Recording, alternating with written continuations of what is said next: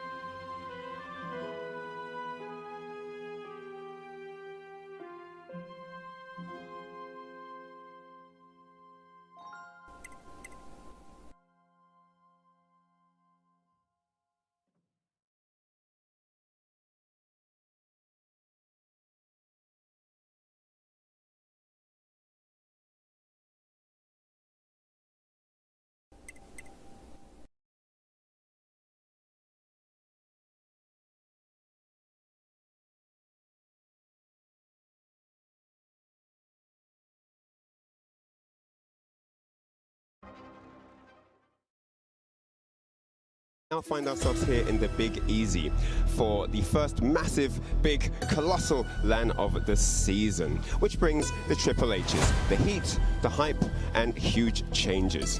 Welcome everyone to the ALGS New Orleans Open.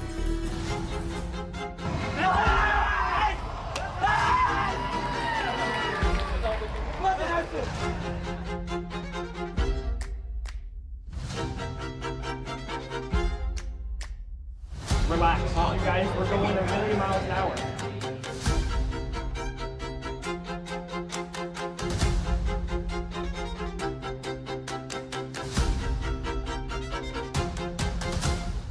To play themselves. It's quite a feud with one, maybe. I don't know, we see the swing from Timmy as NRG look for money. It's 1-150 to close it out here with the Craver. Timmy put on someone of the show here at game number 5. Timmy.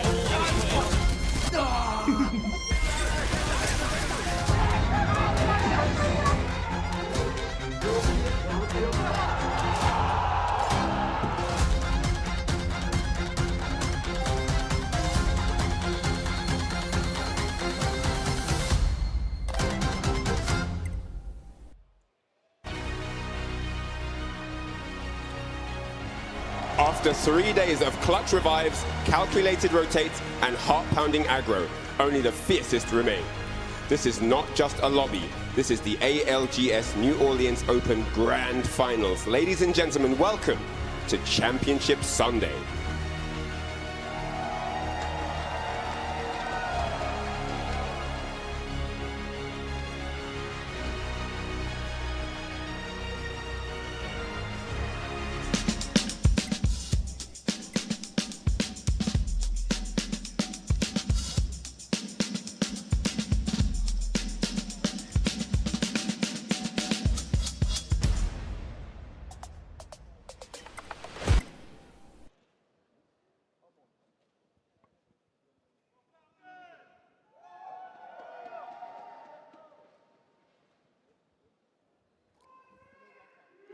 And now, it's time to welcome our stunning and magnificent ALGS New Orleans Open 3-tier trophy. The trophy will be presented by the awesome, graceful Vicky Kitty and Lace. The trophy is comprised of 3 columns that, once assembled, complete this fantastic memento.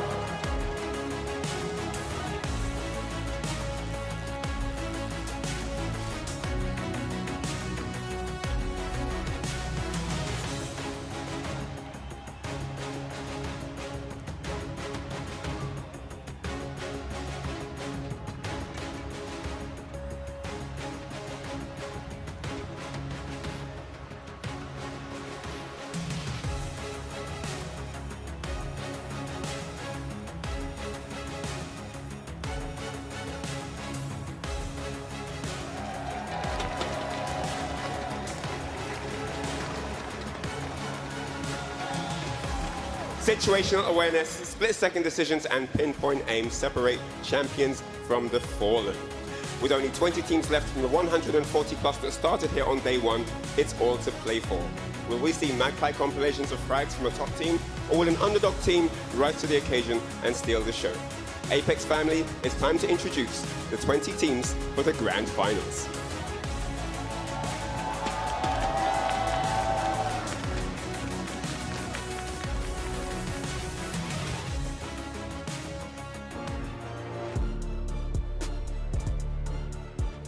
It's time to introduce Green Stego.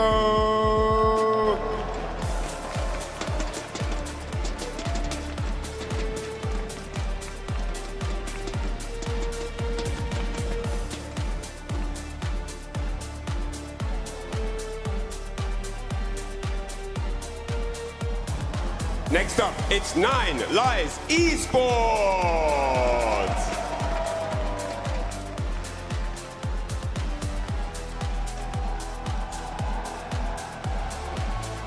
Give it up for Team Envy!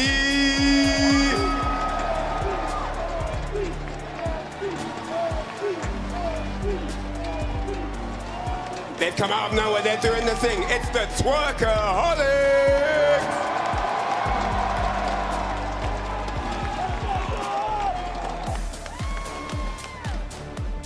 Next up, it's Virtus Pro!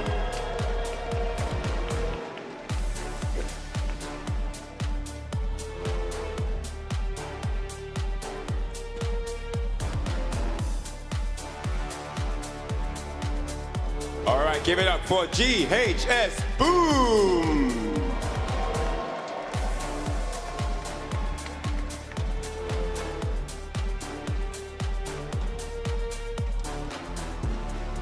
Advancing to the stage, it's VK Gaming!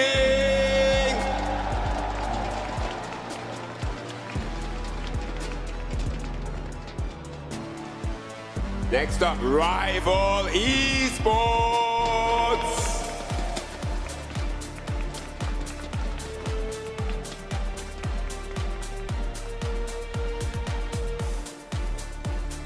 And a big round of applause for Team Alliance.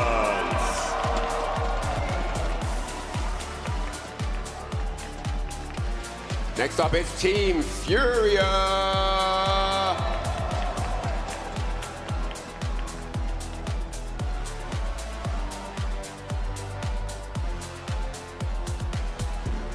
Give it up for Team Bubble.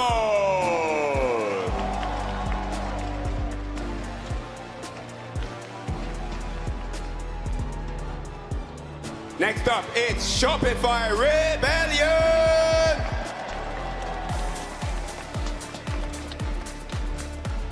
Next up, it's ALGS.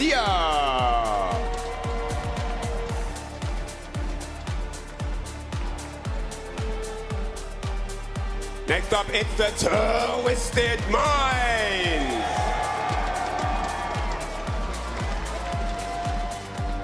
Next team, it's time for S8.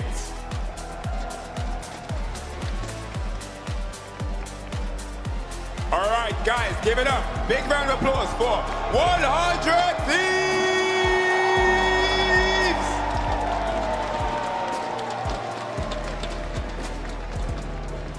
Next up, it's Team Falcons.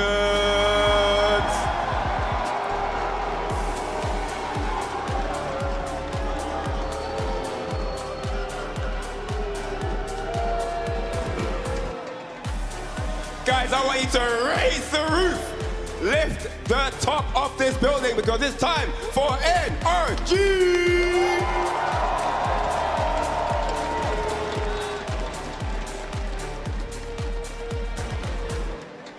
Last but not least, it's Team CAD!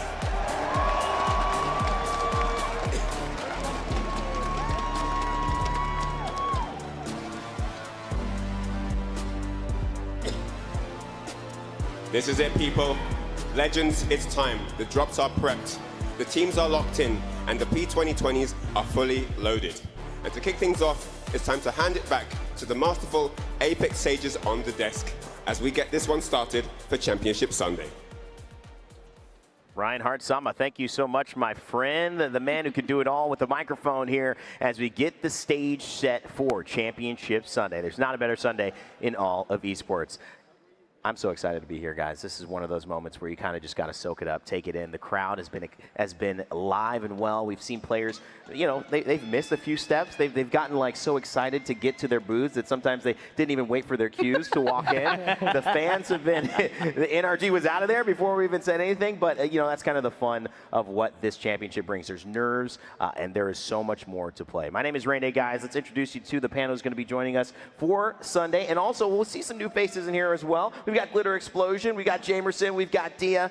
Guys, Lauren, you know, I always kind of lean this question to you. I mean, there is just something special about Sundays in Apex Legends. I'm certain that this is going to be no different once it's all said and done. 100%. And the energy starts hours before we even get to that opening ceremony. I mean, the fans are showing up. There are meet and greets happening. We literally got to see, I think you might have seen it on stream too, people sprinting in to try and get into the front row so they could see everything as it was happening here today. I mean, this many teams, the energy is just that much better. I mean, it's one of those things, guys. We just saw him come out, Jamerson. If you look at the teams in this lobby and we take a kind of even just an eagle's eye view on the participating teams, there's so many stories to talk about. It's hard to pick one. Yeah, we started the week with over 140 teams, and somehow, over the course of 3 days, we whittled it down to our final 20, but all of these names are such familiar names for match point finals across all the regions. The only thing I would say is that we have almost a lack of representation from EMEA. Yeah. Of course, the Americas region showing up big with 100 Thieves,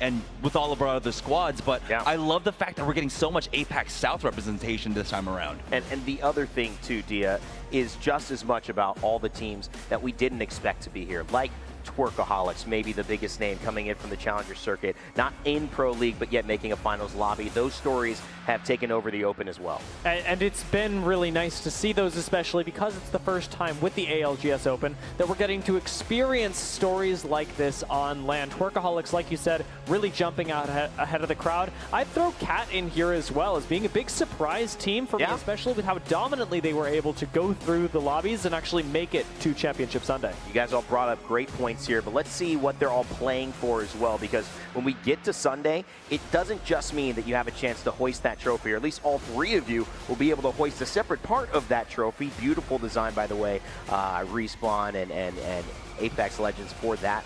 But look at the money at the top. Lauren, $300,000 to our winner. Life-changing money out of this $1 million prize pool. Absolutely. You might think, just because it's an air quote open, there might be something a little bit less here at the prize pool. Absolutely not. $1 million on the line for every single Apex Legends LAN, okay? I mean, $300,000. We watch how not only does the money change the lives of these players, but it's that recognition too, the status that comes along with it. Like you're talking about the trophy, like it is all of the glory wrapped up in one that everyone is really striving for. And the beautiful thing is when you say open, you look at that cash, I'm saying open tab, okay? Yeah, right. Come on, man, whoever wins this, I need to know where you're eating later because I'm getting involved. All right, guys, it's always fun. Let's talk about these teams. I would say which one of you wants to start, but because I'm the host, I get to start. Yeah, I'm just going to start talking about teams that I care about. The first one, it's NRG. I feel like this team didn't get their proper, highlight in the crowd, but that you could hear them murmuring, getting excited even when the name is mentioned. This squad to me is special because, again, I think this is a team of amazing players, yet also in many ways have not fit in with squads prior, even to the coach Hodzic, where he was trying to find a new home up until this open, and you could see where he's now found a spot. Gilderson's was in that same journey, trying to find a new place to work, had played with Timmy before, and then you end up seeing Yanya, who takes the risk of leaving Liquid Alienware to try to get a new story written about him, which was, we're so close, we drop big games, but we can't quite finish it. This is the team now that somehow has put it all together, and for me, the biggest thing is Timmy. I think it's his leadership and his ability, whether it's Yanya and Gilderson's giving him more leeway to just trust himself and actually make decisions. And the consistency of how they're following up those decisions feels like there's nobody saying, hey, I want to do this instead. Maybe we should think about that. They're trusting each other, and they're 3 of the most mechanically gifted players that exist in our league. I mean, even just looking at the pop-offs there, Timmy with his Red Bull sleeve constantly, the hugs, the excitement. You can see why NRG is an exciting team to mention. And, there's also another team in here that got a big standing ovation when they were walking through, and that's, of course, 100 Thieves. I mean, this is a team that many people think out of the 4 teams here that kind of maybe lead the way in terms of championship contenders, could take it all. I was talking to Papa Jen. He came and said hi, as he does before on these Sundays, and he said, this is the best I've felt since London. Ooh. That's a real good sign because remember, they took home that trophy. Hal came down from the heavens and he made one of the best plays that allowed them to lift that championship. Could this be an iteration as well for kind of Verholz to get back on that mount? Jim Burton fighting his own kind of battle, very similar to Timmy and them saying, Falcons, it's not that they didn't want me, but maybe they felt they were better without me. I get a chance to prove that. And the ultimate person to prove I am hopefully better without those who thought they were better without me is Phony, because he has been in this journey of winning a split championship and then getting kicked from a team. How do you do that? There's so much of this story that is unwritten for these guys and so much opportunity to tell a different tale, or at least swap out the endings, right? It's like a script gets put in and just before it hits final production, you change the last few pages so it's something that you wrote, and that's what I think these guys have the opportunity to do. Not only that, they put up some of the biggest games we've seen, over 109 points in some of their group stages. Not as many of these teams have been played, of their games have been played on main stage as someone else like NRG. So this is an exciting one. I don't know if it'll ultimately mean that they lift the championship, but they're certainly one of the teams that you have to keep an eye on. I will let one of you guys talk in a minute, but you're giving me great eye contact. I feel very listened to. The other person and the other team I really need to focus on here is a story I've been tracking since I first started Apex Legends in Poland. That's Twisted Minds. I mentioned Hodzic trying to find his own way after getting a new team. This is the team that he landed on, but none other than Albrelelli is the person that I think has made the biggest statement in this open. To me, his story coming from this greatness, this start that you wanted, lifting that first Poland trophy in Krakow, and now going through this journey of almost finding himself as a player again, has ultimately ended up with this roster right here. Crook and Enemy formerly playing with each other, Crook and Alb having some history as well, and putting them together, it has somehow made magic happen. When you talk about, I see this team in top 5s all the time, this is what we're saying. Look at those winter finals. Second, third. They are in top 5s 4 out of 6 of these games. And how can you not think a team is going to be successful when they keep putting themselves in situations to make one play and win? Ultimately, in match point, that's what you have to do. And so I think this could be the Twisted Mind story today. In fact, that's kind of where I'm going with my pick. I think it would be a little bit of a Cinderella story. I'm betting on a little magic this Sunday. And of course, last but not least for me, we got a lot of teams in North America, but maybe the one that has flown the highest, or at least had the highest expectations. Wow, thanks, Zero. Thanks, Al, for not being in your chairs. What are we doing here? This is the finals. They're not even in their chairs. Maybe they're going to the bathroom getting ready, but at the end of the day, let's focus on Waltzy then.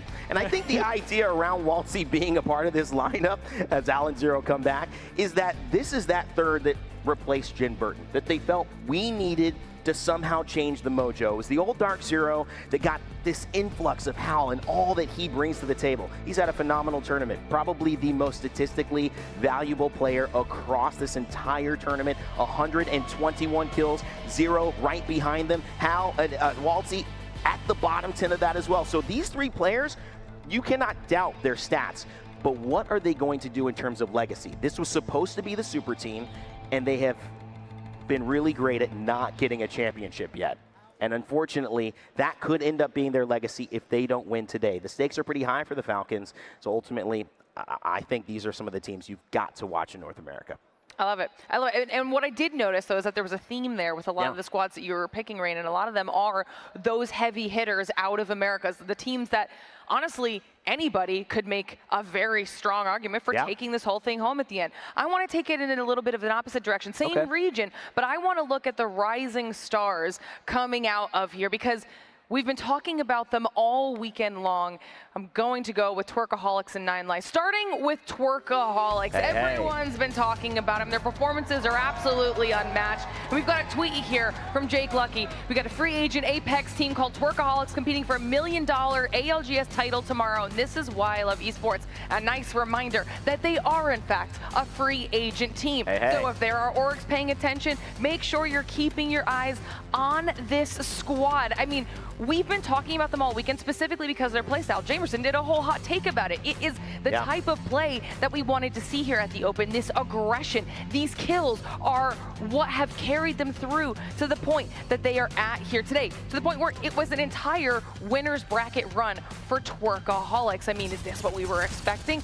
No, but it is phenomenal. These storylines are writing themselves, and it's what we were hoping to see talent-wise out of the Open, where we're going to start to get these rising stars, people that are going to show up and make a name for themselves. And you saw it on that kill leaderboard as well.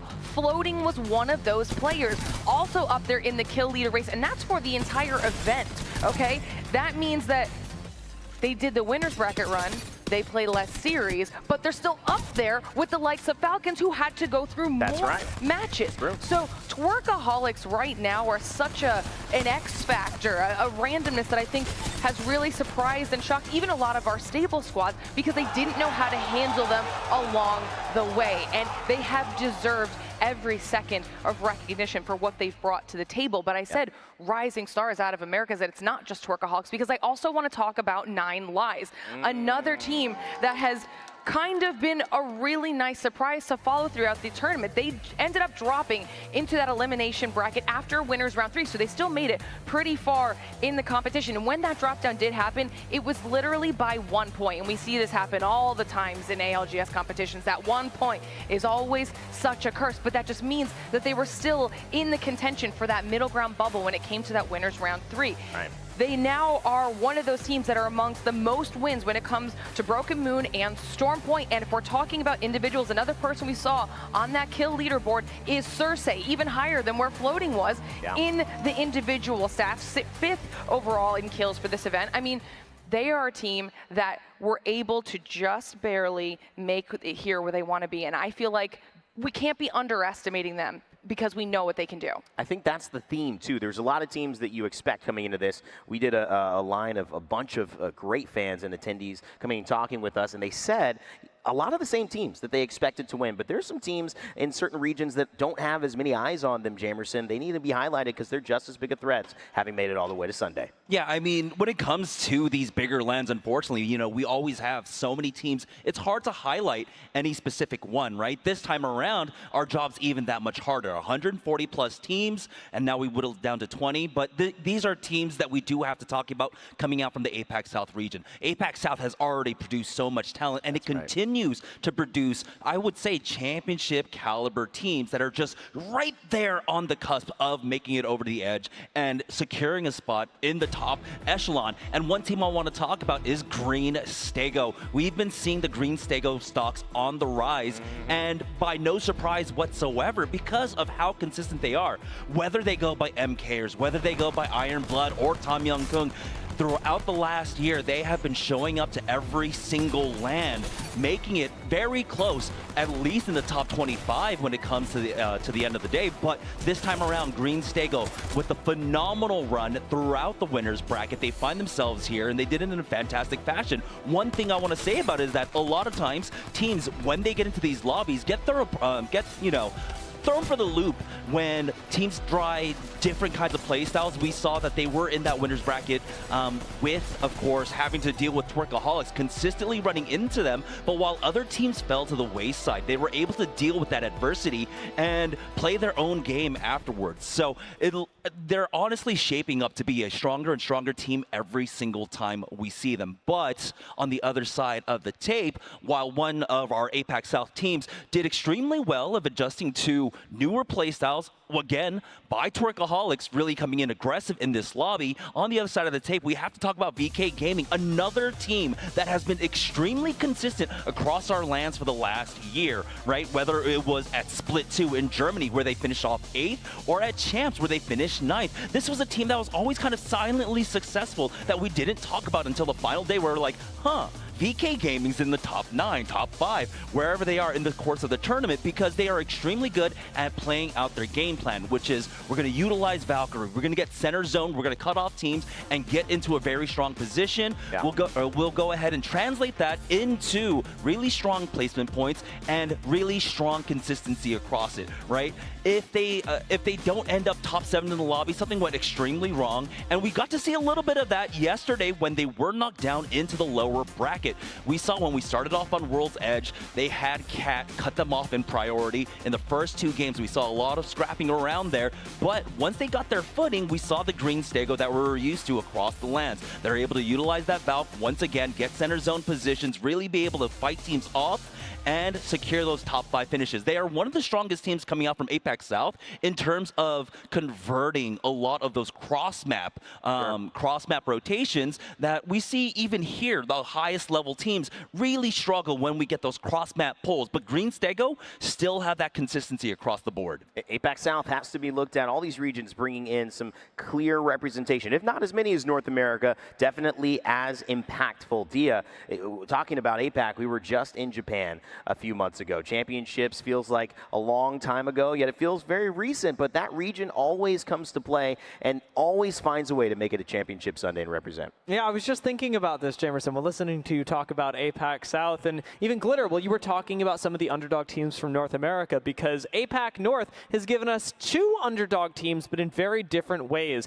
Normally, when we get to Championship Sunday, you'd be hearing me talk about Riddle. You'd be hearing me talk about Fnatic. True. Neither of those teams are here. Instead, we've got 2 teams. The first one, GHS Boom, coming out of APAC North. And this is a really exciting team, much like the other APAC North representative that I'll get to talk about in a little while, because they've never been to LAN before. And in their own region are coming out flying from the Pro League, doing extremely well. While they had some highlight performances in the early rounds, GHS Boom actually encountered a bit of trouble, dropping down to the elimination rounds during the course of the ALGS Open. And when I spoke to them, just leading into yesterday, I learned that a big part of that was in trying to take their zone style that was working very well and turn it into something a little bit more aggressive that could yield them points in the early rounds. But the really important thing for GHS is going to be taking this aggression that they've now learned to harness and pull it back again, because picked up a very high caliber lobby. I mean, Championship Sunday is as tough as it gets. So will GHS Boom, they know how to finish games, they know how to play through the mid game. A big question mark around this team is going to be how they balance those things, because it is a constant journey for them throughout the course of this entire ALGS Open. Now, the other APAC North team that you're likely expecting to hear me talk about, because there are only two of them after all, is Babo. Babo! They've been weirdly quiet. I mean, I know we get really excited hearing about Babo, because... Just saying Babo, I get excited. What's the name? Yeah. exactly. So, they've been a really consistent team. They have not been the most exciting team. Babo, in contrast to GHS Boom, took the zone style that has been working for them in the challenger circuit.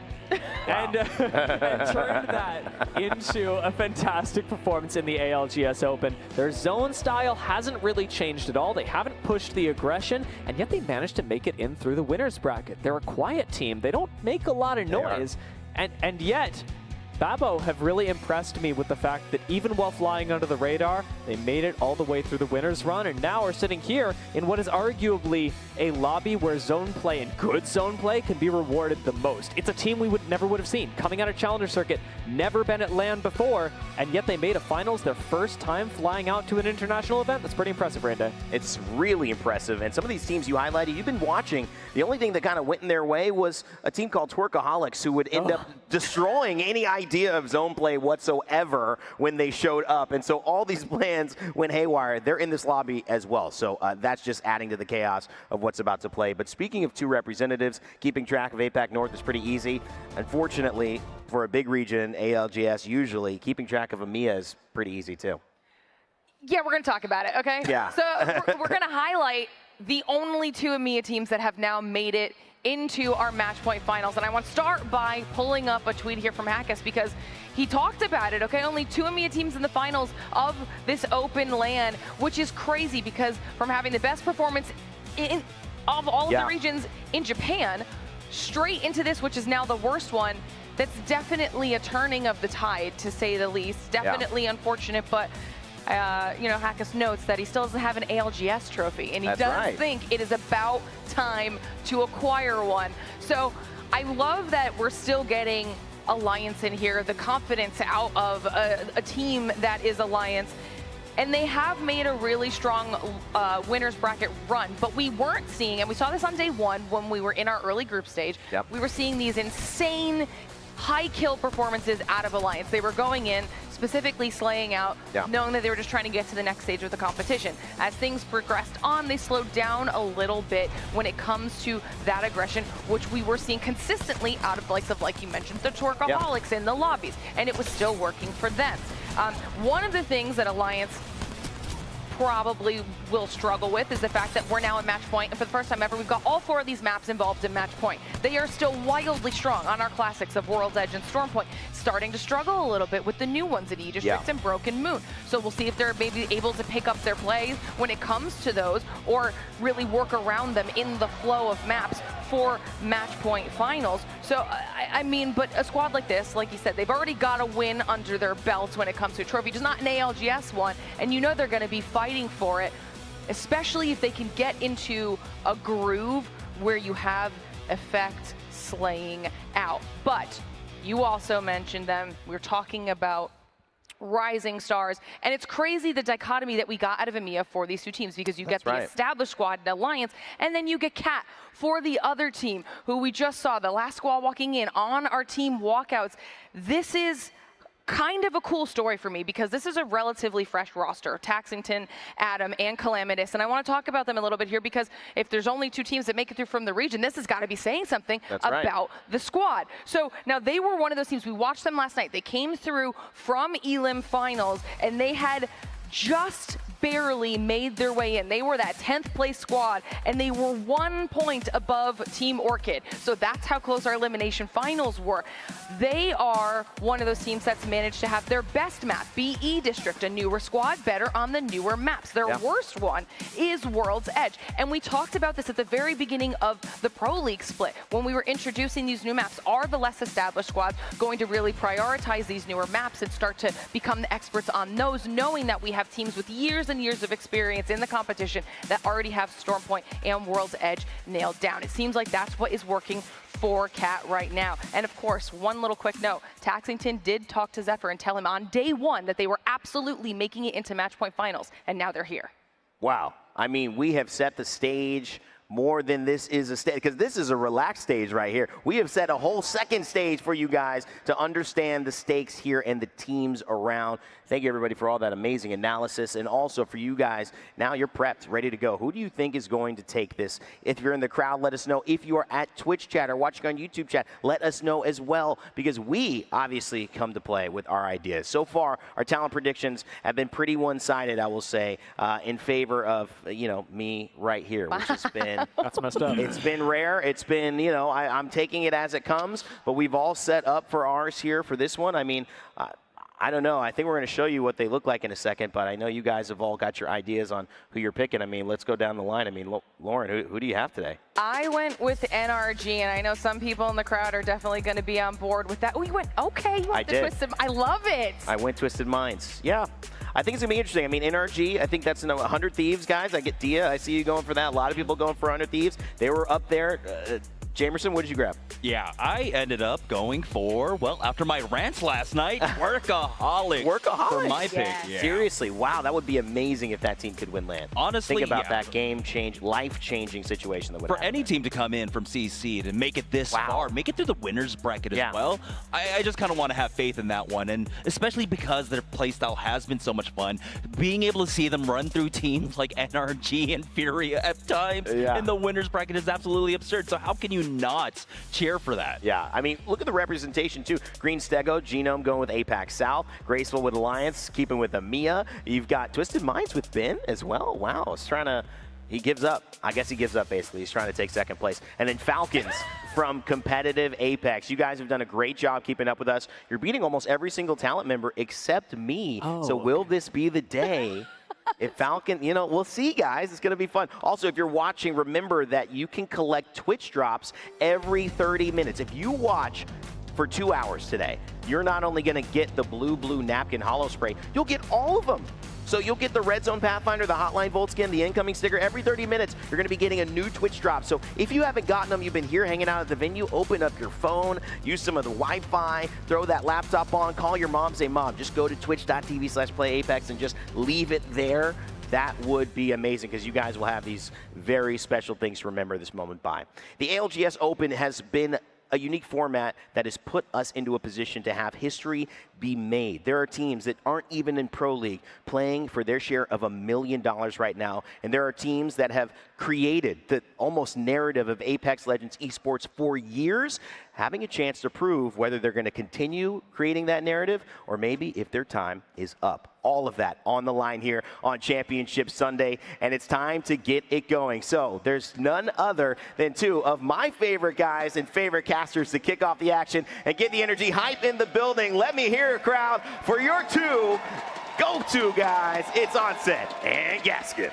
Too kind. Thank you very much, New Orleans. We're going to need that energy as these games start to drip by, but what an occasion this is. We all know how special a Sunday feels here, and this one in New Orleans, even when we arrived at the venue, queues around the building, everybody's cheering, everyone's smiling, and they haven't even got inside yet, but now we're here. Matchpoint Finals has arrived, Dan. And the best part, we have LAN champions on the stage, 10 of them to be precise, and then we also have about half the lobby who've never really got to this position before, may have never got to this position before if it wasn't for the ALGS Open. Well, let's look at the map rotation. We'll explain how this is going to work today. It's going to be a challenge in our match point finals. We are starting match number 1 on Broken Moon. Then we change over to Storm Point, then to World's Edge, then to E District, and then we reverse that order. So we'll go back to E District, then to World's Edge, then if needed, Storm Point and Broken Moon, and etc, etc, and then etc. it keeps going. Keeps going back and forth. Then you go to Broken Moon again, and it all repeats. So basically, the only time we'll ever see one map played twice in a row will be E District and Broken Moon. And of course, it gets very interesting when you get to the kind of 7-8, the more average placement where things finish, usually in a match point finals. Well, let's look at the draft here for Broken Moon. This is where the results of the elimination bracket and the winners bracket were so important. This is what Broken Moon will look like. And this is so interesting to see, because the first time we've had 4 maps in match point finals that meant if you were in that top 10, you were guaranteed at least one good POI on one of these maps. And you can see our top 2 teams, Twisted Mind and NRG, both prioritize Broken Moon here, so we have to focus on NRG for this one. They can put down some maybe big points in match number 1. So many amazing stories, so many players who are looking just to end those stories on a high today. But as you can see, every single team and player is ready to get the action underway here. New Orleans, it's time for our match point finals. Match number 1.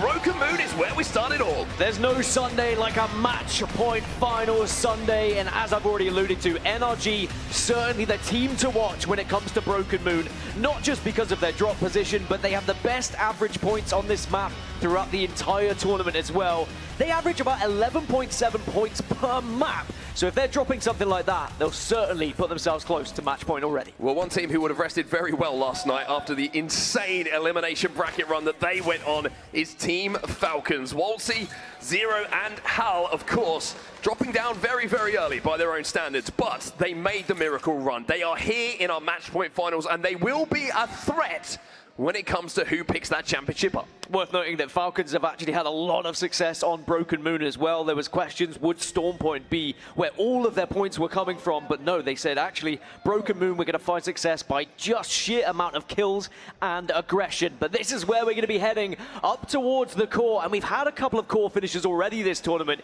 It gets very busy up here on the north. Certainly does. What a zone that is for Twisted Minds, and it's a good zone that they managed to almost convert yesterday as well when we did see a very similar zone. And speaking to a lot of people who were coming through this morning, a lot of people backing Twisted Minds today. A lot of Twisted Minds fans who want to see the likes of Albrele have that little comeback, get back on top and lift that championship. So it's a fantastic start for them, getting that zone here on Broken Moon. You can see Envy were moving very fast from Spaceport. They had a ring console, and they're arguably going to get one of the strongest buildings on that northwest side as well. So Envy and Twisted Minds, 2 of the favorites maybe already, purely based off a priority position.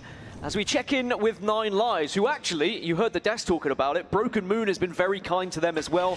They've been able to find 2 victories so far, and maybe they're good for another one. It's a big fight. It's the Twerkaholics though! And Vayne is left on his own, and the Twerkaholics have 2 down. Vayne is going to have to escape, and if you wondered today how the Twerkaholics are going to be playing in the match point finals, well, it's going to be exactly the same as how they got here. And Broken Moon important for Twerkaholics because they've been incredible on E-District, incredible on World's Edge, but lacking a little bit on Broken Moon and Storm Point. And now Vayne sadly will fall to his death as 9 Lives, the first team to be eliminated in match 1. And you mentioned it, Twerkaholics, they carry on just as they intended previously. Those Twerkaholics keeping those hips loose overnight. They're still looking good as we jump on board with ALGS. This is just outside of the zone at the moment. Looking to move their way in. They do have ring console information on where they need to move to. And again, you heard everybody on the desk talking about how impressive that they have been. Strafing Flame obviously leading the line as the IGL for this team. ALGS trapped inside of this building at the moment, and we're seeing that also a third party potentially arriving here. VP. Have a little look. Yeah, very dangerous area for ALGS because this is one of the prime rotating positions as you go through quarantine zone, as you try and skirt around not to get caught in the typical choke on the north. As we check in with NRG, a little bit of fire they're taking at the moment, only white armors as well. Yeah, well, so it's about 5 or 6 teams in and around this western side of where this zone is going to be going, and that's why you're seeing it be so chock-a-block with everyone trying to get through a couple of these chokes. Fury going to have to use the Void Nexus and get Keon rezzing, knocked as well on the altar. They will be able to do so. So their first attempt at a rotation doesn't work too well. It was actually Cat who were holding them down in quarantine zone. So they've still got some traveling to do here before they get to where that zone is going to be pulling. Speaking of Cat, Catalyst is the most picked legend alongside Newcastle, so depending on who wins this game, it's going to be either Catalyst or Newcastle banned for match 2, which, again, we haven't really spoken about it, but legend bans in a match point finals is not something we've ever seen before. If we get to match 9, match 10, match 11, think of how many legends will be gone at that time. Makes it even more interesting that we're switching maps every single map as well. Yep. Like every single game we are switching maps. That makes the compositions even more difficult to judge. Going to be a lot of fun to watch this match point finals today. As we jump on board with Fury, who did get that reset that we saw a few moments ago, and now try and continue their path here to quarantine zone. Looks like they might be trying to hit a survey beacon, as now we have some action going down. It's going to be Dexter from Green Stego who gets the knock on the Guild. Yeah, Green Stego have the advantage at the moment, and they're going to push and get aggressive, but Yanyu was waiting! Yanyu was ready! Oh, but it misses! NRG are eliminated. Green Stego will be still with 2 on their feet. Should be able to get the reset here, but no, maybe not. It looks like there's another team who are trying to move in. Here is ALGS, who we saw a little bit further away from this position a few moments ago, but now they're trying desperately to see if they can capitalize on the opportunity to take down these Green Stego players. They find one! Strafing Flame with some fantastic shots coming out from the Nemesis. Will Green Stego rue the day that they pushed onto NRG, because now it's just opened up the chance for someone else to come in and clean them up, and it's going to be ALGS. Yes, they're still alive for now, but for how long is the real question. ALGS with 2 and managed to get the finish onto 1. Dexter trying to find a route away. You can see that they know exactly where he is. They're trying to chase it down. We'll keep an eye on our kill feed to see if it will be the end of their game. But elsewhere, you can see Babo. What an incredible story it is to see these gentlemen in our finals lobby. Green Stego have been eliminated. Dexter wasn't able to survive, so we're now down to 17 in a few seconds' time, even though Pinky is doing everything he can to survive a few seconds longer. This could be the end of Babo too. It's just so compact, so dense here with all the teams that have found themselves up towards core. If you lose a player or two, it's going to be very difficult to escape and rat out and even find a single placement point. You can see Zanu's actually trying to find an angle here from Shopify Rebellion and will spot out Pinky. And Shopify Rebellion just saying, hey, this could be 1 extra point that could get us closer towards that match point threshold. It could be 1 extra point, but they're obviously so nervous about giving away their position in core as well. Don't want to overextend too much. Finally, it will be Koiful with that scout who will get the knock and get the finish, and Babo will be eliminated as well. So 4 teams out the lobby already, and all these chokes that these teams are having to move through. You can see why this action is relatively quick at the start of the game here on Broken Moon, excuse me. Sorry, force a habit from me. I mean, Broken Moon is just one of those maps that it rewards sheer aggression. You can't really afford to slow it down too often, otherwise you will be punished. But at the same time, you have to be always prepared for that third party, just as we saw earlier from NRG, one of our heavy hitters eliminated in this first match already. And again, it was just a couple of those whiffed hip-fire shots from the G7 Scout. It's never really fun when you have to whip that Scout out as backup. Well, keep my eyes on the Twerkaholics, because it's always fun to do. You can see over at Dry Gulch on the left-hand side of your screen, ALGS having picked a little bit of KP up in that battle that we saw a little bit earlier against Green Stego. Might have to keep their backs clear as well, because the Twerkaholics will be looking to close in on that position. Looking at the zone though, great position here for Envy. You can see they're pretty isolated away from a lot of the traffic that is coming in through those chokes on the southern side. So Envy set up for a pretty good game here. And remember, they were at Spaceport. They instantly moved to that building. I mentioned it right off the drop, but the question is, how healthy are they? How much loot do they have? What weapons have they got? Have they got any ammo to work with? Do they have any shields to work with? These are all the things that are hard to come by if you are the first to move to zone. And of course, where is that zone going to shift? Because it goes towards core, Envy might struggle. Now, Furia, they've lost Noct, but Madness and Keon still back-to-back, looking to see whether they can get him back up with the Void Nexus. Yeah, we'll be able to. There's no one else really near Fury here. They're just trying to find a way towards zone. Maybe Noct was looking to move forward and get another Void Nexus down a little bit closer to zone for them to try and port 2, but it'll work this time around. They will be able to reset. Falcons taking a little bit more of a scenic route here. They're over a stasis array, crafting their way and looking to get some more Evo to approach this zone with purple armors for sure. There's going to be a tough rotate for them. They've got Alliance who are holding them out towards Cliffside if they decide to try and go that way. It will be an interesting match point finals for Falcons as well, having that 11th seed for the pick in the POI draft, but statistically, they've actually performed better when they've had a worse POI draft position in this tournament rather than having the #1 pick. So maybe that's something they can use to their advantage. Well, Falcons have managed to get a little bit ahead of where Alliance's position was, as you can see on your screen here, so shouldn't be too worried. And now they're ahead of Alliance. It's a case of, do they want to try and hold them out, or do they want to try and find their way into zone? The problem is for Falcons here, they've got ahead of Alliance, but now they've got 100 Thieves and S8UL in front of them. So all of their rotates are going to be very, very difficult. Twerkaholics, safe for the next zone.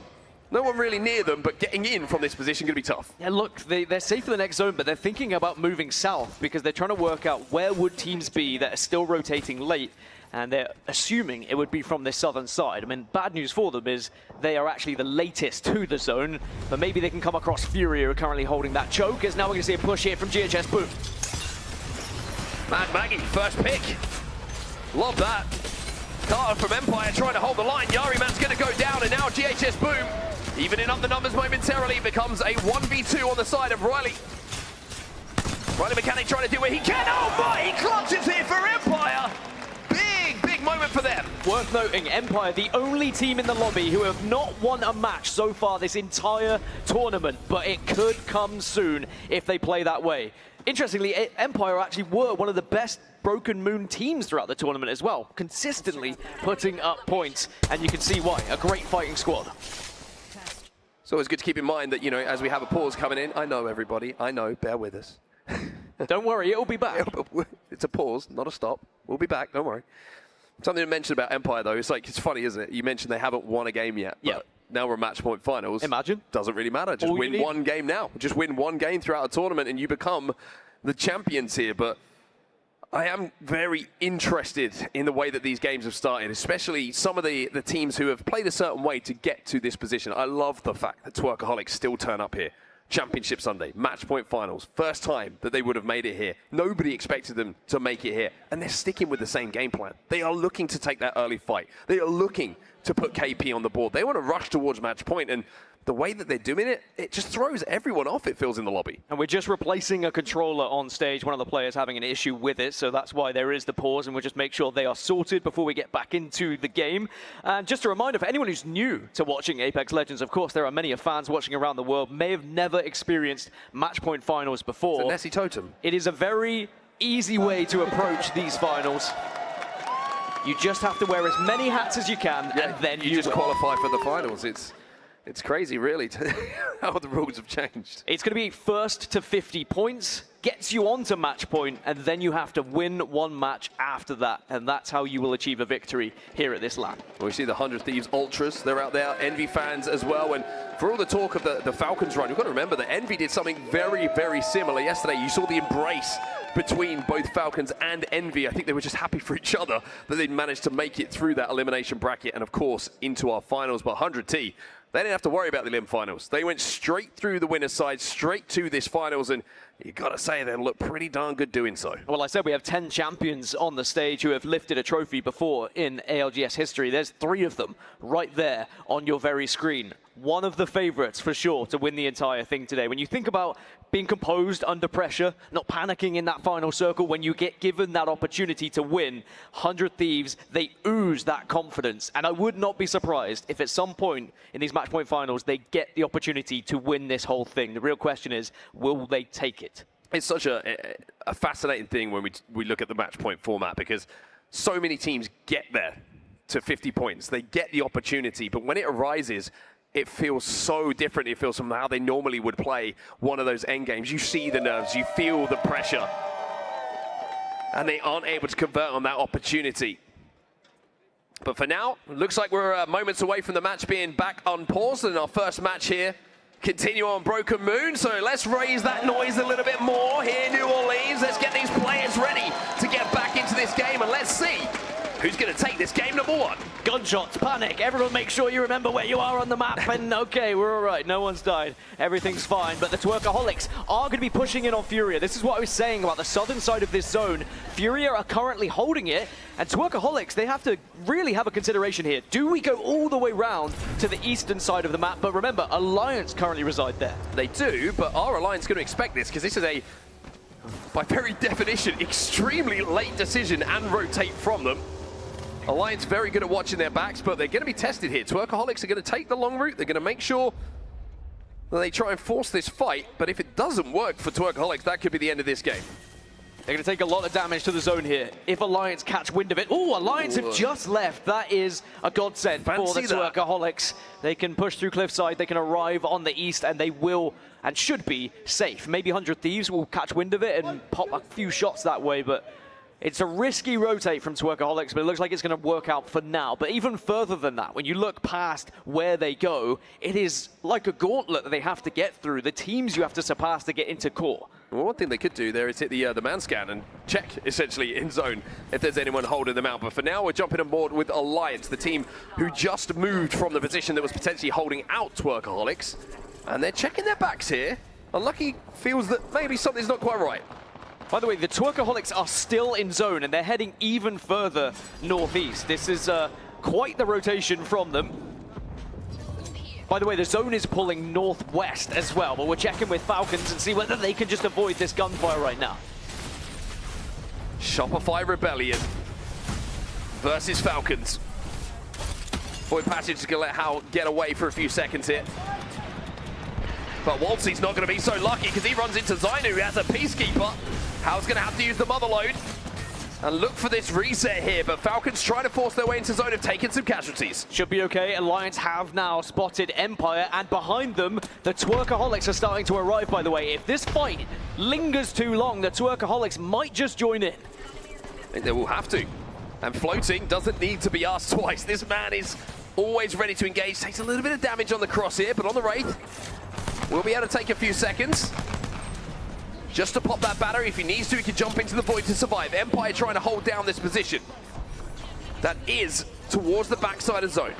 I mean, Empire have already held once, and they've been able to force Alliance to the other side, and I think they noticed the Twerkaholics there as well. So they're more than prepared. They back off slightly. They are not over-engaging here. But you know the Twerkaholics are looking to fight. Now the zone is starting to force a couple of other teams into an equation now. Cat have to leave. VP are alongside them as well. Only blue armor to work with. They do get the cat wall down to move in towards core from their southern side, but they've got Furia, they've got Falcons, they've got VP surrounding them. The cat wall will be good enough to block off the fight that's going down to their right. They could be able to rotate here without taking too much damage. But as I say that, Waltzy will manage to turn one. And even though there's two members still alive here inside of the building from Falcons, this becomes a 2v2. But so many teams getting influential in this fight. Waltzy will find another one. Falcons are fighting two teams at once here and somehow still staying on top of it. Twerkaholics will be eliminated in the end. Empire have got the better of them. Cat are down to one. Furia are eliminated, and everything's popping off here on Broken Moon. 13 squads remaining. Taxington the last alive here for Cat. You saw Zero as the last alive momentarily for Falcons as well. 100 Thieves start to tiptoe a little bit closer to the central structure of core here. But they have a long way to go and only 40 seconds to do it. Empire have been eliminated. Alliance in the feed, pick up some KP. Alliance, another squad that have tasted land victory in international competition before, of course, at EWC last year. As Falcons respawn, Waltzy and Imperial Hal. Is anyone there to maybe contest this dropship? But it looks like they're going to be okay, but they will have to move shortly. That zone's about to close in 15 seconds. Also, the team they're going to have to potentially go through is 100 Thieves towards the core. Shopify Rebellion are just in front of them, but they've just rotated themselves. The good news here for the respawning players is they have some death boxes to play with, so they will be able to get at least a little bit of inventory to make these fights a little bit more comfortable. There is 100 Thieves. Now we watch through the POV of Verhulst on the Newcastle in this game number one with a G7 scout in his hand. Just dropping the purple for the gold armor as well. Utilize those shield cells as best as you can. And I think 100 Thieves are ready to potentially take a fight. There was a Void Nexus that was potentially going to be used as well, but now Falcons start to make their way a little bit further north here. One of the difficult things here for Falcons is Hal and Waltzy having just been respawned. They're not going to have the ultimates available to make this rotation any easier. Instead, it's going to be Zero who has the Void Nexus available, but at this point, it's going to be tough to even have an influence with that. It's going to have to be a straight fight. Rival Esports have been eliminated, and Waltzy, alongside Hal, output a huge amount of damage onto VP here. It's bait and switch. It's one after the other, and then the third comes in. Zero just waiting for Waltzy to shield up, and then now he'll tag in as well. But Twisted Minds are watching over this. Falcons have to be careful. SAUL are gone. Burst Pro have been eliminated. Somehow Falcons are still alive in this situation, and they come out of it off the respawn with some KP alongside it. But now the launch comes in. Enemies down. Twisted Minds deleted. Imperial Hell with the hip fire, but this could be the end here for Falcons. They will be out next. The minds were twisted indeed by Hao, but sadly they'll fall in 7th position. But Falcons put good points on the board for match 1. But that does leave things open now for 100 Thieves, Shopify Rebellion, and do not forget about Envy, who have been in that building this entire game right from the start, waiting for their moment. Hack is popping the ult excel on the Crypto to get that EMP back. That could be a huge influence, as could shots like that from Unlucky. He's only hit heads here.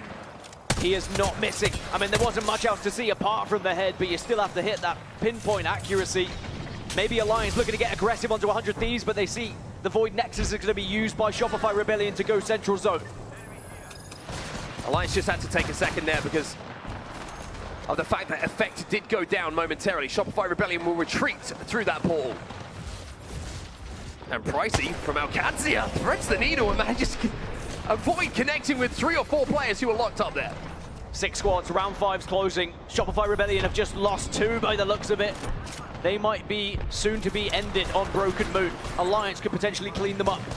And this is a very patient approach from Alliance, by the way. They are not forcing themselves into the zone because they know they don't have much to work with once they get there. Well, the catwalk comes in from 100T. That's going to allow them to move a little bit closer towards the zone. But look at this prediction coming in from Effect. So much damage being done. Unlucky gets the pick on a jet button as Pricey starts to shatter some shields. 100 Thieves are being pressured from a lot of angles right now, but the Newcastle wall will save them for the time being, and it's a whiff from Pricey on the 2nd attempt. Strafe from Flame, though, is alongside his teammate to pick up 100 Thieves, trying to force their way towards zone. It's only a duo, though. Pricey now turns his attention a little bit closer to zone. It's a 2-10! Shopify Rebellion have been eliminated in the meantime. 100 Thieves will go down next. Alliance now moving to clean up Alcazia. Alliance into the top 3. Got dropped, but Envy will be okay. They'll be able to get him back up. Now suddenly it's VK Gaming, Envy, and Alliance, your last 3 teams. It's South, it's West, it's North, it's 3v3v3. This is Apex Legends. This is now when you look to your IGLs to say, what can we do here to try and win this game? Well, the worrying thing here for Alliance is Effect is a little bit separate from the rest of his team, and I think he's a bit trapped behind that truck. A little bit pinned down. Envy trying to force VKG into Alliance. Trying to force them to fight where they can become the third party. Missile Swarm comes in from Zap on the Valkyrie in game number 1 here. I mean, Alliance are the most warmed up when it comes to fights in this game. They're already on 19 points as it stands, whereas Envy and VKG have kind of been waiting for this moment, hoping to get a victory. Oh, VKG are taking damage. Oh, and it's going to be an absolute shred of shields, and it looks like Alliance will be able to take them down alongside Envy. Now it's just a straight 3v3. Hackers with the Kraber in his hands put the last bullet to use just to influence how that fight went, and now in our first game here in New Orleans, in our match point finals, it's a 3v3. Alliance taking on Envy. Hackers takes the high bar. Lucky's down. Trade 2 for 2 though, and now Hackers, maybe he can get some shields off. 2v2. Zap is down. Dropped his very, very low HP. Don't think they're going to be able to get the res here. They're going to slide in instead. Effect! He'll find 2. Sykes the last hope here for Envy. Hack is trying to survive, trying to buy the time for Effect to come and join the fight. Sykes is going to be next. But Sykes is the last alive. Does what he can for Envy, but it's not enough. It's Alliance who will close out game number 1 here on Broken Moon. There are only 2 EMEA teams in this lobby, but one of them who knows they've got what it takes to win is Alliance, and they put up a huge amount of points to kick us off here in New Orleans. What a game from Alliance. They navigate the edge of that zone so well, and then didn't need to be asked twice. They pulled straight to the top of that building that Envy had held for so long. And then if there's one man that doesn't feel pressure in endgame situations, Effect gets the call, too weak inside the building, slides in, does not second guess it, gets those 2 knocks. And then the 2v1, even though Sykes gave it his all, was just too much to overcome. I love the aggression from Alliance. Don't give Envy the time to think about how they're going to play this endgame. Also, what was important, because Effect had already used the Motherload, they knew they were an ult down in that fight. So how do they take advantage of it, catch them off guard, and take them by surprise? And not only do they get a victory, they get a victory with 16 kills. Wow. They are already over goodness. halfway towards match point. That is a monster first game coming in from Alliance. 16 kills in a match point finals lobby here on Championship Sunday. That's kind of special from the EMEA team, and it feels like they're taking the responsibility of the region on their shoulders. Next man legend will be Newcastle. No Newcastle available for quite some time. I won't say for the rest of the series because we don't know how long it's going to go. There's a good chance that Newcastle could become available again. Yeah, you never really know with what's going to happen because, of course, with legend bans in match point, if an entire class does get banned, essentially it starts to reset, and the first banned legend in that class gets put back into action. So if that does happen, it could be exciting. Well, match number 1 was absolutely superb. Broken Moon, though, we're going to have to say goodbye as we're going to change maps in just a few seconds' time as match number 2 is coming up in our match point finals. Alliance with a win in match number 1. Who's going to take match number 2?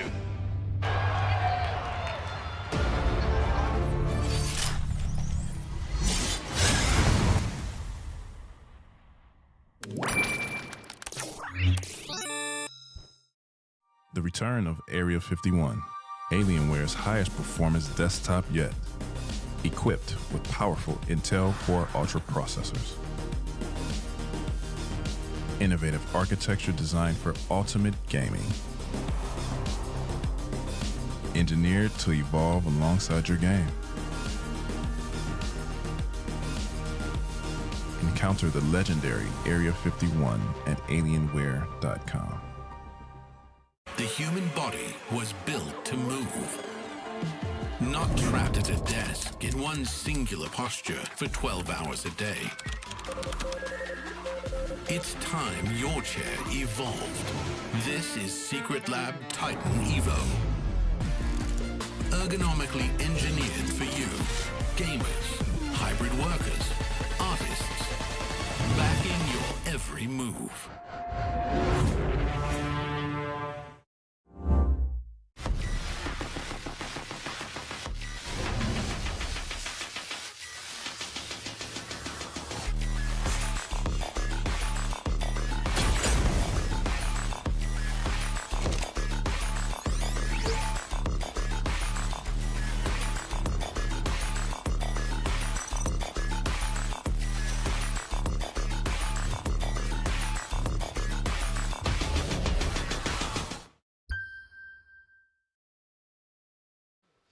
Red Bull is the official energy partner of the Apex Legends Global Series.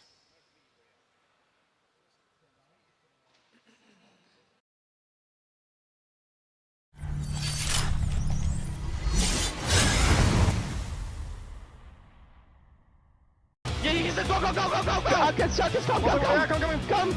Kill this guy, kill his fucking ass! He's sliding down! Shield. I can't. He's one of me, Huskies, please. Fuck that. Oh, kill him. I can't body my bullets. He's just on me, bro. Yeah, one second. Body. Yeah. Just heal. Play up now. Get side. Go. Just fuck yourself, no? Last one. Outside. Kill it. 50. I'm stuck. I got him. I can heal. Yeah, I'm trying to heal. Give me knock. I'm batting. 1 HP. Yes. 1 HP below. 1 HP. Fucking kill that.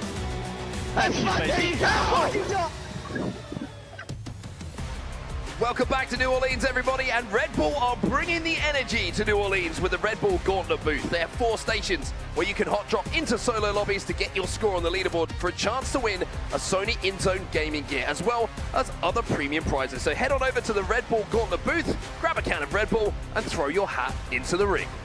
I may, just after you should. Match point finishes, if it finishes. Who knows how long it will take today? Do you have a number that you're kind of thinking of today with I don't do that. Where we're going? Have you noticed I'm never on the predictions? It's for good reason. I think that I'd ruin it for everyone. A little bit cheeky that you're not on the predictions, if I do say so myself, but there was a time when you used to be a curse. Anyway, match 2 is upon us, and it does mean we are moving away from Broken Moon, and we are now moving into Storm Point, which of course changes everything here, because we're going to have an entirely different set of teams that not only are good at this map, but they've prioritized it in the POI draft. Yeah, like you say, there's going to be different drop spots, there's going to be different zones, different legends, compositions. All of this stuff is just going to make this probably the most fascinating match point finals that we've ever had in the ALGS. Just so many variables that you have to think about as a team, a coach, a player, whatever it is, as a fan. Even like, what composition is my team playing? Where are they going to be dropping?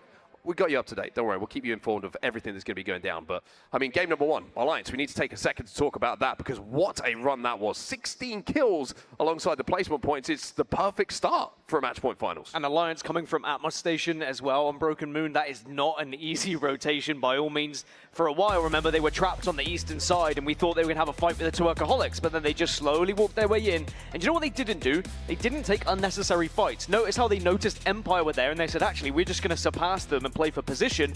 Empire went on to kill the Taoqi. A very intelligent play from Alliance. As you just saw, Stormpoint is going to be map 2, and there's confirmation Newcastle will be banned. Not just for match 2, but for the entirety of match point finals, unless the entire support class gets banned, which it probably won't. Probably. Yeah, exactly. Just a good probably, once again. We never know at this point.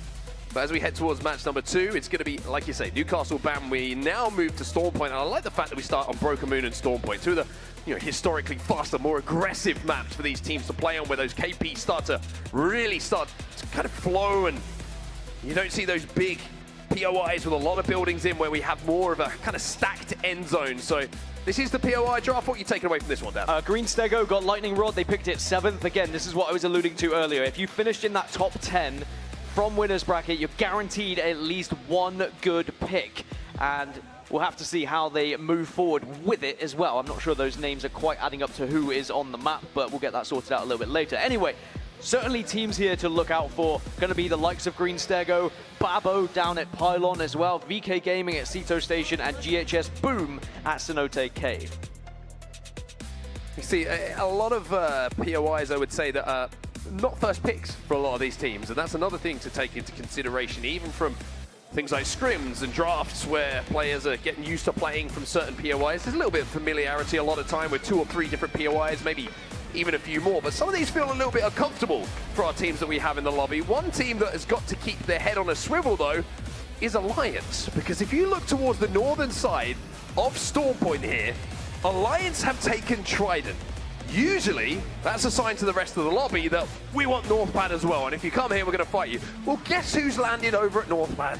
The Twerkaholics, baby. They'll be twerking their way over towards Alliance, I'm sure, and looking for a fight. But really, if you're smart, do you want to take a fight against the team that is currently leading? Just put 28 points on the board and is already over halfway towards match point. Usually, someone normal would probably say no. The Twerkaholics, however, you never know what to expect with these boys. Yeah, let's show you something different. Anyway, let's talk about zone. Let's talk about where we are going. Going down towards the south of Stormpoint here. It's going to be probably Hillside, I would say. It's an interesting one, actually, to call. This kind of zone you look at and you're like, maybe we play for third beacon info, because this could go either side of that mountain range. Yeah, it could be closer towards Furia rather than on the Pylon side. But certainly 9 Lives, Furia, Babo, they're going to have early priority to this one, even Rival Esports moving from Jurassic, depending on who does have those ring consoles. Of course, they do get covered up a little bit by some of the player names, but just looking across at where potential fights could be happening, not only are Alliance currently walking towards Twerkaholics, but you have to remember there are teams in the area that could third it if it does happen. But this is what we were alluding to, the potential fight, as the Twerkaholics have already done some damage to Alliance here. Well, they're going to get blue armor as well. Managed to get to that Evo Harvester, which is going to give them a real opportunity here. Lunix wants blood. You can see that. He's chasing him down. He's got it 2 times on that charge rifle. And if you haven't got blue armor on Alliance, it's a scary, scary weapon to feel firing over your shoulder as you try and retreat. I mean, this is amazing to see Twerkaholics continuing to play this way, continuing to be aggressive against a team that has just dropped 28 points. They are so confident in their engagements. They do get an armor check, though, and notice that Alliance are up to blue as well. I think that one player, probably Hackers, was able to go away and get an Evo Harvester there. But Alliance are not one to be shying away from a fight either, may I add. I mean, just look at this effect, by the way. He has the sling weapon. We'll go back to that in just a few seconds' time as Rival Esports inside of this building, a Pylon. They've got a fight on their hands as well. It's 9 lines on the other side. Rivals losing a couple. Got to put that R99 to good use. 9 Lives are struggling a little bit. The armor should be enough to take Rivals through this. And Rivals will eliminate 9 Lives. And in the kill feed, Twerkaholics have just been eliminated by Alliance. So they'll win that 3v3. Rival Esports trying to escape. They're not going to be able to either. And that's one of those fights you look at, it's like, who really came out on top of that one? It was maybe a little bit early to be fighting in that situation, especially this side of Pylon, where a lot of teams are going to be rotating through and being that aggressive. If it stalls out, you know where the zone is going. There's going to be teams there to third, so that's one that maybe a few of the teams involved in that might look back on and go, wasn't the smartest decision. ALGS and Babo currently squaring up against each other at the moment. Pricey's taken a lot, but of course, is a potential for a Void Nexus just to get away. And it looks like that's going to be the play to avoid Babo, and they will hold their ground. Just to touch on that fight once more, off screen between Alliance and Twerkaholics, what an important one for Alliance. If you think about as match point finals go along, if we get back to Storm Point later, they would have already had that one up over the Twerkaholics now and maybe can scare them away. And also, you look at Legend composition, Legend bans, the fact that Effect was playing Ballistic and found himself a Rampage, uses the sling weapon, he's going to be able to decimate more than one player, and I think that might have actually been a difference maker as we unfortunately didn't quite catch it, but for Alliance, now they can chill. They got the Trident, they can loot, they got 3 more KP, and now they're on 31 points. So remember the cutoff, or should I say, to become match point eligible is just 50. That was going to be my question.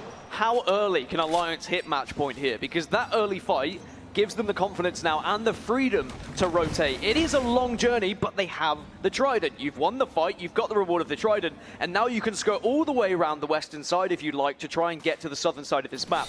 There is a reality where Alliance are on match point after 2 games here. JHS Boom are hearing a Trident, but not seeing a Trident. And because of that, they're going to move towards Jurassic and try and rotate a little bit themselves. NRG going to really frustrate someone who might try and find a Void Nexus to go back to, because that's going to be destroyed here by Guild. But they're in a pretty good spot, actually playing the eastern side of Pylon. Oh, excuse me, the western side of Pylon are kind of holding out those teams who are going to try and rotate through. Yanyu will fall as NRG get focused. They should, and I say should, be able to get back and get it back on its feet, but instead there's just so many bullets flying in that Guild goes down as well. Everyone is having a pop. And now Timmy's the last remaining player is going to have to try and work out how on earth they keep them in the game. Remember, it was an early exit from NRG in match 1 as well. You do not want to fall too far behind in match point finals. It is a back and forth dance between the Void Passage, but sadly, NRG eliminated, and it will be Lord of the Rings getting the job done. Falcons versus Shopify Rebellion. Former teammates, former champions. Many a LAN champion in this fight. Over to Fury though. This is outside the north side of Barometer on the Nut building. And it's Empire who are having to use that EMP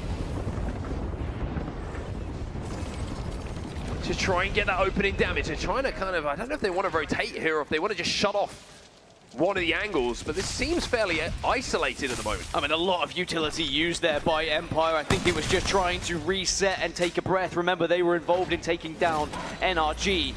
So they probably just wanted a moment to have Fury a good think about what they wanted to do, and Furia say, you know, we don't need to be taking this one, and as you mentioned, will be out of there. Now, Shopify Rebellion, we speak about LAN champions, there's a couple on this team, and of course MT, not a LAN champion yet, but one of the best IGLs around. Waltzy yet to pick up that LAN championship himself. Take a look at our map overhead then. He is going to be pulling towards Pylon even more. The question is it going to be the Babo position where it pulls towards those triangle buildings? Or is it going to go down towards the 100 Thieves side? Yeah. It's one of those, isn't it? You've gambled on, fingers crossed, north or south building, and it could be the difference maker, not just in this game, but if you think about match point finals as a whole, how much that could affect your chances of being eligible if you can have a big win here on Storm Point. You can see SAUL were thinking about transitioning out of Jurassic Park, but they got forced back by 100 Thieves. I think that's very important for 100T. They need to make sure they bully anyone who tries to go through their Jurassic gate. Twisted Mind's in a great position. That's one of the buildings I was talking about, those little triangular tent buildings that can be so good towards the end game. So many zones do actually pull right outside of where that building is. And they will be, like I say, crossing their fingers and anything else that will cross that the zone pulls towards them. Well, Wildcat just trying to spot out any players they might be arriving at Pylon and joining them just below them. But there's plenty of space to play within Pylon, but the zone unlikely to pull actually onto that POI, of course. So it is a risky position to try and hold, and maybe just a desperate last attempt to do so. As Team Falcons, Storm Point is usually their bread and butter. They've got 3 wins on it throughout this tournament, but of course they did play extra games through the elimination bracket that some in the winners did not. But it's actually 100 Thieves and NRG who are the highest point scorers on this map. And of course, NRG already eliminated. Broken Moon and Storm Point, the best maps for NRG, and they're already out of both. Well, I tell you what, I was about to say, I'm not sure the Green Stego were watching their back, and then just at the right time, they turn around. Zero almost gets clipped, but managed to keep himself alive. And now, Falcons have got some decisions to make, because it's only 5 seconds until this zone starts to close. And it's going to be the evac. Falcons fans, hold your breath. Up into the sky, adjust your radar and make sure you can find a pinpoint position to work with. It looks like they're going to skirt around the eastern side actually and maybe transition to the southern part of this pylon. And I guess it works for now, but I think this position is just an assessing position, right? Get somewhere that's safe and then you move in once you've been able to spot something else out. The difficulty for them is how do they rotate from here, right? You look at the composition again that they're playing. They don't have a Newcastle, that's been banned, so they can't hold down this position.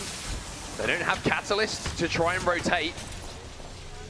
It's going to have to be maybe a Void Nexus play from Zero to try and get them into zone if it does shift. Elsewhere, Alliance already got some KP, they're looking for more.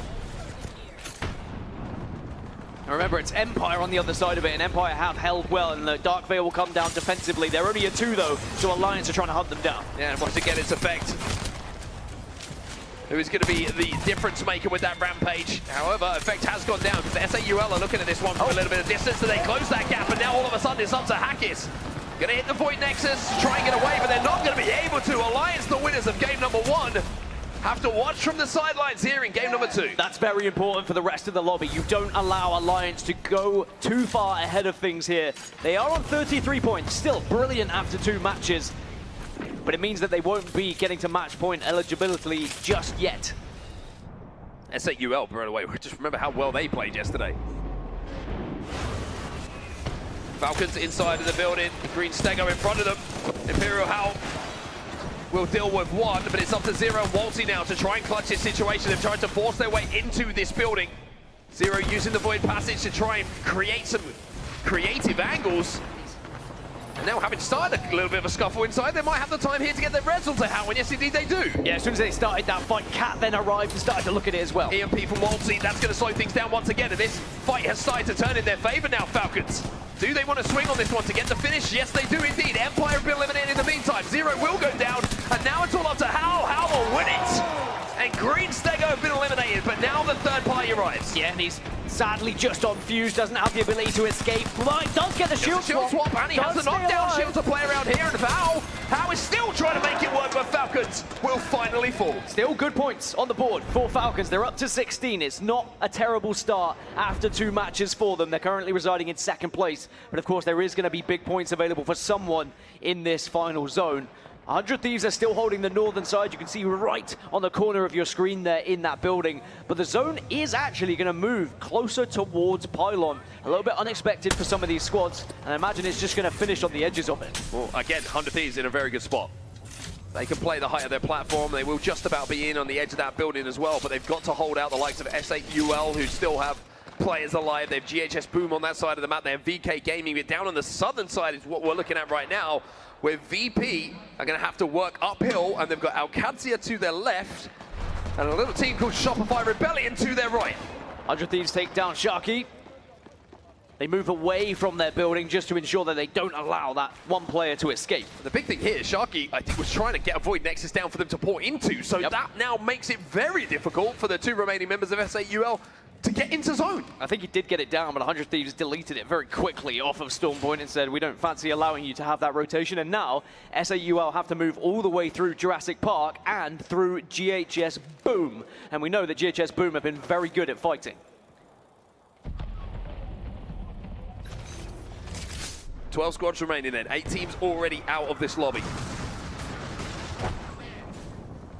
And we mentioned how Fury are going to have to move uphill alongside ALGS and Virtus.pro. Shopify Rebellion still the team trying to hold them out, and you can see the fences are down. It's going to be such a tough rotate. You get the feeling there's only going to be one winner from this position.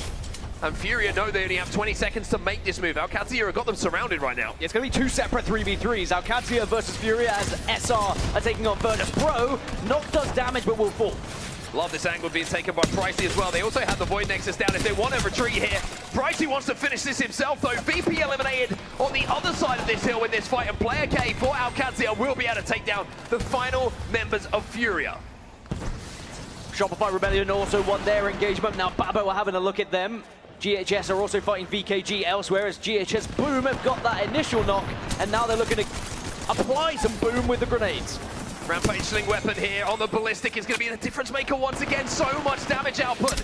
That's now 100T with a PK in the hands of Phony. Look for blood. This is an insane amount of fights happening in this round as well, by the way. There's just not much playable space and a lot of chokes you've got to push through. VKG, a slither of health, they'll be eliminated in 10th position. And again, 100 Thieves, they move from the north, they control Jurassic Park. That's been their aim right from the very start. PK Gaming gone, like you say, just not afraid to overextend. They don't want to let anyone within the vicinity of the building they're holding down. They recognize how much value it is. As now we go back to the south, Shopify Rebellion inside of the building and assaulting Babo. That's going to be a big knock for them. They're playing for a game-winning position here. Shopify Rebellion have the building to work with and they are assaulting Babo at the moment, but ALGS are going to join in as well. Straight into the other building, trying to get angles. Pricey going to queue through the wall. Babo inside, Pricey, oh my goodness, this man's nemesis is hitting so different. 15 bullets to play with. Now has to turn its attention towards Shopify Rebellion, who have seen this fight go down, and now they're trying to rotate. 100 Thieves doing the same thing, holding out GHS Boom, and when you hold out, you need to be communicating at your very best. So let's jump into a listening and see how 100 Thieves are thinking. Come back, Evan. Matt here. On us. On you, Evan. Wait. Yeah. On you, Evan. Swing it, Evan. Hold him inside, I'm good. Right, 30, right. Swing it left. Yep. Left to go. Right to left. I'm in I can go behind him, maybe. I can go back. Tell me. I'm down, that's all you. Take them. Punch on him. Punch another. Oh, yeah. 50 feet, maybe? 50 feet. Right. Oh, you're trolling, bro. 100 Thieves can't hold one more time, and it's GHS Boom who take out 100 Thieves and now control this side of zone. But ALGS probably seen this going down, they're trying to wrap it. They are moving fast through those void passages as well, but they're also being shot by another squad behind. I think Twisted Minds were having a look at them, and GHS Boom should have been able to reset, will reset here, but do they know ALGS are going to be playing out to their south? That's the real question, but a great push from GHS. Again, you feel for 100 Thieves after they held 1, 2, 3 teams, but couldn't hold the fourth. You can see where this zone is going to be pulling as well. Envy in a fantastic position for the second time in 2 games. Yep. SAUL did manage to, by the way, even though it felt like it was almost impossible for them to rotate after what happened with them and 100 Thieves and Sharky going down, they get the reset, and now they are in a pretty good position as well. Shopify Rebellion have to go a long way here. They're the team that's on your screen, and they are the furthest away from where this zone is going to be pulling. Yeah, they could wrap all the way round west, just as ALGS did if they would like to, because you've got a little bit of cover from Pylon to work with that one. You can, of course, scout out via MT and the Crypto first, just to try and assess the situation, and that looks to be what Shopify Rebellion are going to do. They're just skirting on the western side, trying to avoid gunfire, because then they can control the south of this next zone.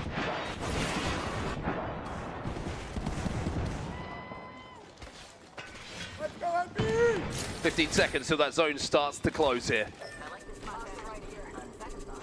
Envy know that the neighbors are going to get a little bit closer as that clock starts to progress, starts to dwindle down.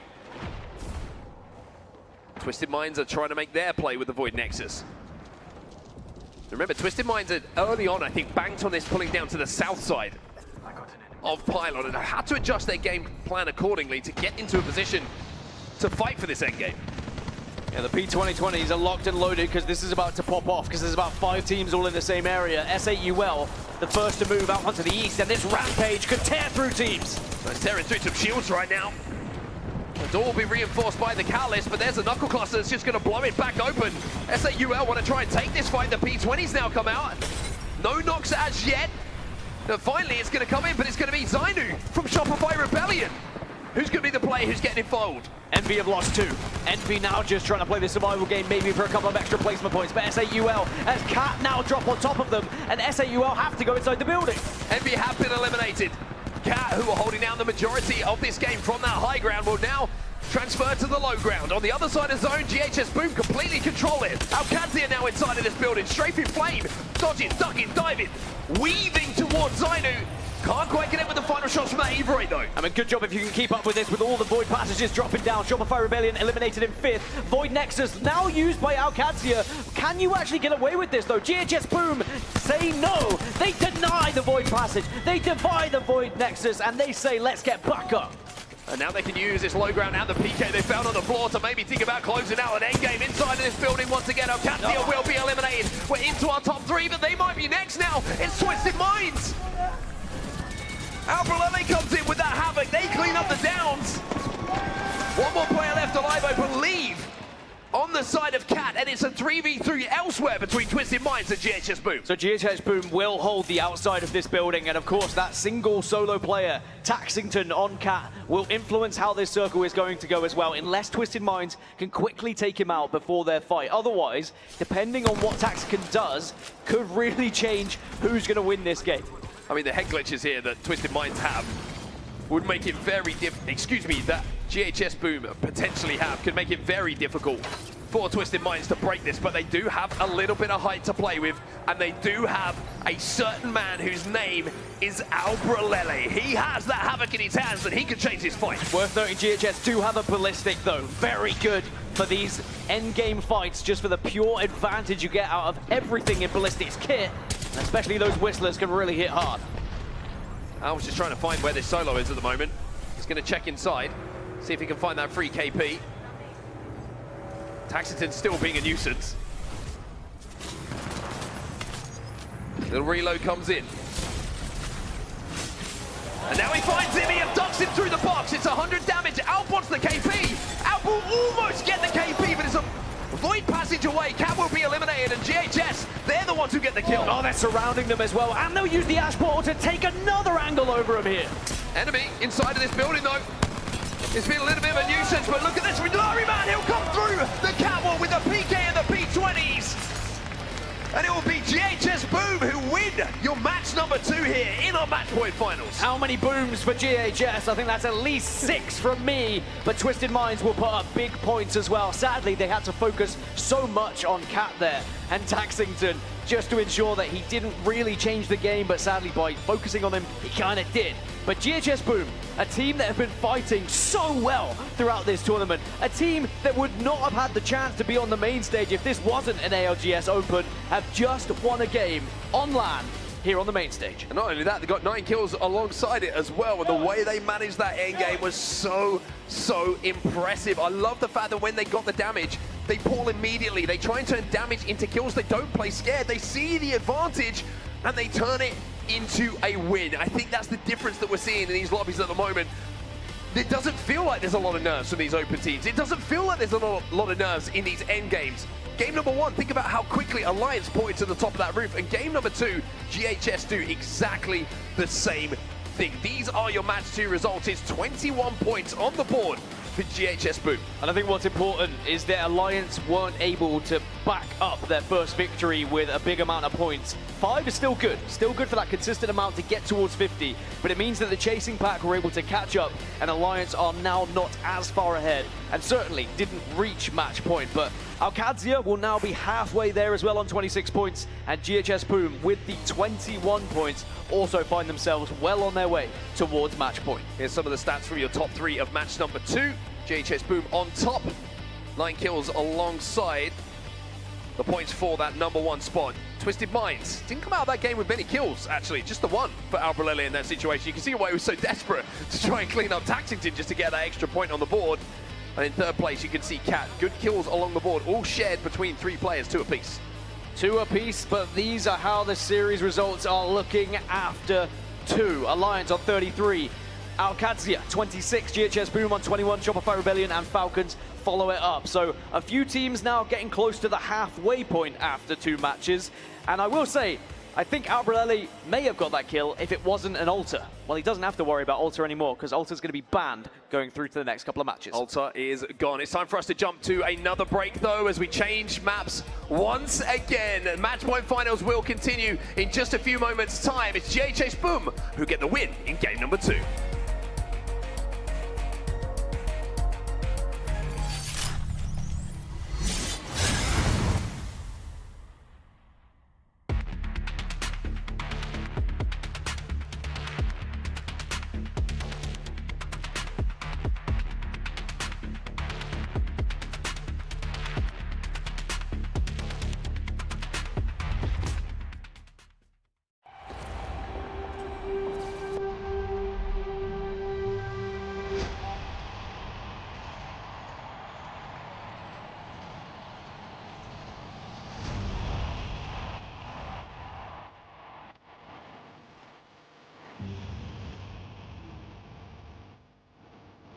Nobody do it better than me, not incredibly. I do this competitively, uneditably.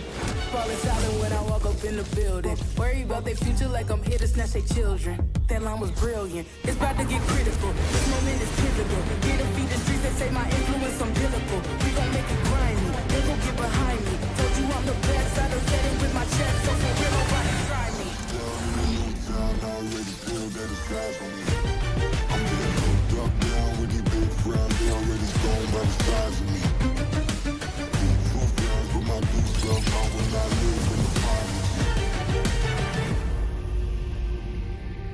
Going to catch your breath for a second. Look at your neighbor and check in. We bout to march, so if you not, get to stepping. I done told you who I am, but I'm a force to be reckoned with. I think just be mad because my voice is so decadent. I'm setting the precedent, no mistakes and no accident. We ignoring the standard set because our lowest is passionate. This alone is a classic hit. I'm a verb among savages. If the industry bullet, then my words is a laxative. It's go time, it's show time. I ain't calming down until this place is a ghost town. Tired of the fake, if I'm bringing back no sound. No staring this go round. I'm taking no prisoners, so prepare for a showdown.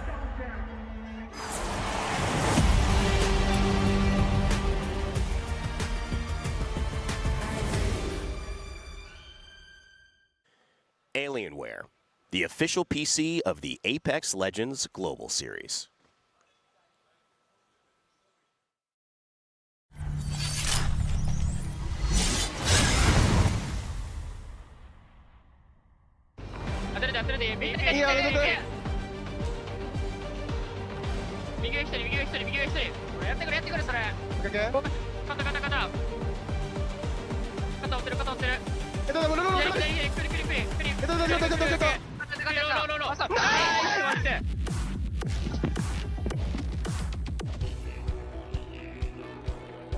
Sony InZone's 27-inch M10S gaming monitor is tournament ready. Co-developed with Fnatic, it boosts a 480 Hz refresh rate with up to 0.03 millisecond response time, allowing you to quickly spot and track enemy movements. Combine that with 4mm small footprint base, and you've got a monitor that is as ready for competition at home as it is on the ALGS stage. For those of you guys who came here in New Orleans, we had 2 people win one. That is what this land is all about. That is what you like to see when you're sitting on the crowd here in the ALGS Open.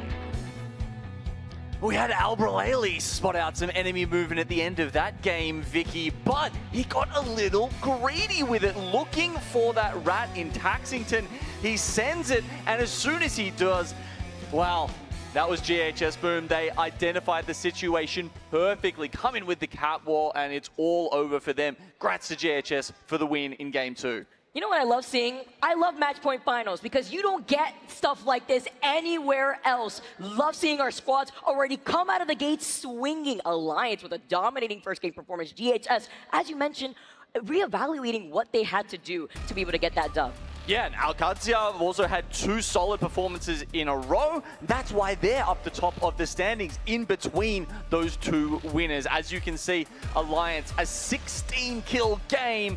They are the type of team who knows how to show up on Sunday at LAN finals. They've done it before. Will they do it again here in New Orleans?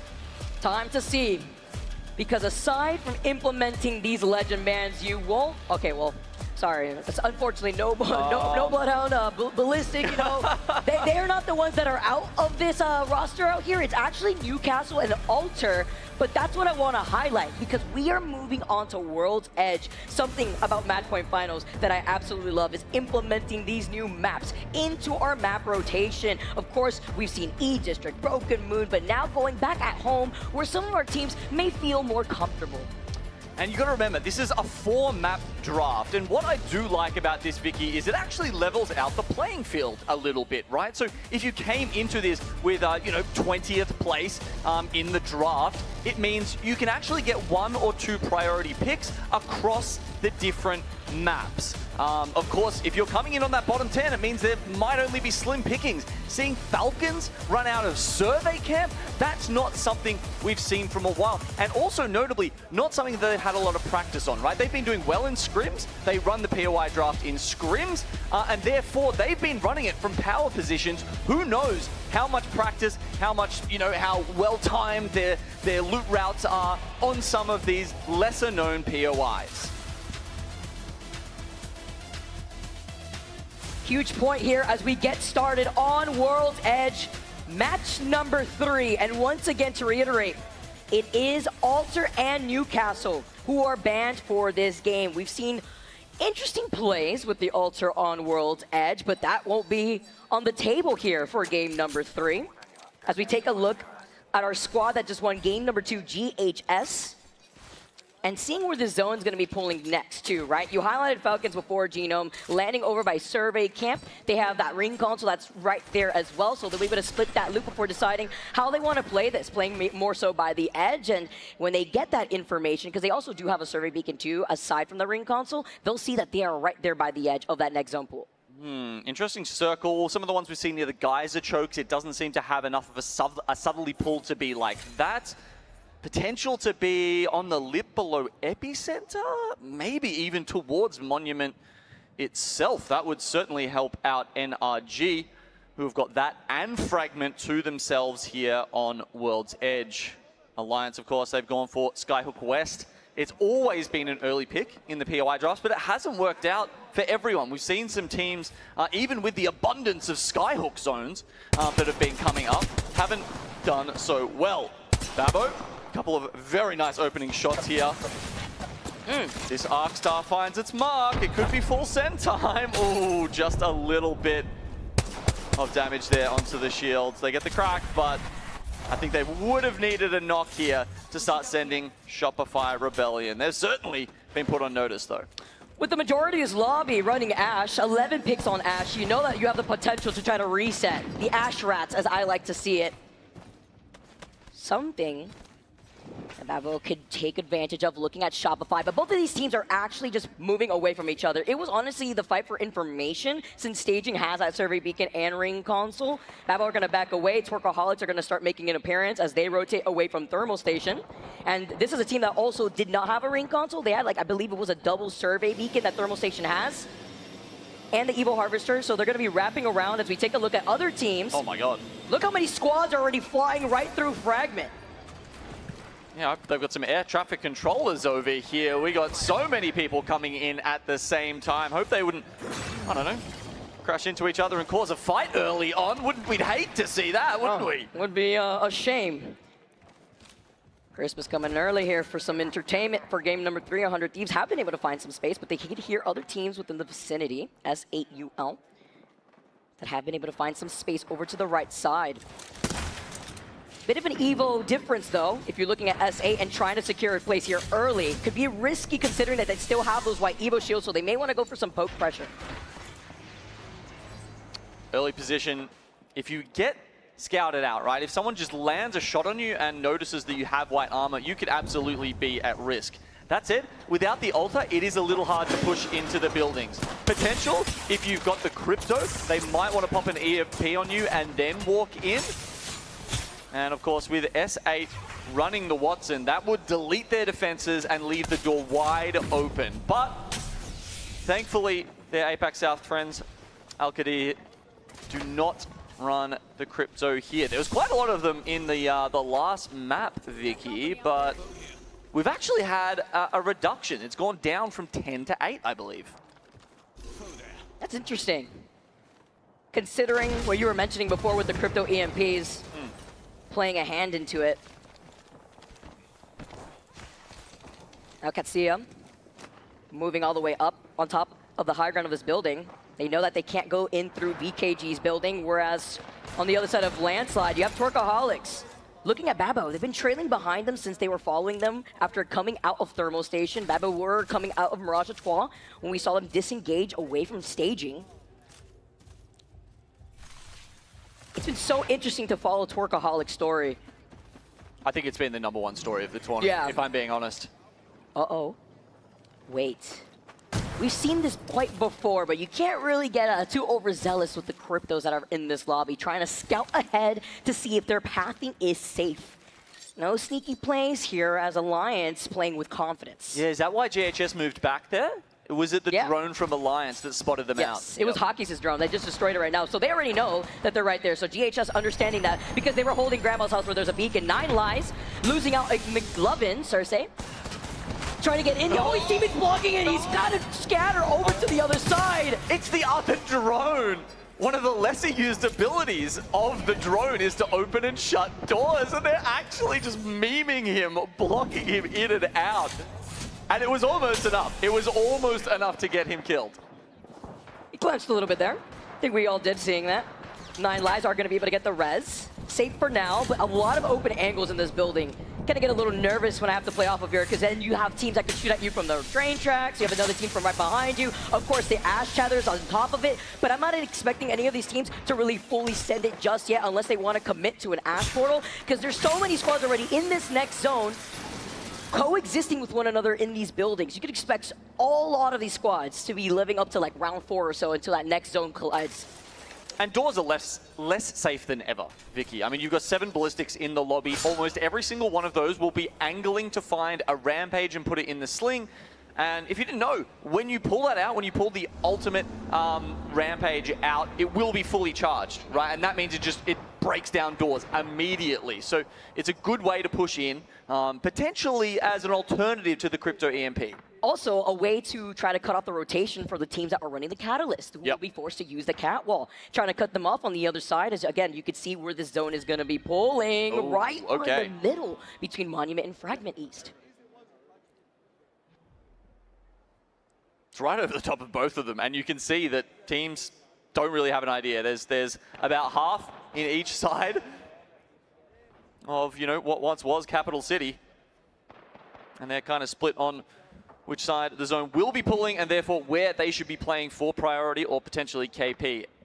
You have to wait one more zone, I think, to get this one. I think even the best IGLs will be struggling to call this circle, even if they grab a late ring console. And that's what Empire has done, actually. They sent 1 member to go all the way outside the zone over to Overlook to get that ring console information. They don't want to risk it in a zone like this, where they know he could pull towards the south side of Epi on top of these buildings. Because again, a late rotation like this, everyone's going to be shooting at you from the safety of their own buildings here. So you try to find your way around this, because if it does continuously pull over to the west side, you know that there's little to no cover once you're forced to get pulled outside the streamer building.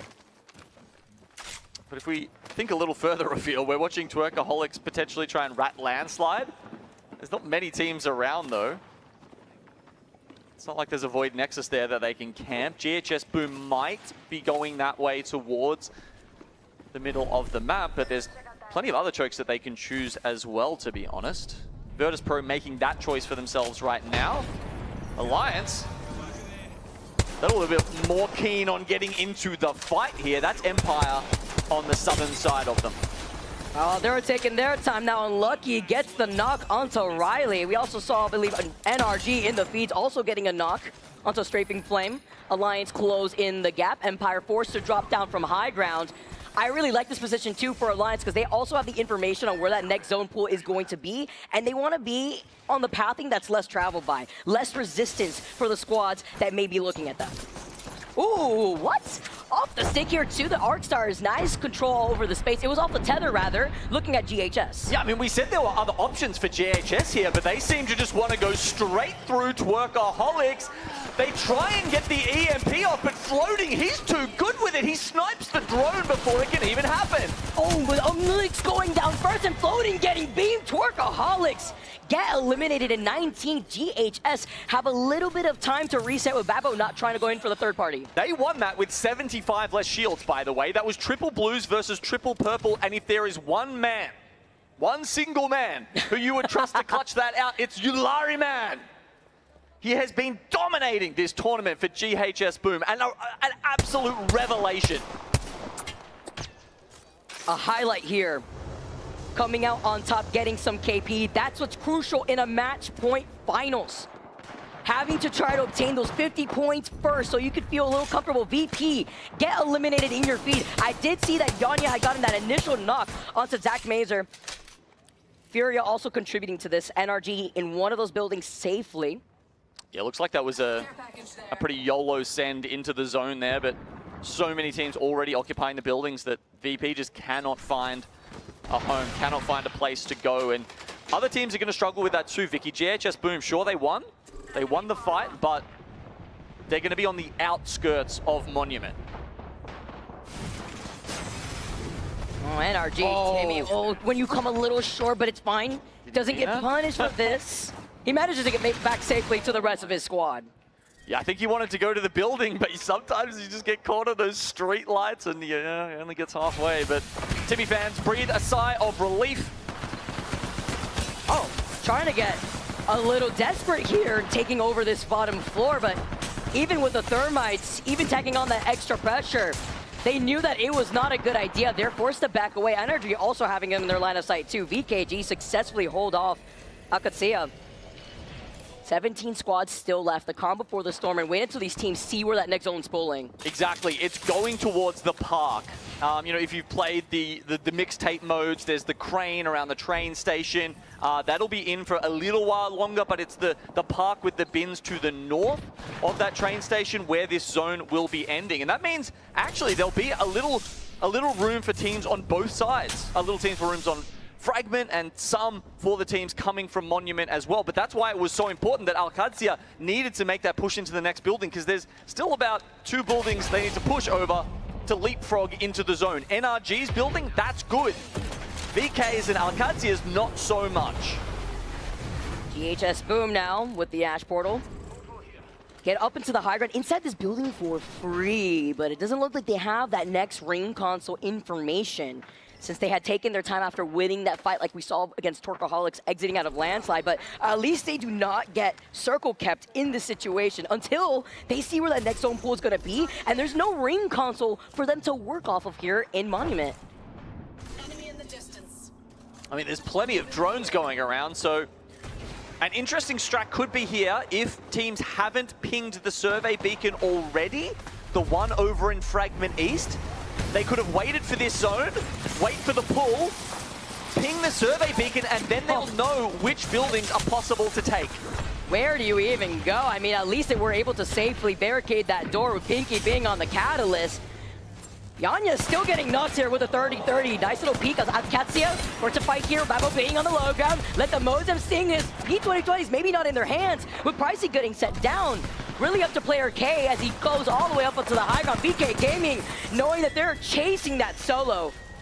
16 squads left. It looks like he was able to get away, but player K now having to play this out as a solo. Oh, 2 good games for them. Doesn't look like they'll be able to back it up with a third unless something very, very spicy happens. But oh my lord, the zone has pulled east, and who would it be holding out that high ground but Alliance? What a call from Alliance, and that's why they want to be able to hold the high ground. Great call on the positioning from the IGL Hockey's Cat. Taxiton's going to be able to pop that shield, but I was worried a little bit through the windows that squad from across from them were able to take some shots. 100 Thieves now. Phony taking it slow. In the streamer building is shooting blindly through the cat wall. takes a raid portal. Yeah, well, I was about to say, he was pretty split from his teammates at that point. He was completely alone by himself in the streamer building while his other two teammates were trying to hold out S8 in the diner and also hold down home ground in the train station right now, because that's a good spot to hold. That will be in next zone. That's what you do when you're the Wraith, right, on your team. Just try to scout ahead, try to see what you can do. Asia slides in with the EVA 8, by the way. Gold bolt on that. Looking fantastic to allow the rest of Green Stable to just walk up, put on the pressure onto GHS, and they completely wipe out GHS Boom in a clean fashion. A couple of the top teams are going out, but Alliance sitting pretty. 35 points. Are you smelling that? I'm sniffing a match point eligibility here from Alliance. If they convert this like they should be able to, I think 15 points is super achievable. Smells like money here. Getting comfy, Falcons, 17 points, now move up. Remember, they were sitting all the way on the north side, now with the zone closing in right behind them. They're looking to engage on Energy, who have been getting some knocks in the feed, but not being able to fully commit on those knocks.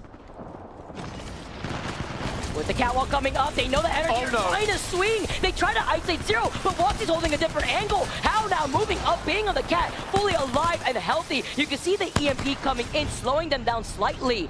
That was Falcon's EMP with those two knocks now. See, Timmy has managed to try to get away. But he has to push. Evo. Yeah, push before it's too late. He actually gets a knock onto Halia. Now it's him and Waltzy. If anyone could clutch us out, we know we've seen it time and time again. It could be Timmy. Sends out the nade. Forced to play off to the other side here. It is barricaded here, too. Waltzy got the res on Zero. What a reset. I cannot believe this from Falcons. Zero just waiting here, seeing Timmy still playing off the low ground. He knows he's getting pinged by somebody else in the distance. It's about to be 3v1. Timmy has waited too long. He doesn't have time. He won't be able to get to kills. He's literally just going to throw some nades and try and get away to Rat. He's trying his best to get what he needs, and look how low Falcons is.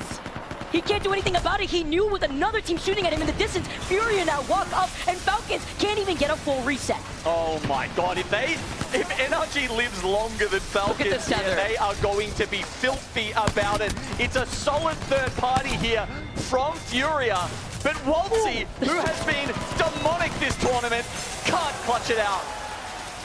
Even with that shield swap, what can you do? And it even looks like Timmy was trying to greet them. You can see the tether through the window. Timmy playing as a solo off the corner. He heard the fight that just finished from inside, but he's got to start moving now that round 5 closes in the next 5 seconds.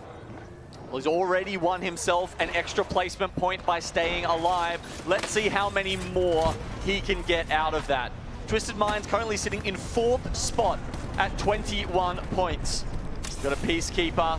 Alb is looking for the next place to play as the zone closes in here. He'll go across the lava and try and meet VK and Rival, who are currently inside the zone. Oh, but they got the respawn right behind Timmy. He can't turn around. His priority is just staying alive with all these teams collapsing in your feet. Look how many knocks. Furia take out Twisted Minds. 7 squads left as VKG meet them back in the lobby. But currently Furia playing this out as a duo. They don't have knocked here. There's chaos as the teams try and cross the lava, but the most important fight was Alliance versus 100 Thieves. I can see Jen Burton. He's climbing in the corner right there. He's been pushed all the way back. Alliance, despite I think taking the first knock, have actually managed to push them back. And at this point, Alliance pushed closer to 40 points. Can they add 12 more? With another knock, they absolutely could look for it. Unlucky managing to back away to the rest of Alliance, knowing that 100 Thieves are holding on to dear life before they get eliminated. Timmy, by the way, still alive as a solo. Oh my god. Well, he had a chance there. They had a chance to take Godspot off Alliance, but they just don't win the fight. Alliance 8 points away from sitting at match point. After 3 games alone, what a performance Alliance has put on for us. At the very beginning of our match point finals, Alliance just hold on to height, split this ambush, seem unlucky on the bottom. Still not calling out where Timmy's positioning is because they're focused on Green Stego and 9 lives. Yeah, I mean, with 8 points, NRG is desperate for every single one of those. Ziki has to be worried about the oop timer as he's finding some spots that they can't actually sit up there and just get peppered method with nades.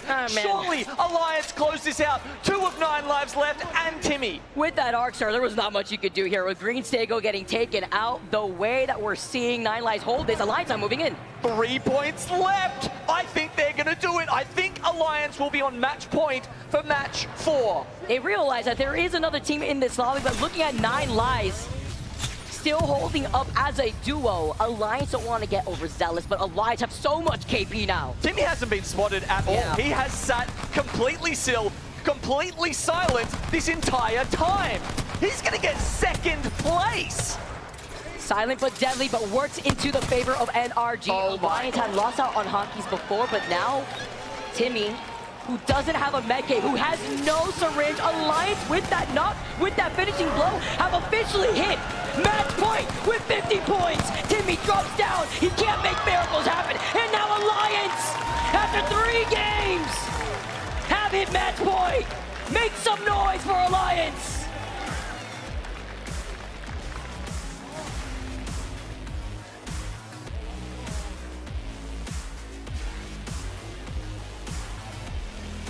I don't know what they ate for breakfast, Gino. What an incredibly smart play. What a wonderful call from Hackers. What beautiful execution from his roller duo to hold out that spot against none other than 100 Thieves. I mean, the rest of the fights honestly looked like it was a walk in the park for Alliance, but that was the turning point that won them the game. Phony, his calls have been impeccable throughout the ALGS Open, and he makes the right call that his team is the one that folds first and throws Alliance into that match point eligible status. Alliance making me sweat a little bit. It's been only 3 games. Are you kidding me? 3 different maps, as you can see. Winning game number 3 after their performance where they won on Broken Moon, game number 1 with 16 KP. Now here they come waltzing in with 10 KP. And that's with them forcing that team off that high ground. I believe it was Empire originally who wanted to get the scan on that ring console. They held height on the south side of Epi before walking in and completely clearing that right side of Fragment East. Shout out to Timmy though, 9 placement points. Let's just put this in perspective. If he died right there in that fight with Falcons, they would have got 1 placement point, 8 placement points simply for ratting. Hard to contest when you take a look at these stats. Unlucky with 9 KP, but loving the spread out on the damage here. Off of that 3rd match alone, 9 KP in that 3rd match. That's incredible. I mean, you know, Effect gets a lot of the love out of those 2 as being the aggro one, the one who can get the job done, but this just shows to have a championship winning roster, to have a LAN winning roster. Of course, they haven't won the championship just yet. Just yet? Just yet, who knows? There's plenty of this year left, Vicky, but you need everyone on your team to contribute, and that's why Alliance are sitting on 55 points. That's why their name is the only one gilded on the scoreboard right now. I need to highlight the stakes here real quick. With Alliance being already at match point, things could change up for us as we go on to a new map, as we go on to E-District. One more. Yes, loving it. He says it, he feels it. Got the Alliance love for the Nessie, but just to highlight, now with teams understanding where Alliance stands, as we transition now, I believe it's E-District next. Yep. That's going to be something that a lot of squads are going to wonder when it comes to these rotations, knowing where Alliance lands with their POI draft. What can they do to keep this match point finals going? It's a 3rd round pick for them on E-District. There's no altar. There's a lot of things to think about there. Why don't we hear what the desk has got to say as we go into our 4th game with Alliance on match point. Thank you so much, Genome and Vicky Kitty. Great call on that one. And it is time for us to take a little bit of a break and break down the action. Rain Day here, joined by Glitter Explosion, Zephyr, and Graceful, gracing us on the desk this time around as we get to talk about after 3, where our Championship Sunday stands. Big win from Alliance. Major news, they are on match point before we move past halftime. Lauren, that's normally not something we get to say. This is where teams are usually messing up on our expectations or over-exceeding. Well, this is the team we know can get the job done. They've come to play, and it's a scary proposition that one more win throughout the entirety of today for Alliance, and this tournament's over. Yeah, of all teams to end up on match point already after 3 matches, if I were the rest of the lobby, I would be keeping my eyes on them, especially because when I was talking about them beforehand, saying that Broken Moon was one of the maps they were struggling on, we come out the gate and they do what they need to do right away. They clearly fix those issues. Yeah, and doing these maps in this way, it's different. It's new. 1, 2, 3, 4. We're not getting a lot of consistency, so the teams have to be the consistency, right? Especially with the legend bands. That's kind of been the theme of this tournament, especially with the ALGS Open format. But let's take a look at those final circles and have our analysts break them down for us. Grace, I'm going to start with you because you picked Alliance to do well. You're feeling real good sitting in that corner. I'm feeling really good, and even seeing this zone play out completely. They played all the way from the east side, ended up on top of the building. They've been nothing short, but really on the same page. And the point that I want to highlight the most is the absolute last part of this entirety of the montage is that they came down to a 2v1 and almost went down. In fact, there's somebody for Hakis and says, hey, you should probably pick up that armor. He is still so disciplined at this point to where he says, I'm gonna pull an entire bat to make sure that I don't peek even an inch to give him that chance of making this a 1-2 that he could have won. And seeing this presence of mind this early into the final is crazy, because this double swing here, they're in a 2v1. Hakis gets absolutely shredded, and here he gets almost down, just holds crouch and says, I'm just gonna bat. Hey, I got a thirst for you. No, I'm gonna bat to make sure we can win this. As the effect goes down, Hakis committed to that bat, drops down and cleans up the zone. Phenomenal gameplay, and this was the first game. Thought Envy was going to have a little bit more. They do show some presence. ALGS as well, and Twisted Minds. Game 2, we'd see a lot more of them. Yeah, absolutely, and this was a topic of heated discussion in the green room while we were watching these final circle moments based off of some positioning and then the choices going alongside those positioning. This was a big fight right there for GHS Boom, able to clear out a heavy hitter in the lobby. But as the zone continued to shrink down and all of these teams were fighting on the pylon side of things, you saw GHS Boom on the outside watching all of this go down. We did have ALGS underneath them, like you were saying, and Graceful kept saying that they had Godspot. All they do is hold it, and they end up leaving it, going to fight on the pylon side, coming back wounded, which is when GHS Boom have the opportunity to just drop down, take them out, and take the position from them, and then it ends up in the final fight between Twisted Minds and GHS Boom. But you had that Rat Taxington on Cat that kind of baited Albrelli out of position just enough for GHS Boom to really move in, start changing up their position a little bit, and absolutely decimate Twisted Minds. Yeah. I'll tell you what, at the end here, it was a great cleanup, but ultimately GH Boom playing it well from the outside in a nice capitalization, I'll say, of ALGS in a moment where they knew they were weak. Touch on that EMP, of course. But for match 3, this is where we get a little bit of a deja vu scenario. Fragment can always be one of those stacked zones, especially with these major exits out from the buildings early in zone 3 into 4. And then with this highlight, of course, towards that crane there, there's not a lot of playable space. Alliance had done such a great job clearing out this eastern side, notably against 100 Thieves, who we do not showcase in this particular highlight. Once they completely capitalized them, they were in the driver's seat. I love the utilization of the Ashport to get up to high ground and to completely deny any kind of reset or alternative positioning, especially around this fence line where you can get a little bit of safety to cross that difference. They don't allow it, come in, capitalize, send 9 lives home, and Timmy, you gotta give credit where it's due. After some poor survivability out towards Fragment, did manage to rat this one all the way to the end here and at least finish with a second place. It's gonna be tough for Timmy to pull that rabbit out of the hat. Yeah, their coach, long-time player, was on a iteration of one of these teams over in Poland, now coaching his way to a potential match point finals. This is a little bit of a breakdown of how well we've seen Unlucky dominate. Someone had mentioned that Effect usually is in that role, but maybe what's happening is this team is just finding where they mesh best, and it's letting Unlucky be that guy. And Effect doing a traditionally amazing job in that secondary position while Hockey's controls the narrative of where they go. 15 assists. That's a really, really good share of all of the action going on there. Again, Alliance doing incredibly well, already on match point. NRG starting to wake up. ALGS, Envy, Twisted Minds getting into final zones quite often, but not able to really capitalize. And GHS Boom showing a little bit of support for, obviously, our APAC side. Will that continue? However, right now, we realize that you are watching, whether you're in the venue or at home or at a different time zone, whether you're tired, whether it's morning or night, you're doing it because you love Apex Legends. Because we're all community here, we're all family. In fact, when you get to come to these lands, there's a special opportunity to see the family that is involved in making this community so special. Lace is standing by with two very special members.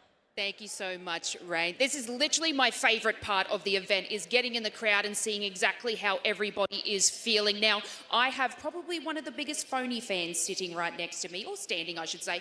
This is Phony's sister, and it's a pleasure to have you here with us. Now, I'm clearly not going to ask what team you're going for, but you know what? You and how many other people of the family are here? There's 6 of us here today. At home, there's 9. Well, 4 more, but it's 9 of us in total. Yeah, that could almost fill a whole entire stadium. Now, obviously, you're the sister of Phony. Is there any, like, sibling rivalries you could fill us in growing up? Yeah, we kind of fight on who's taller than the other, and I'm actually the taller one, so, but he doesn't want to believe it, but that's what we fight about. You hear that, Phony? Okay, grow up. No, thank you so much for chatting to us. And of course, go sit down, cheer on 100 Thieves. I'm sure Papa Jen is going to start a chant very soon, but appreciate you for that. Now, it's an absolute pleasure to be able to talk to the family members of the crowd and, of course, the talent. I have Vicky, Kitty's mum, standing next to me. Now, this is your first event that you have ever attended. Is it what you expected? It is more than I expected. It's wonderful. It gets a little bit crazy in here, most definitely. Now, when Vicky told you that she wanted to pursue a career in esports, what was your initial reaction? Well, I always knew that she was wonderful with the speaking and very passionate. Oh. I was never one to 100% love video games, I must admit, but she is truly passionate about it, and she's always been very talkative and very outgoing, so she absolutely is in the right field, and I'm extremely proud of her. It made sense. Well, she's actually watching us right now. Is there something you'd like to say to her? I want you to stare nice into the camera and let us know. Well, I know she was a little nervous for me to come out here and watch her, but I am extremely proud of her, and I always knew that she would excel at this. So I'm very happy to be here, and it makes me very happy to be here because I know she absolutely loves this. So I'm, 100% backing her up. And we love you too, Vicky. Oh. Back over to you. How you feel about that? I didn't expect to be this such, honestly. It's great. I'm so happy that we are in an ecosystem where there's so much support from the families of our players, rather. My mom being here. It's an honor to be able to do this in front of you, Mom, in front of my family. I'm so happy you guys are here. And I'm so happy we get to deliver the best experience here in the ALGS Open.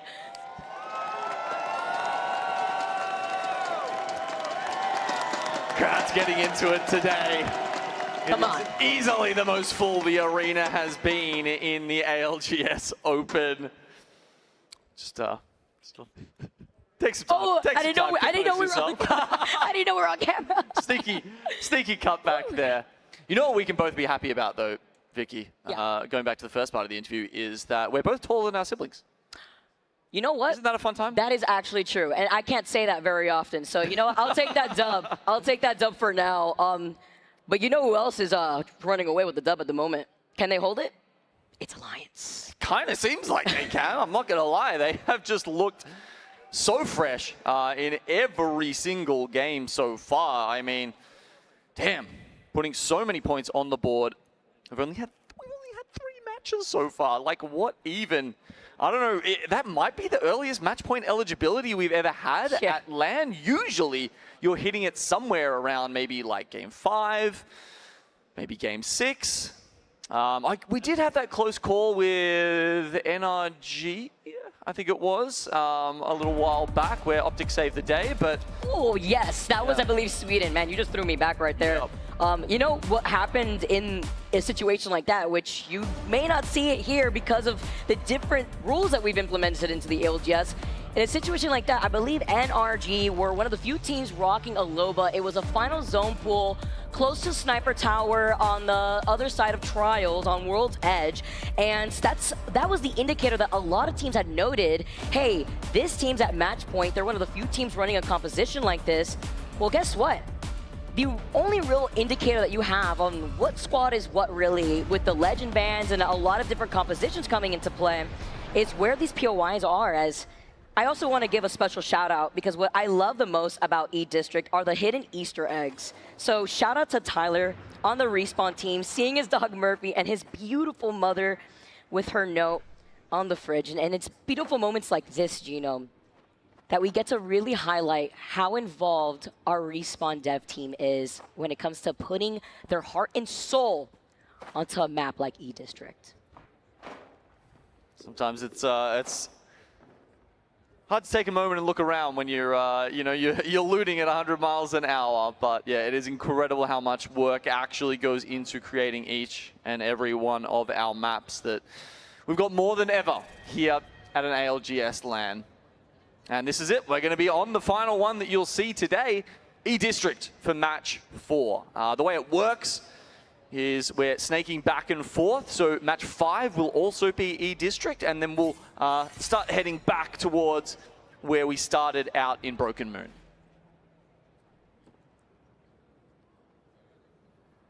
Now looking at our teams that understand the situation at hand.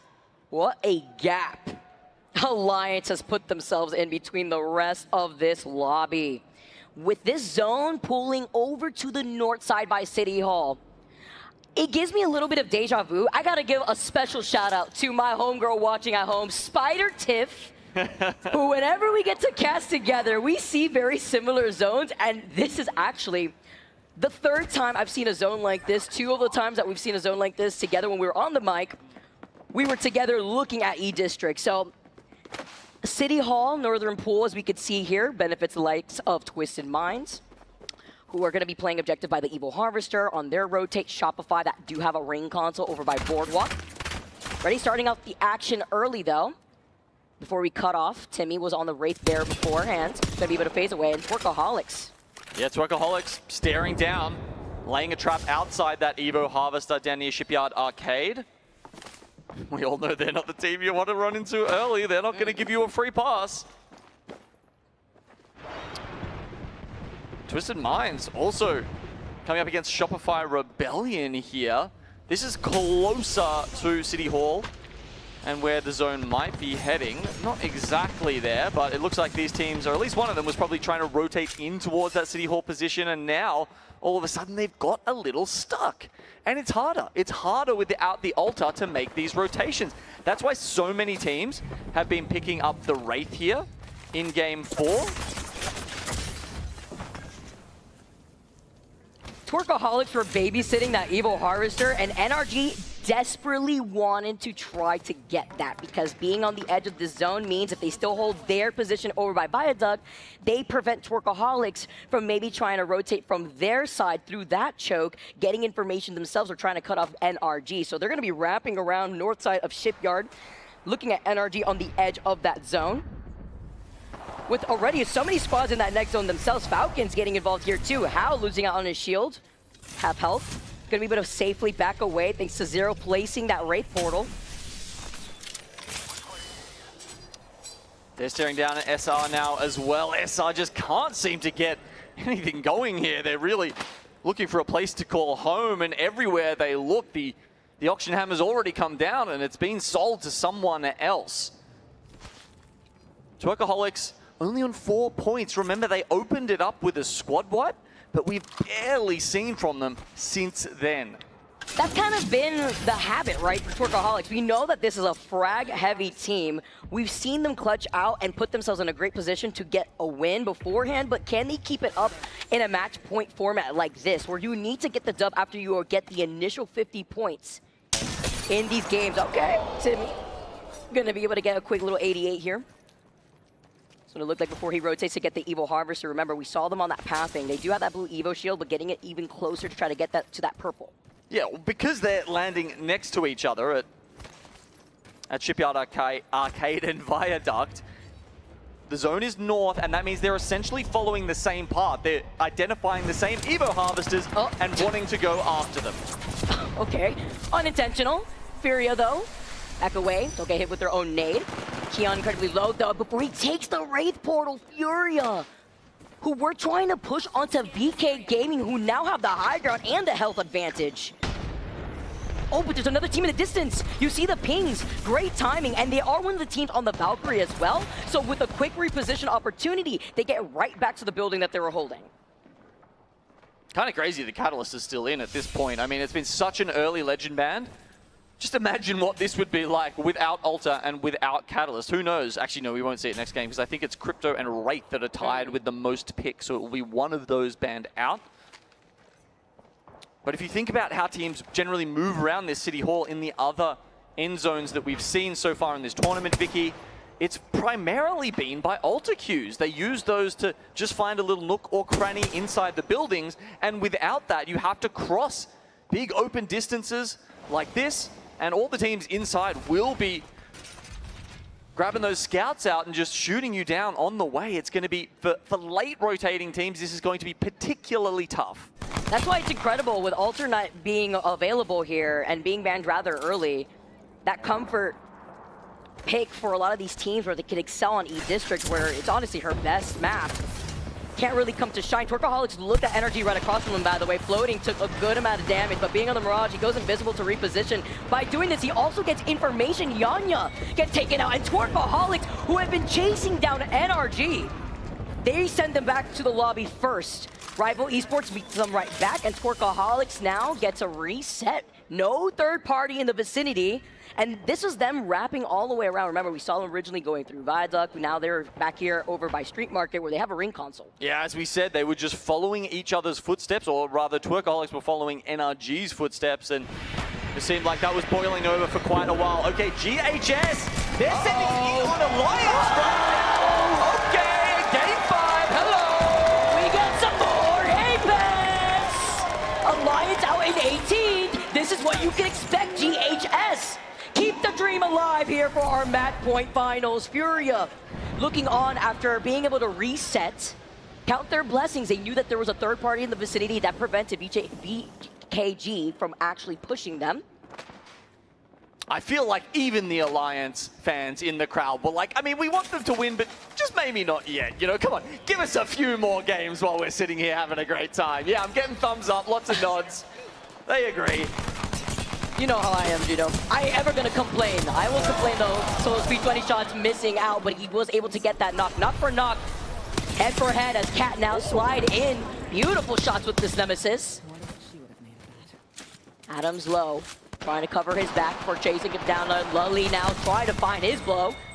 And Babo get eliminated. Cats have put on such a performance throughout the course of this tournament. Even Babo, one of our teams who come in from the Challenger circuit here. Incredible effort to make it to our match point finals, but struggling to find their footing on the biggest stage that Apex has to offer.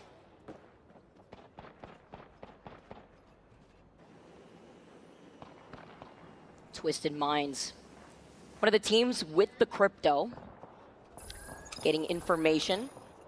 The squads that may be coming and rotating through the choke that they're currently looking at. This is going to be a fascinating endgame, Vicky. We've got a few Bangalores in here, we've got a few Watsons, but we don't have Newcastle, and we don't have Alta. And it's going to be one of those canal finishes, and there's just no cover in there, right?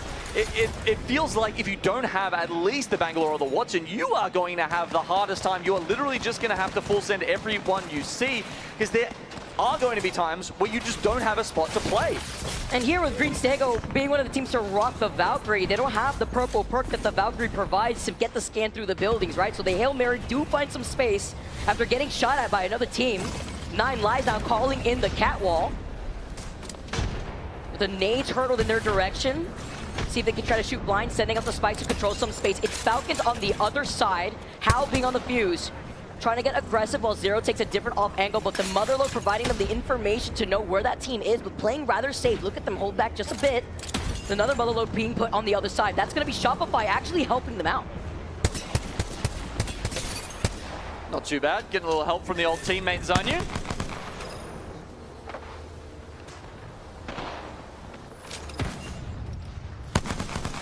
Oh.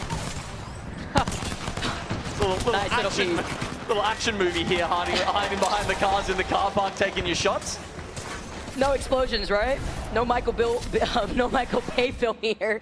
9 Lives get eliminated with some help from Shopify originally, sandwiching 9 Lives on each side with Falcons being the other bread in the middle. Yeah, I don't know what kind of gentleman's agreement they had there to sort of not worry about each other and just take 9 Lives out, but I think both of them are pretty happy about that. Okay, let's get a little taste of where the next ring's going. Falcons up the top. They'd love a northern pull, and it's pretty close to them. I think there's a fence line just in front of the Falcons that they're going to be very happy to play. Also with Green Stego holding the big building that comes out of Resort, they'll have a lot of space to play with for quite some time. That said, remember, they're running the Valkyrie. That gives them a lot less defensive options. They have to play big. They need to make sure they've got enough ammo to keep people at bay because they don't have the abilities to do it. Exactly. Pepper in the pressure with the fuse, repositioning ability with the Valkyrie. Falcons are also in a pretty good position if they completely hold off Green Stego because they have a much more aggressive composition here. Over to the north side. Also making sure that other teams don't walk in for free from the east side of where that next zone pool is for the squads that may have that circle beacon information. Risky Mythic being down the bottom as well. S8 and Furia are quite close to it, but you know, without a mobile shield to hide behind and a lot of angles with other teams around you, that could be a tough one to pick up. Envy, they're a little more north of that position. Even VKG, we see LD getting knocked.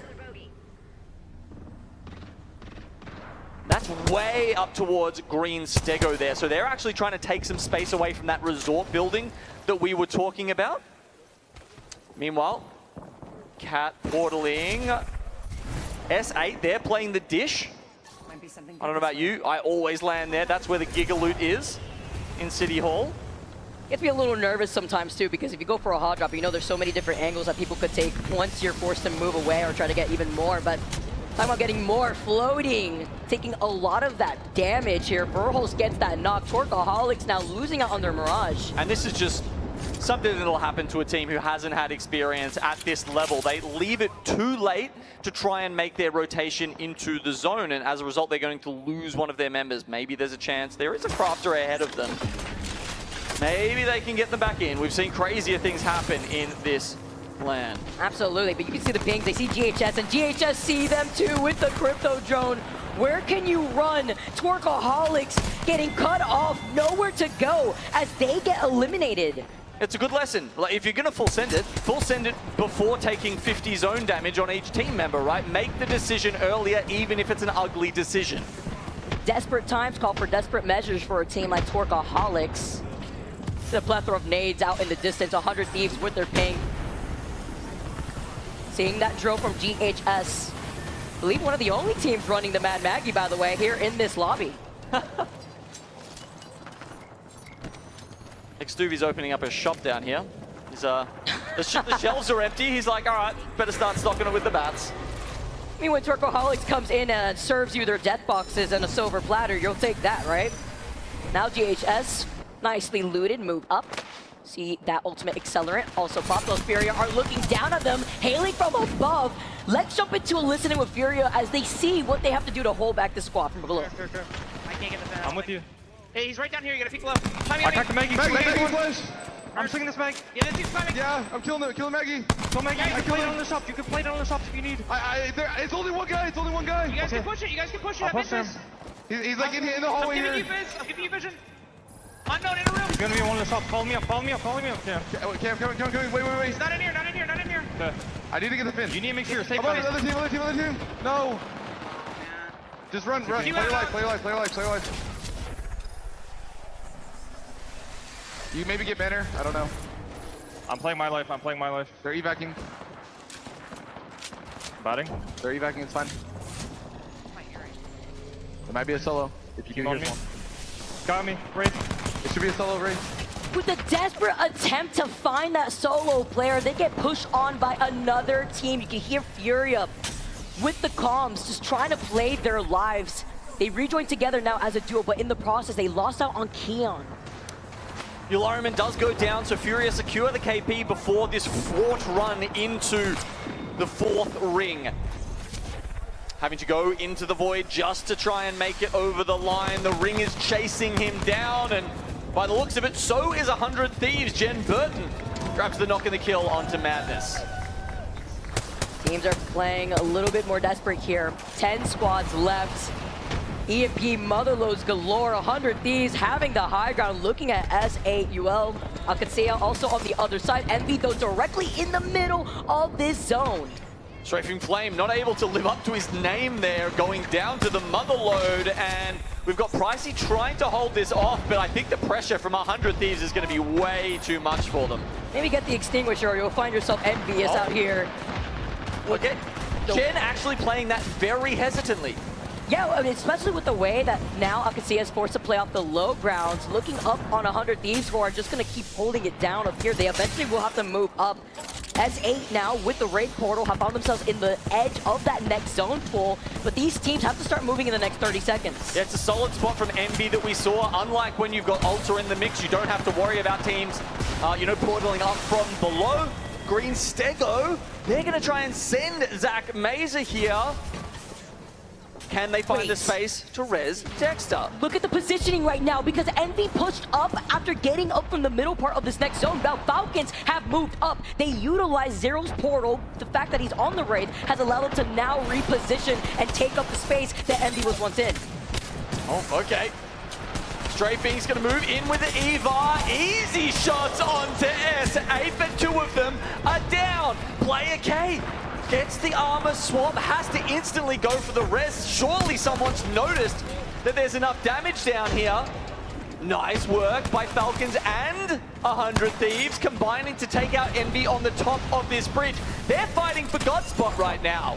Alcatea got taken out, and they had a good amount of KP themselves. Now that Falcons have held the high ground, rather, looking at the fact that Furholes are neighboring them. 100 Thieves playing right behind them, but do they want to fully time this? But now it's Green Stego on the back. They try and make a sandwich out of Falcons, but they're not good enough to do it. Falcons getting ahead of themselves, now playing up the slight low ground. Look back up at 100 Thieves. They have to pressure them here while Zero is going to reset. So does Hal. Zero's trying to hold their different angle. Jen gets beamed. The 3-2-1 with some help as Hal gets the knock. Falcons get eliminated. They get looked at by another team in the distance. 3 squads left. By the tiniest of angles, Hal can't keep it together while he gets the bat off. Shopify, they've waited and waited for the perfect time to pop in here. 100 Thieves, they're taking fire from the back. It's Empire, and now the Craver comes out. Can Empty hit the shots to win them the game? With 100 Thieves eliminated, our last 2 squads, Empire, Shopify, Rebellion, and Empire have taken the heights. Playing off the positional advantage. This last zone closes in the next 20 seconds. 20 seconds left of the Tempest. It's going to run out from Empire, and they may not have this if Shopify wait it out. They do have a cat wall available. That means they got to get aggressive here with the Rampage being on the sling. Coif already opens up as the entry fragger, getting that initial knock. Shopify, they've got more firepower, but Empire have the high ground. Zani dies going up the zip. That's 2 down for Empire, but the res is coming in for SR. But they were trying to isolate him originally there too, right? We saw them put up the cat wall. Shopify not having the cat themselves. Coif manages to come up. The piercing spike putting in the pressure. And Shopify together, they take the game here on E-District. This skyrockets them here too, to I believe the 39 points. We saw them playing that patiently there. All the way up to second place, as you say, patiently, and as we noted, the Tempest was running out. It was a rough spot for Empire if they didn't finish them off there and then. I think the other thing we really need to note though, Vicky, is that high ground to low ground disparity was ridiculous there. I don't think Shopify should have been able to win it from that position. I mean, you saw he was standing. Was that a PK in the hands of Empire? Literally staring down a zip line, choked up PK. That should be 2 shots for 100 and see you later. What's even more incredible is the fact that Shopify had navigated around Empire having the cat. Empire waited to the end to put up the catwall to try to isolate that fight, but not only that, they had the piercing spikes to create that space. Understanding that the Tempest was running out, as you say, Genome, they had to try to take full advantage of that, having that Rampage charged up, being on the Ballistic. 19 points picked up for Shopify. Empire, look, they fall over at the last hurdle, but they can't be unhappy with 18 points added to their tally. 100 Thieves pick up 13, and Falcons have been consistent ever since they dropped down in that second round in the winners bracket. It's been go, go, go for the Falcons, and they keep themselves in the running for now. Gotta keep it going now, as we get to see the head-to-head of our top 2 teams after game number 4. Not only getting first place, but putting on the KP. Empire doing it with the Ballistic. 9 KP to their name. 3.2 damage coming, 3.2k damage coming out for Shopify there, but it was honestly a pretty even spread of kills. No one was super popping off there. It wasn't like the first game where we saw Alliance get, I think it was 6, 5, and 5 kills between the team. This was a much harder zone to play towards the end. So this is what we want to see, the series results, to see how much these teams just bump themselves up. No one is still coming anywhere close to Alliance, who are the only team remaining on match point. But with SR on 39 and ALGS on 38, they are getting up there. If they have another one of those performances in match 5, we'll see them join Alliance on match point. It's just the fact that after 4 games alone, aside from Alliance, you know, separating themselves from the rest of the pack, it's how tight the rest of the competition looks like for our teams that are just a point or 2 away from one another. As we swap map after map, they gotta keep up that consistency. We got more match point finals coming to you guys soon. Game number 5 on E-District on the other side of this break.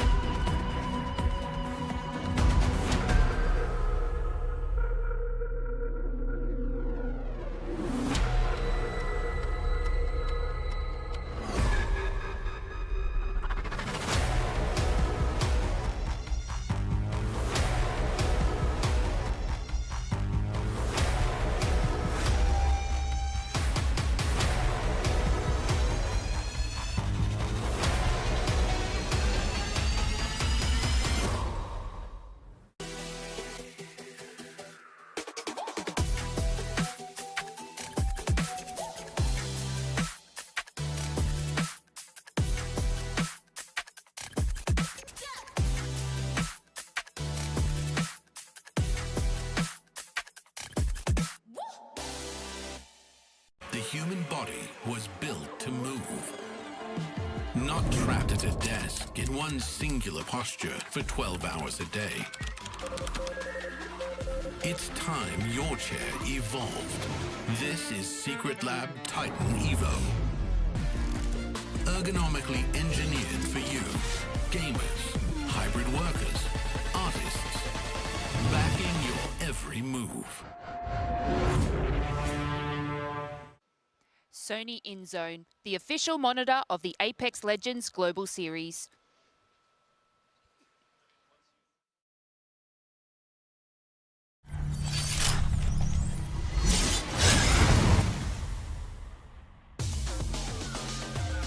Play that first and we win the game. Okay, take space. Yeah.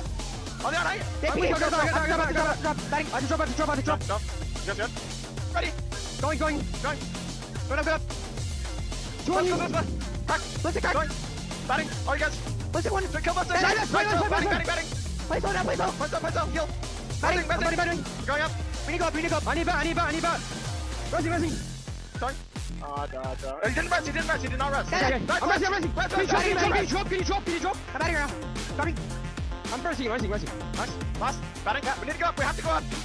Alright, Can you go together? Yeah, go up. Yes. Coming. Hey, boy, good shit, bro. Alienware's legendary Area 51 desktop is back as Intel's highest performing desktop yet. Equipped with an Intel Core Ultra processors, the Area 51 was designed for ultimate gaming and scalable with next-gen components. If portable power is what you want, the new age is born.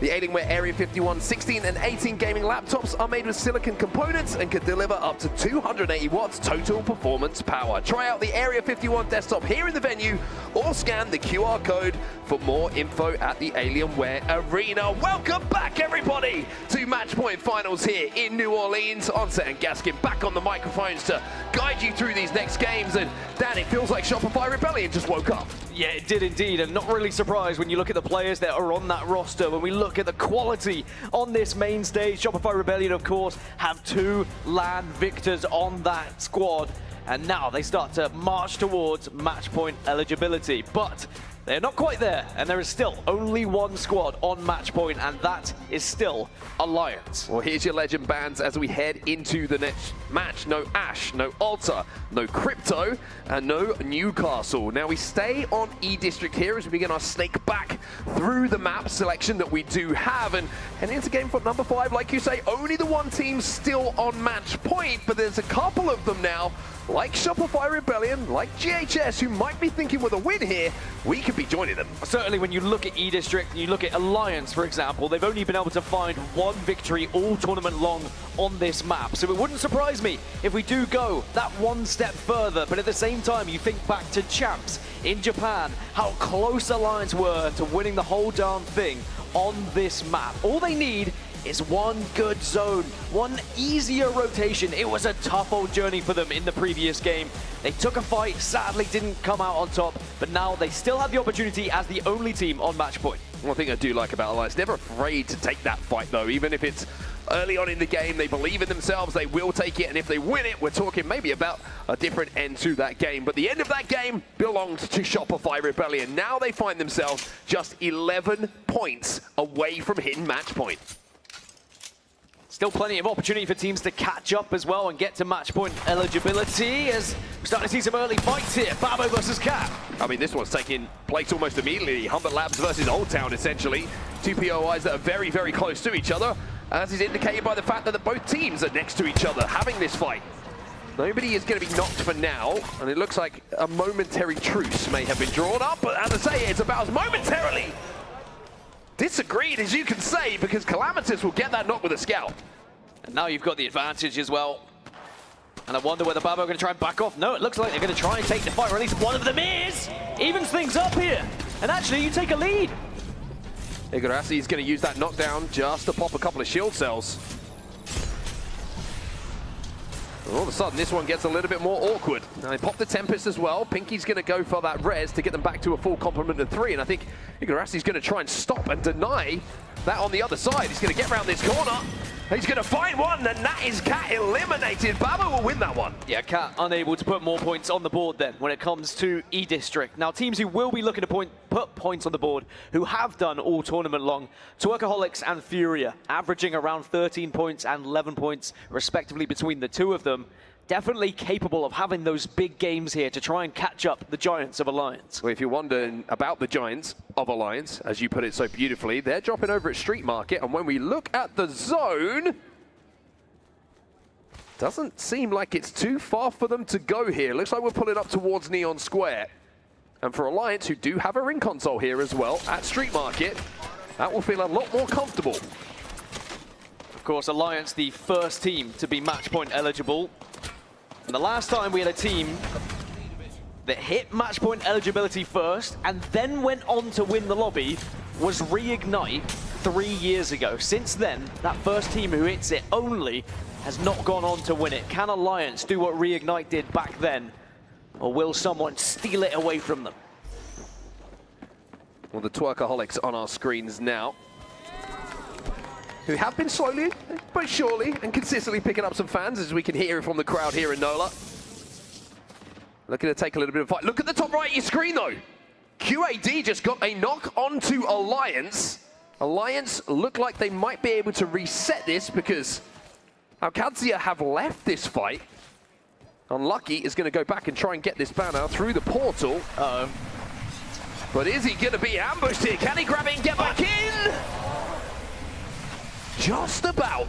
He's in, he's out, he shakes it all about, and Alliance look like they are going to be able to be okay, reset here, and there's still a chance for them to win this one. But it, of course, slows down everything in their process. Speaking of slowing things down, one team that doesn't know how to slow things down and loves to shake it about, the Twerkaholics have taken down 2 members of Babo. Pinky's out there, though. He should be able to get far enough away here to at least survive. And thinking about getting 2 teammates back into the game, he's heading towards Stadium, where there is going to be a crafter available for him to grab those banners. And speaking of rejoining the game, here comes ALGS. Alliance back up to 3. It is, of course, worth remembering Alliance know how to win a LAN. Arguably, not an ALGS LAN, but they have won international competition. And boy, would they love to add an ALGS trophy to that cabinet. But it feels like there's still a long way to go. Even though they are the only team there and available, you know how hard it is to convert these games. I'll say Alliance also not someone who's unfamiliar with doing it the difficult way. Green Stego in our feeds right now. Great shots from the Eva. Asia, wow! Makes this fight a little bit more awkward for VP. VP will manage to make it a 2v1, but look how low Zach Mazer is. The shield shot swap should be enough for him to at least be a part of this fight. And Ziki says, you know what, no time for me to be here any much longer. I'm gonna hit the Valcolt, try and escape. But here comes SR. VP still down to 2. MT can't quite connect. Finally does, and VP will be eliminated. Shopify Rebellion with a beautiful third party. Nothing quite gives me anxiety like hip firing a scout. Every single time I'm like, please just scope in or pull out something else. But eventually does connect, and MT almost went down there, but looks like we'll be able to reset as we check in with Falcons. Falcons, by the way, on 30 points. It hasn't been flashy from them so far. It hasn't been dominant, but they put themselves in a position here where a win and some KP would put them on match point as well. And for the run that they've been on and all they've had to overcome in the last few days, consistency is something that I think they would take at this point. Zero with that scout in his hands, and for my money, one of the best players with that scout in his hands. Can't find any targets for now. Now we move over to NRG, who have had a very quiet start to this set. Yeah, they've really struggled as of thus far. The Green Stego get eliminated in the kill feed. NRG alive as a 2 right now, but now he's going to push and get aggressive, and GHS Boom will be eliminated. So NRG live to fight at least another few moments here, unless they get pushed, but it looks like they're going to be all right. Should be able to get the reses. ALGS here again, who are just overextending, trying to see if they can pick up a couple of those KP, which they managed to do. Envy, who have had, remember, in the game number 1, looked very, very dead certain to potentially win that game. Didn't manage to convert. Game 2, a very good position as well. Weren't able to convert, and we'll have to see if that's going to be an ongoing theme for this trio, or if they're going to be able to find a little bit that's been missing in those endgames. It's going to be very interesting here in the southwest, because remember, Alliance are kind of in this area. They're just a little bit further south down towards Street Market, their drop location. And people want ring consoles. People want this third B console information here, because I think this is a harder zone to read than maybe some others. Well, Alliance, here they go. Back up to 3. Only the 1 times here for ALGS, but it's enough for him to still hit a couple of shots with that 30-30 on the teams he's trying to rotate in front of them. It's going to be Furia, who are close enough to them, the only team that are here at Street Market. Momentary bamboozle here, as the sling weapon will be out. Look at those shots coming in from Unlucky, though, with the R99 no less. Yeah, both teams were looking to try and hit this ring console, and kind of winner of this battle should be able to get rewarded with extra information. Alliance do have the advantage with not getting knocked. Yeah, they're going to scatter here. Fury, you saw both Madness and Keon taking different directions to try and escape from this fight. But Keon, even though he's healing, is going to be chased down as well. Unlucky will grant himself another kill here. They should get this finished pretty comfortably. And that'll be another KP here for Alliance. But points at this point, so to speak, for Alliance, not the main target. It's all about getting that win. But the Twerkaholics looking to pick up the pieces of the remainder of Babo, but is floating on his own. Has to go wild here, because there's still one more player he's got to take down, which he will not. Twerkaholics eliminated. Babo live to fight another day. Just about. And Babo have been holding on. We've seen them in 3 fights so far in this game, and somehow they're still alive. I mean, for the last place team, the team in 20th, to still be playing with that much confidence and still avoiding going down early, you have to give them major props. Well, Chicken Beak is always open, and at the moment it's Envy who are occupying it. Down on that southwest zone, like you were saying, down the southwest side. And I agree with you, this is very interesting, this side of zone, because we are going to pull up a little bit further north from where NRG, Falcons, ALGS all find themselves at the moment, and of course Envy. There's 4 teams in this very, very tight space. Well, with Alliance taking down Furia, they do get the ring console down at Street Market, so that'll give them a better idea of where they need to move to. Of course, there is a survey beacon down there as well, if they would like to use that just to get a little bit more information of how they want to rotate. But ALGS, Falcons, NRG, Envy, they all have to move, as Furia will get the respawn onto Noct and Keon, so they're still very much in this one as well. Zone starting to close here, and it might be somewhat of a surprise to the likes of ALGS on our screen when they see that zone pop up and where they will have to be going. And you're looking at the rotational legends now in the compositions. How do you get to this next zone? One thing that Falcons do have is 0 on the Wraith. Ballistic, by the way, an 80% pick rate in this lobby, 16 ballistics. That means we won't see ballistic in match 6 if we get there. Of course, Alliance will be looking to try and wrap this one up and hoist that trophy. But it is a long journey for them. Not only do they have to kind of get through this choke towards where the zone's going to be going, but there's so many teams that are already in that square. Shopify Rebellion on top of Blossom as well. All the good positions to hold for this circle are kind of been taken already. Well, here is the rotate. You can see Hackett trying to get a portal down, but he's going to be under pressure, so that portal doesn't look great for Alliance. They will be safe, of course, when this zone does close, but it's about that next zone. That's where things are really going to start to warm up. There's also a Mythic bin that's going to be spawning on this southern side, which may interest a few more teams. Yeah, Empire are the closest to it, and actually Falcons when they start to move in as well. Noct just got one onto Alliance once again, by the way. It's Hackett who did go down, and now they're looking to move in. Well, well, well. Effect is down. Unlucky is trying to escape, but can he escape? That's the question. Alliance have been through it all in this game, but they're still alive somehow. And now, oh, look at this. It's Babo coming in for their 4th fight of the game. Babo decide, you know what? We don't like being in last place. Let's start to take the fight to some of these teams. Pinky's taking a lot of damage, though. Gonna have to back off behind that truck, and Furia, their days might be numbered. Ignorassi on our screens right now, charging up that rampage. The ultimate's gonna be popped here by Keon just to try and survive, but the 30-30 gets drawn. The 30-30 won't be hitting. Finally, Furia will go down, and Babo survive again. And NRG are closing in on Babo, and most importantly, Alliance did survive. Unlucky was able to get out of dodge, get into zone, and maybe, just maybe, get Alliance back on their feet. I think everyone was feeling maybe one more game was starting to be chanted here, but still a chance for Alliance. You mentioned it earlier. They do like to make it difficult for themselves. It's stressful being an Alliance fan. Well, Falcons still on this bridge position, which is going to be a very, very powerful one to hold out any teams who are rotating in towards the zone. Piro Hao is going to be on the ballistic this time around. Rampage charged up, revved up in that sling.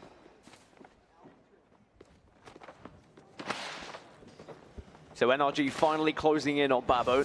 I think they were a little bit hesitant, but they might turn around if they see this dropship, because Alliance have now respawned Hackett and Effect. They'll be back onto the map on the southern side. NRG don't turn. They're still very much eyes trained on Babo. And it looks like they don't give a damn about what's going to be happening behind them right now. I mean, even though Alliance have managed to get the res, it's deep into zone. Yeah. And they've got quite a long way to go here to even get by zone. One good thing for them is they are landing on a crafter, so maybe they can craft an extra med kit, but still, it's a long way to go. Speaking of zone information, look at the amount of zone information that NRG have. I mentioned it was a long way to zone. Effect is down, Hackett is down, Unlucky's still alive again.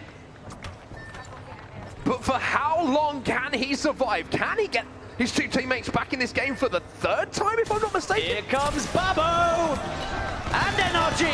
Unlucky just happened to use the ultimate to try and stay alive now. He's just running around trying to bamboozle, but Alliance are eliminated!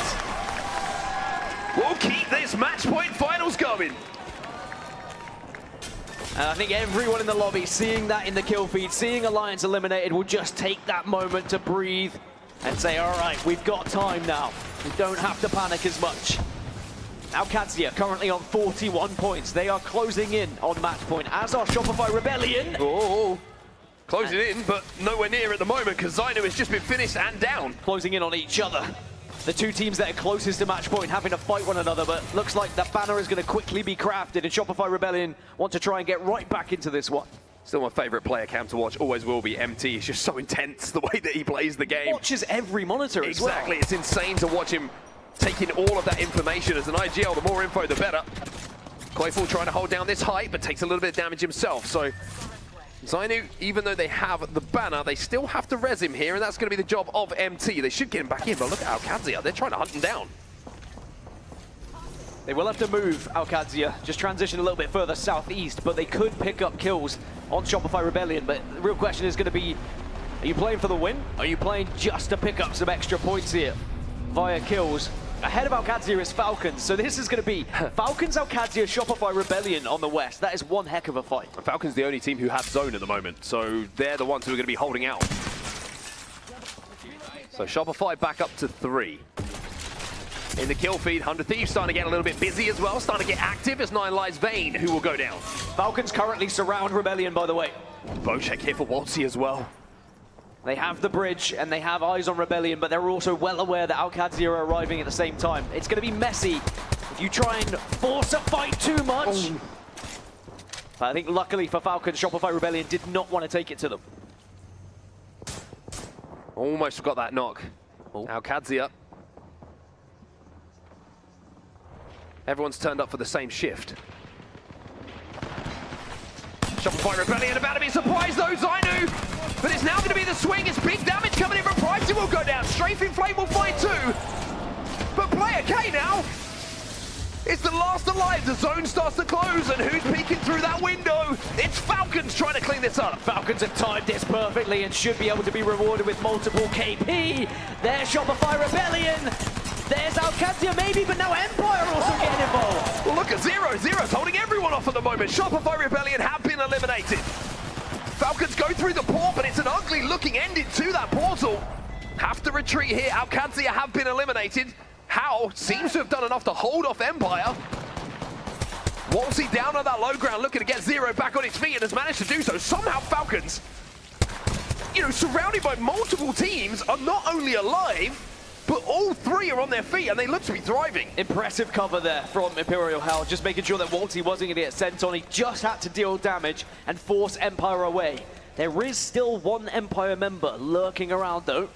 They are certainly trying to push up onto Falcons. Yeah, Empire just sending one out to try and clean up a little bit of that damage. The other 2 players are just to the north of him, so it seems like a scouting mission almost for Empire to try and hold out Falcons, but Falcons have to make their rotation now. The Zero's portal will go down. Let's jump into the comms of Falcons and see how they're going to rotate. I'm tilting, I'm tilting. I'm taking it right away. You can take. Hold set. I took it. Donating, don't mind. It's bad. There is something. Donating.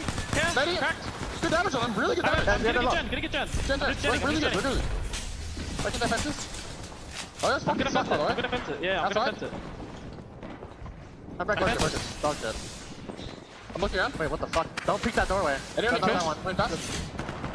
What? I have 5 bats. I have 5 bats. I have 5 bats. We'll pick guys. Yeah, I'm ready. Swing. There's top floor. There's top floor. I'm carrying bottom. Look out. I'm with you, Zero. People above. Okay. Are we good? One out door. Portal. He pulled a pass. He's going. What the fuck? I think I'm gonna open cell. Okay, so Jenkins. On the outside left. They're tickling. Open cell. Oh, no. Come back in. You fuck. What about? No one's dead. Be careful of the staircase. Be careful of the staircase. Second floor. I'm chilling. I'm coming first. I'm nading it. I'm still healing. It's one guy. Nice. I got my kill. He phased away. I'm chilling. Nice. Good shit. Zone is right side. Oh, there's 60, like 70. Well, Falcons managed to stop the team rotating in towards them, but they still have to be so aware of the team that's above them. Falcons fighting their way through towards zone here. And of course, with ALGS and Rebellion being eliminated, Falcons are next up in closing in on match point. 36 in the moment, Babo get eliminated. That's more placement points for the Falcons, and VK Gaming look like they might be heading out soon too. Yeah, Falcons are looking really, really good at the moment. It seems like the baiting and switching, the swinging is all very, very good. And if you needed an example of how Falcons are fighting right now, you can see it. It's 9 Lions who are going to pay the price. So much confidence flowing through the veins of Falcons. Very different to what we saw in Winners Bracket Round 2 just a couple of days ago as 9 Lies get eliminated. That's, again, more placement points. VK Gaming go down. NRG, 21 points, 12th place at the moment, but they are still alive on the southern side. Yeah, NRG have been here pretty early on. They got to zone with some good prio. SAUL, they're next to them at the moment. Twisted Minds down on the low ground, NRG on the high. Envy also very, very close to them. Twisted Minds have managed to pull away from a lot of this traffic that's gone down below SAUL. But how do you escape from this position? 7 squads, final circle. This is why I love E-District. Falcons are going to be on the northwest, and actually they're going to be watching over towards Envy, but 100 Thieves on the east are at least going to have a say in this one, especially with Sheila coming into play. Empire still have one alive, by the way. Verhulst is going to get the pick onto Legacy, and that could be really, really big because they were needing to rely on that ranked portal. Twisted Minds have been eliminated in the meantime. 100 Thieves trying to hold off and take this space away from SAUL. They're gone as well. 100 Thieves with the Sheila will dispose of SAUL. A win here would put Falcons onto match point, by the way. 2 down on energy. Sykes have just been destroying them with the grenade. Look at Yanya, he's still alive though, and he could have a problem, but no! The interception pylon is going to be good enough to stop that. Motherload having a huge impact on how this endgame could go. Empire eliminated, the solo is now gone. NRG fall next, it's 100 Thieves. It's Falcons, and it's Envy. Falcons are back up to 3 though, they get the raise, it's now Falcons' chance! 100 Thieves have been eliminated. It's going to be Envy as the last team alive on the low ground as Falcons hit match point. Falcons are your champions, and Falcons have a chance to win it all next game. Falcons said to Alliance, well, if you're not going to take it, we're going to join you. It's been a heck of a road, a long old journey for Falcons from Elimination Bracket Round 2 all the way to Match Point Finals, but now they are the second team to reach Match Point and will have a chance to win this tournament in the next game. So 2 teams now on Match Point. Alliance, the EMEA powerhouse. The super team. Falcons now join them with an 11-kill win as Zero throws up the wings. And of course, that means we move away from E-District and we move to World's Edge, a map that Team Falcons have 3 victories on already, the most victories any team has on this map at this tournament. Is it all starting to just lay out in front of the Falcons here?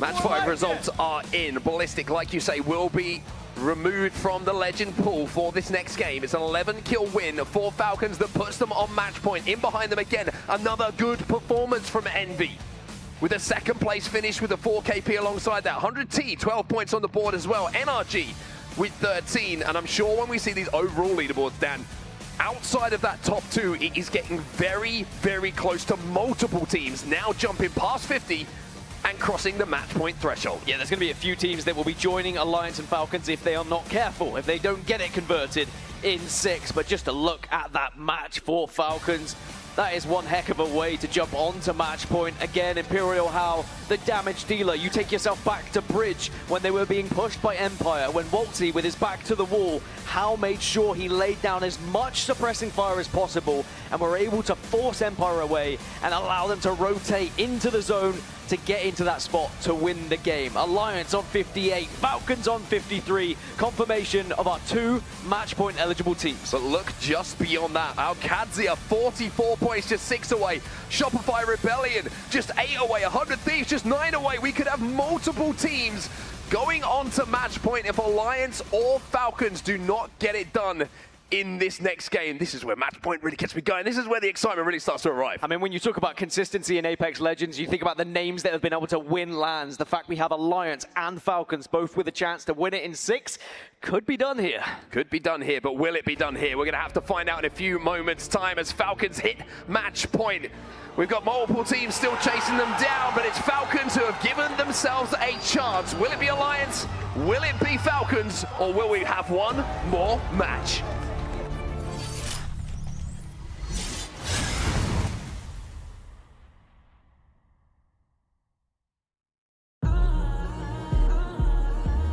Being called a prodigy isn't easy. The pressure, the expectations. I'm just kidding. I was born for this. And yeah. The future is here! Are you ready? I've got endless determination, a lifetime of practice, and a total lack of media training. Success, it don't come overnight. Just watch me put up a fight. Locked in, I'm feeling cold as ice. Let's move. I don't know how to slow down. Found my target. Time to say ciao. Doing work on a holdout. It's looking like it's a blowout. More eyes on you means less on me. Putting an audio on top. Making my way up to the top. Sing it out. The first in line, the next in line.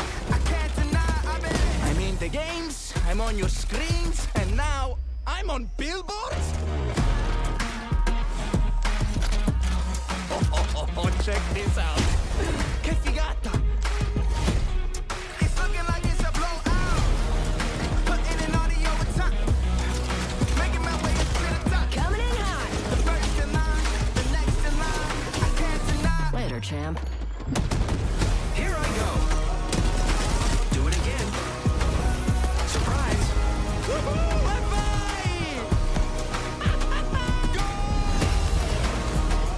I didn't know I'd end up here, but I do know how it ends.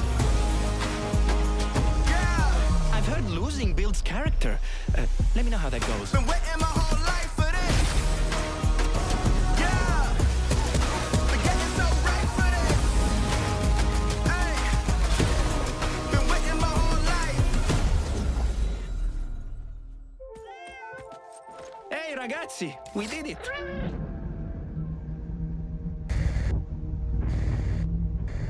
Pay attention.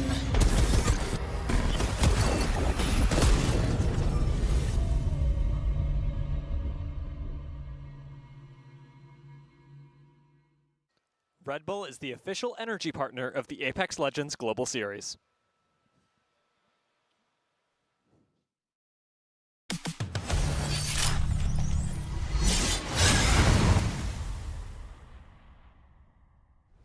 Right there, red bullets, right, literally red bullets, alright? Yeah. And then you corner, the solar ray. Bang one! That died in solar ray underneath. Right? Medium. One. Literally one shot, literally one shot. Good. Here. I'm killing him. Get it. Go. I'm dead. Go. What about? What the fuck? It's in the wall. This is really bad. I got you. We're good. I'm looking for kills. I'm picking this down. On the wall. Red pot. Cracked. One. Ballistic. Nice. Top two. I'm jumping. One. Watch out. What's in? Nice. Hurry. I got swamped. Let's fucking go, baby.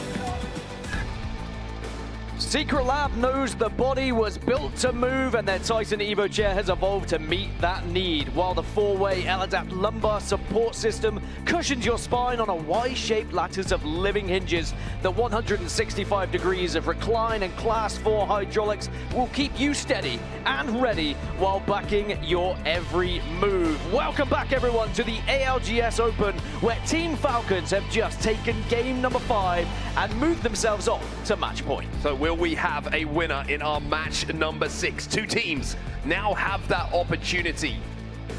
One of them, Falcons, like you just mentioned, Dan, have crossed that threshold. Alliance, who got there even earlier, still have that chance. But we have to also highlight that chasing pack. So many teams now, with one pretty good game, have an opportunity to join those two and maybe send us, just maybe, for one more game. It does send us to World's Edge now. We move away from E-District after the back-to-back. And that's the lay of the land. And that's also the legend bans. We're starting to get through them here. Now, of course, throughout the entirety of this tournament, we would always be ending in match 6. We would only ever see 5 legends banned. But if we go further than 6, we start to see those extra legends banned away from competition. We've lost Newcastle, Alta, Ash, Crypto, and now Ballistic. So this is where you have to dig deep into your legend pool. Who is versatile? Who can just quickly change to something else for your team? It's interesting, isn't it? We're getting maybe towards the unknown. You know, what teams have been preparing for 8, 9, 10, 11. You would imagine a lot of teams on the main stage would have thought about what compositions will still work for them, but they're not as practiced. They're quite simply not as practiced with those compositions, which adds another element of unpredictability to today's match point finals. These are your legend bans. If you are just joining us, it's going to be Ash gone, Ballistic gone, Alta gone, Newcastle and Crypto not available as we move into match number 6. Now, if we were to see any class get reset, I think it would be Assault, but I'm not going to get too much into that because there's a long way to go just yet. It is worth noting, Alliance have already won a World's Edge match so far in these finals, of course, back in match 3. And it is also worth noting, Falcons are the most winningest team on this map throughout this tournament with 3 victories so far. And World's Edge, the battleground that we've been playing for the longest in the Apex Legends Global Series. A lot of talk coming into this event. The first time that we see Broken Moon, first time that we saw E-District was back in Japan, our previous event. But World's Edge is where we return to now with 2 teams who have pretty much been around for the majority of the time, especially the players who make up those teams. And they certainly will have the repetitions to know how to navigate their way potentially not just into a game-winning position, but a championship-winning position as well. Well, if you are not one of those 2 teams, if you are not Falcons or Alliance, the easiest way to keep this going to 7 is by winning 6. Something similar to what we saw happen at the ALGS Championships when Na'Vi won the prior game. We were able to keep things going, and of course, they ended up going on to win the entire ALGS Championship, but they did not qualify for this match point final. That is how brutal the ALGS Open has been. We have seen some giants eliminated to this point, but now it's all about match 6 World's Edge, and we're into Legend Select. Well, let's take a look at some of these compositions. We are seeing a little bit of Mad Maggie popping up on our screens, a lot of Mirage, which is very, very interesting. Who would have thought that we would have a potential Mirage ban after game number 6? Just looking across, it's very possible. I think it's going to be Bangalore as the prioritized legend though, but a lot of Mirage, and for good reason, because he is just a little bit naughty. Well, here we go into match number 6. The players on your screen are ready. Is this the final game? Is this where either Alliance send the ALGS Open Championship back to EMEA, or will Falcons steal it away? Or will we, of course, be screaming one more game? Will Falcons finally get that LAN victory that's eluded them for so long? Well, we're going to have to wait a second before we get there, as we've got a quick pause just getting into this one. Just to add to the extra nerves for not just the players, but of course the fans watching on. And me. I always get nervous. I'm not going to lie when we see the pause come up, but it does give us an opportunity just to take a little look at the wonderful people who have joined us here in New Orleans. Sellout today, by the way. Every single seat is taken, and we give a huge shout out to everybody who's made their way down to New Orleans to be part of the crowd. You are one of the biggest reasons as to why these events are so special. And it started, you know, as I say, when we arrived today outside, the queue was going around the building. Yeah, give yourself a round of applause, New Orleans, wherever you've come in from. You deserve it. There is something special about an ALGS crowd. I mean, I've been able to be blessed to work multiple esports, but ALGS crowds are always different gravy. Well, I think any problem that was there has now been resolved, and I've got some good news for you. We are going to be getting back into this game very shortly indeed.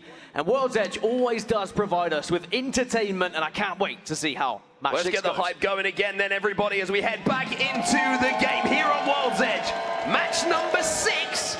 And when we get the opportunity to look at this zone, there's going to be a certain group of fans who might be smiling. Yeah, this is going to be an interesting one. I mean, Alliance are going to be dropping on the very northwest, of course, up towards Trials. And they might have a zone heading their way. They do have access to Ring Console as Falcons. Maybe they're going to have to move a little bit further. Falcons with a little bit further to go, as you say. That is where the zone's going to be. Now, ring consoles will give us so much information as to where we are going. And for Alliance fans, rejoice. That is a zone that you would love to see. Looks like it's going to pull towards the back of Trials. Could pull that way, could pull towards cake building as well. It could be something similar to what we saw Shopify Rebellion win when they were previously SSG. But Falcons, they have a ring console at Survey Camp, so they'll be able to transition through that northern tunnel. And of course, Alliance also have it, so they'll be able to just set up wherever they may think this zone is going. Well, early on, Nine Lions Esports, they're in a fight. And hey, surprise, surprise, who's taking an early fight is the Twerkaholics. But Twerkaholics not looking too good in this one, as McLovin will collect an easy 2 KP for their collection. Lunix decides, hey, I haven't really got a choice in this situation. I've got to try and get out from here, back to Thermal and try and get a res. All careful here, Unlucky. We are going to see ALGS join Skyhook very fast indeed, as are other teams. Fury are moving, VK, GHS Boom are going to be there. Falcons are starting to transition as well. Everyone knows what kind of zone this is as soon as you get any indication from that ring console. As Nine Lives look to try and pick up the remainder. Ooh. That is a very well-hidden player. Ooh, he does not get spotted. Nine Lives. Let's check out that way. You've missed an opportunity. Anyway, back towards the zone. One thing I do want to talk about is there is a ring console in Skyhook, but with so many teams arriving, I'm interested to know if Alliance did actually manage to hit it and where they're going to try and play, because where Falcons are playing right now, I was going to say, if you can play for that drill tower in the house at the back here, it's a zone we haven't seen in quite some time here on World's Edge. And if Alliance weren't able to hit that ring console, then this might be a game-winning position that Falcons have managed to steal away, based on the fact that Alliance weren't able to get there first with that info. So both of our teams who are on match point right now have got themselves into great spots. Yeah, this could be the best chance, if ever, for Team Falcons, and they'll know it. But of course, with moving fast, you won't have necessarily the loot and armor you would like. There is definitely the chance that you could maybe pick up some extra Evo just purely through damage, as teams are going to be arriving towards you as well. But so many are moving. SAUL now joining everyone up towards Skyhook. Empire are making their way. NRG, Rivals, they're all going to be there soon. Still 20 teams left in this lobby, and I wouldn't be surprised when Ring 2, Ring 3 starts to close. As Hal was just on a scouting mission, there's going to be a lot of squads here. Yeah, more than one way. Pull the G7 scout out there to try and just warn ALGS that they didn't really want to give that space up. But look at this composition, right? You've got Hal on the Wraith, you've got Waltzy on the Watson. We are throwing it back old school here when it comes to the ALGS. We're only missing a Pathfinder to really take us back to Season 1. Speaking of throwing it back, how are the Twerkaholics doing? Looks like they are still alive down towards Tree, one of them, and maybe they can get back up to a 4-3. Twisted Minds, 10th position at the moment. What a Saturday they had to send themselves into match point finals, but they're a little bit off the pace at the moment. They need 24 points if they were to reach match point. But we just saw from Falcons, that can be done just in one game. One game, like you say, one game can change everything. The fascinating thing about the zone that we do have right now, I think if we were to pick a zone that we wanted to see, a Skyhook zone is just so fun to watch because so many teams find a playable space. But I think this is pulling back towards the other side of Trials. And Babbo at the moment, Babbo at the moment, they have actually taken the drill tower position away from what we were talking about a little bit earlier, just that one right to the northern side of Trials itself. Falcons are still going to be very safe, but they're going to have to be very careful of poking and prodding around this situation because SAUL, they are just to the left of Waltzy as he stands right now in that cave area, the rock formations, and a lot of teams have gone deep to the north of this zone. You have seen zones finish pretty much where Falcons currently reside as well, as the Twerkaholics have respawned floating in Cades, so the 20th place team, the most aggressive team in this lobby so far, will be back up to a full 3. As Envy are moving through towards Landslide at the moment. I think they were being chased, that's why they're just being a bit hesitant with their approach. Zap goes over it, Drop says, screw it, I'm just going to take it down. Well, Cat were the team who are on the other side. Taxington looking about as relaxed as you could possibly get for a match point finals in his player camp. I honestly thought the camera was broken for a second. I thought he was frozen. That is not how I play video games. That is a full-on lean as well. Well, for now, it looks like the decision has been made to not try and push through this tunnel because Envy do have a couple of those fences down, which is going to just slow any progress, and with the time ticking away on round number 1.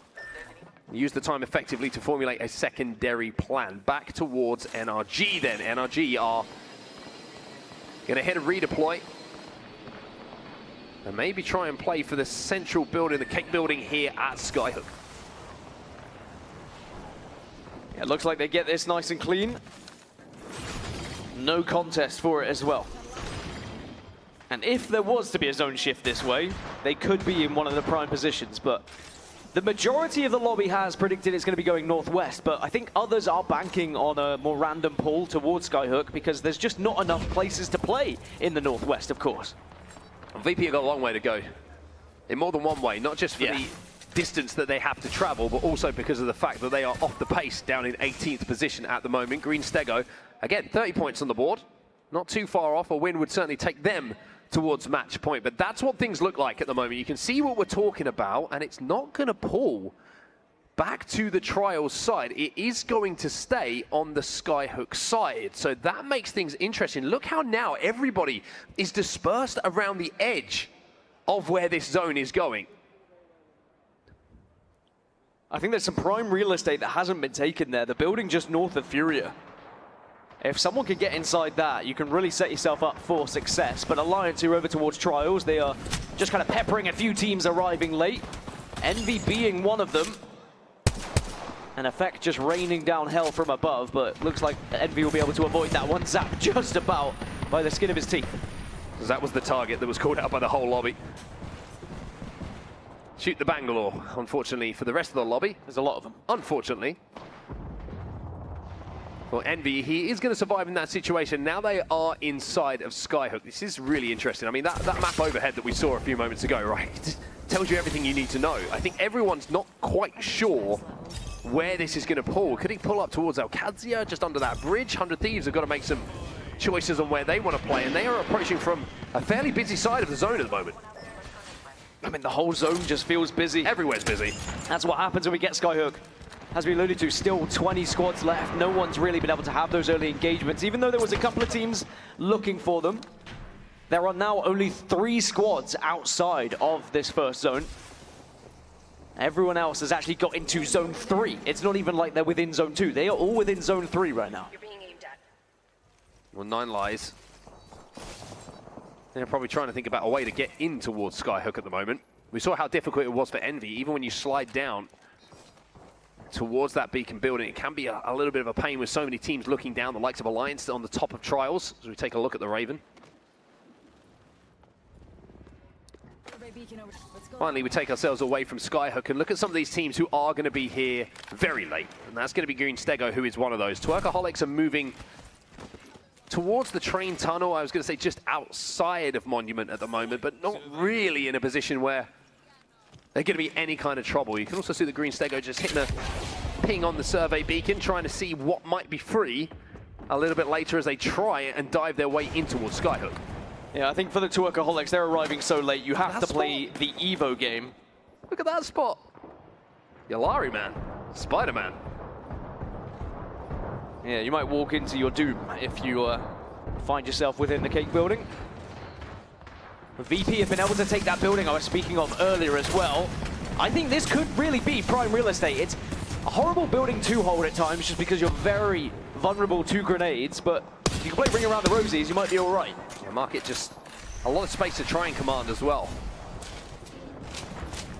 Really have to be communicating effectively to make sure that nobody is flanking on to you. Just looking at the kill feed, ALGS just lost 1. Pricey has gone down, but hasn't been finished off as yet. BKG, by the way, QQ is very, very close to Lou, and we might see QQ versus Lou, and we might see VK versus VP. Creates a ball, just in case they wanted to get down and dirty with VP, but I don't think they will, considering the position they also find themselves in. A very advantageous spot for VK right now. I wonder if he was looking for a kidnap in that situation, just by the way the defenses were set up on the other side of that portal. But Twerkaholics, who are still in this game, who are still alive, who are still ready to cause some problems in this lobby, finally do bump into Green Stego. And it's a fight for the Mythic bin. Winner of this one will get quite a healthy reward. The Green Stego are far healthier when it comes to their armors. They are indeed. Twerkaholics want to try and get this though, but Asia's going to slide forward. It's going to be Dexter with the second, and The Twerkaholics might have to think about what is next for them in this next game. Lunix has been spied out this time around. Can't run it away, and Twerkaholics will go down. They will not get the booty of the Mythic bin. So what are the rewards for Green Stego? We'll find that out later, because that's where the zone is going to continue to pull a little bit further northwest. So again, Falcons are still going to be fine. ALGS, Bang Center, S8UL. I kind of like that position on the northern side as well. Yeah, it's a really, really good position, because look at the traffic. Look at where everyone is built up. They have that side. They have their backs clear. And it's one less place they have to worry about teams trying to wrap them from. Whereas if you're coming from the southern side, I mean, take your pick. How many teams can you see on your screen who are going to have to move from south to north? Well, one team who's trying to go towards the zone is going to be NRG. 100 Thieves are trying to third this. Guild is down a man with Timmy on his back, but with the Motherload going down, and with a very, very good catwall, they will be able to reset here. 100 Thieves did not have the timing they needed there. Yeah, 100 Thieves backed off because they didn't know if they were going up against a 2 or a 3. They saw healthy shields, they shot healthy shields and decided, look, we should be backing off. This is not worth it in the fight. So instead, they now have to just wait for this ring to close before they get information they're going to have to move. Cake building will not be it. The one team who's been center zone for the majority of this game is ALGS. Under that bridge, you saw it from the point of view of Imperial Hal a little bit earlier on when he had that Wraith portal down and that position that was taken away. But they will be assaulted from multiple angles towards this endgame. But this is a tough endgame. It's essentially all open ground. It's just rock formations and natural undulations of the ground that are going to allow you to survive here. Hack is being a nuisance with the charge rifle, but it's also going to be a nuisance for Alliance to get into this next zone. They don't know about it yet, but they're about to find out in a couple of seconds, whilst 9 Lions are also going to take the fight here against Envy. Oh no, it's Cat. Excuse me.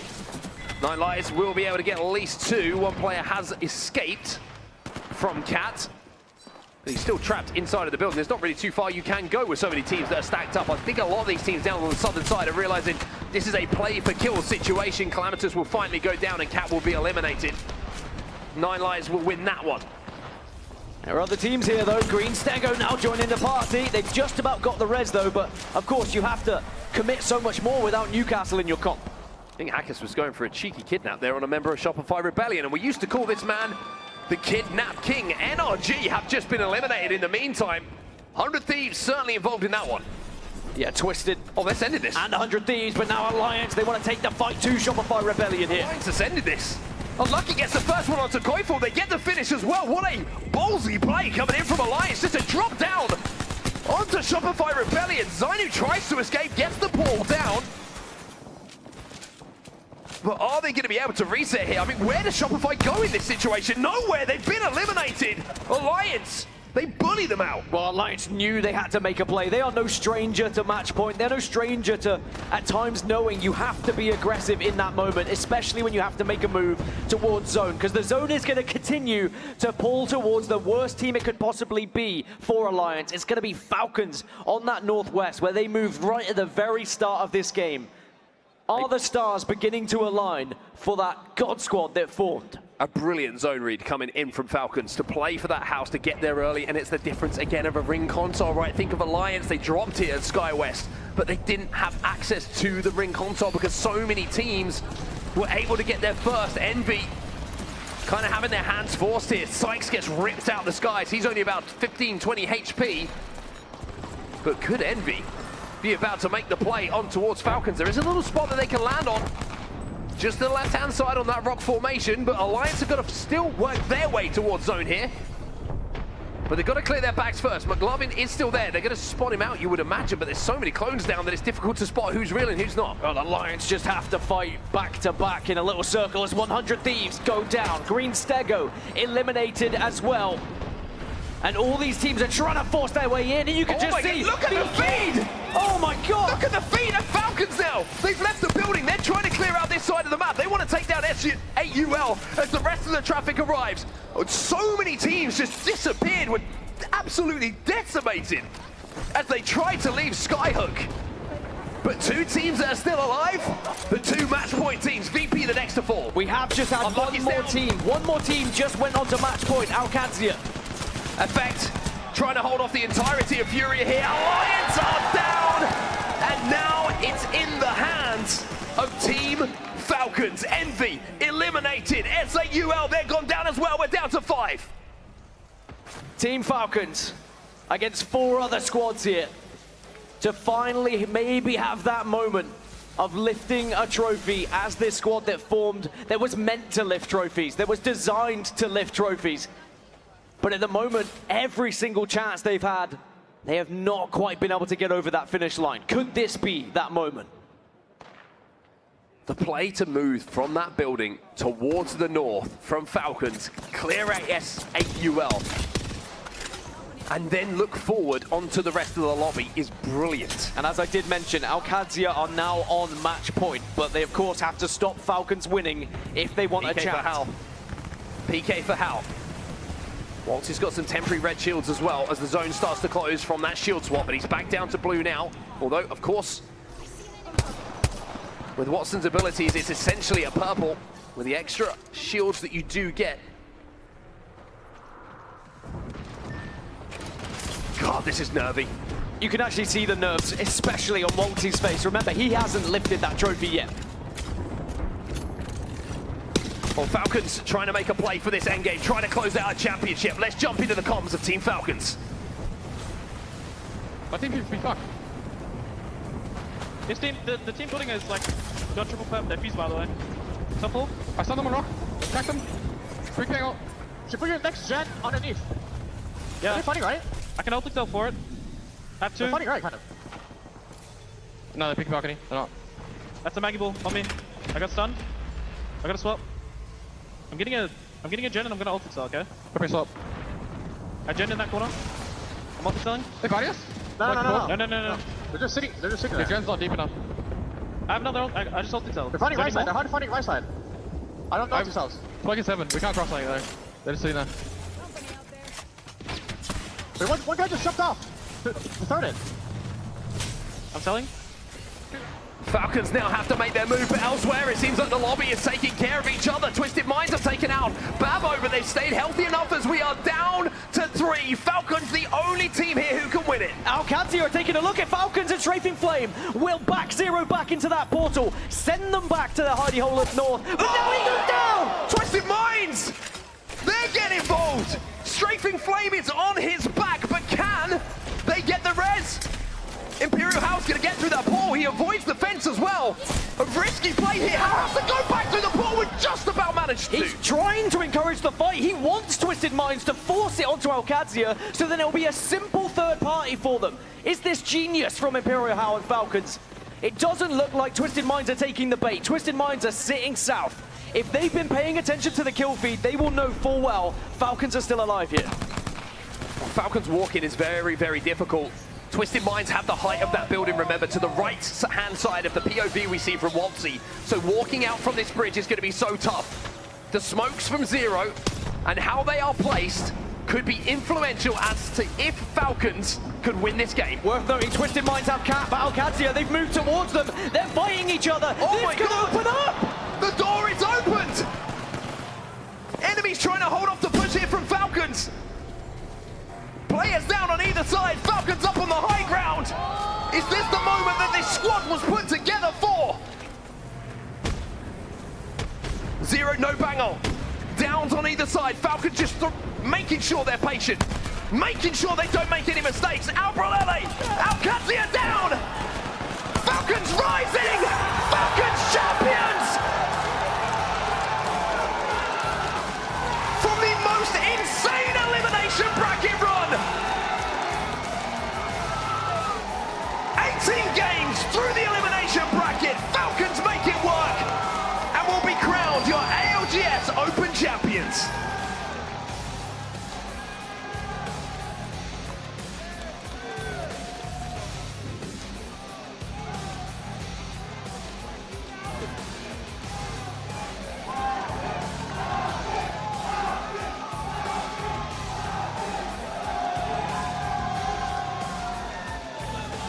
The crowd begin to cheer for the Falcons as finally they have soared to ascendancy here in New Orleans. and they have that magic moment that they were built for. And as Onset said, it was a grueling task. And quite rightly, Waltzy gets the chance as he will get to lift his first ever ALGS trophy. This is what the team was put together for. This was what they knew that they could do. And if you watch the streams, you see the clips, you know it has never been an easy role. There's been clashes of personality, there's been clashes of ideas, but if you know anything about Apex Legends and you know anything about being competitive, it's to bring the best out of each other. And Zero, Hal, and Waltzy have done exactly that. For a while in Apex Legends, we were talking about who's gonna win, Zero or Hal. Today, it's Zero and Hal, and of course, Waltzy alongside them. Of course, a huge congratulations to everyone else who competed in these finals. And a commiseration perhaps to Alliance, who came so close in that second place. So we'll go through all of the results later, but that trophy, it's for Falcons. What a performance. I mean, I think if you were to go back to day one, when Falcons go down to the elimination bracket, there's a lot of people going, there's no way this team makes it through the event. There's no way. Like, this is not Falcons. This is not what they're put together for. This is not what we expected to see. But that is what they knew they could do. That elimination bracket run is the grueler of all gruelers. How many games did they have to play back-to-back to get into the position to just be a part of this lobby? And then in that elimination finals, I think the biggest thing for them was coming away with a good enough POI draft that they were able to still get good POIs in this final and really have an influence on if they can lift that trophy. But I also think the fact that in that POI draft we had 4 maps involved as well, it meant they had a far better chance of getting a POI that they could work with, and they made it work with on several maps. Well, let's take a look at that winning moment from the POV of Falcons. I mean, it just seemed like everything was working out perfectly for them. A couple of risky moments just before this with ALGS, but then when you saw Twisted Minds and ALGS just essentially clearing the way, clearing the road to the trophy, it's oh so simple to clean up for Falcons. And you can see Falcons wanted to initiate that. They wanted to try and start that fight time and time again when Hal was forcing himself through the portal, taking a couple of shots, then going back, as these are the final results for the ALGS Open here in New Orleans. Falcons are your champions with the most points in the lobby as well. Alliance just in behind them. And it will be ALGS who will be equal on points, but taking home that 3rd place spot. 100 Thieves just in behind them. Shopify Rebellion in 5th place overall. And then you can take your time and look through and see where your favorite teams ended up. But it is Falcons, of course, who will take the spoils here and will be crowned your ALGS Open champions. What an event. What a moment. I mean, I think that when this roster was first formed, there was the consideration of, are they going to win everything? Is it going to be just too easy for them because they're a God squad? And then we see multiple teams go on to beat them, and then you ask the question, will they even survive as a team? You heard the arguments, we saw the arguments, a butt of heads between Zero and Hal, but when it all comes together like that, and they're going to get their trophy moment, you can't really argue against it. Yeah, I mean, I always say this, like, you don't know ball if you don't know what that is about. It's about bringing the best out of each other. It's about trying to fire each other up, and even though it can seem sometimes like it's toxic, it's a relationship that brings out the best in each other. It's a relationship that brings championships to Falcons, and that's what this team is designed to do. We're going to send it to the stage now because I think it's time for Falcons to claim a trophy.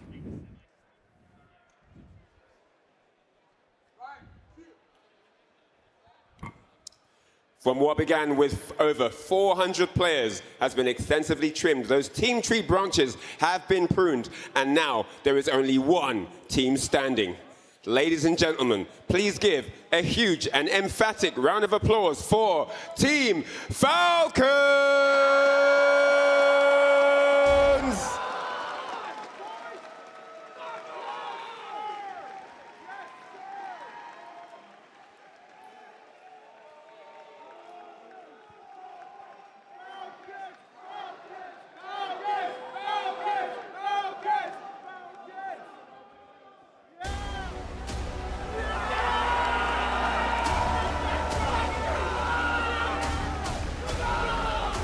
Ladies and gentlemen, your ALGS New Orleans Open champions, Team Falcons!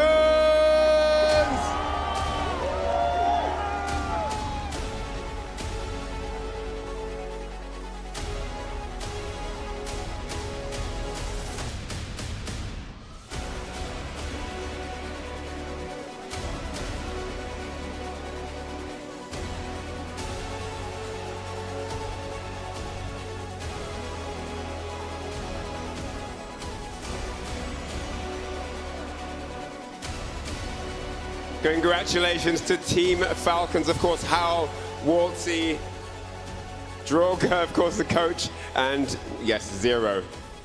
Absolutely amazing performance from all of you. Brilliant, brilliant stuff. I want to give you guys the mic and have each of you individually talk me through your thoughts going through that final lobby. Here you go. Honestly, like, the quality was just very different to every other finals before. Like, there's just a lot of inting. It's a bit of an interesting lobby as well, like some teams that have never made finals.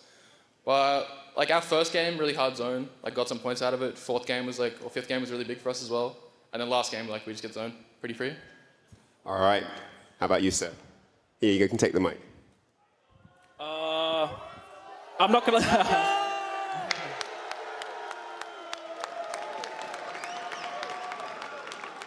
I'm not gonna lie. I don't actually know what I just played. We played how many games in the last 3 days? No, in the last 3 days, 48.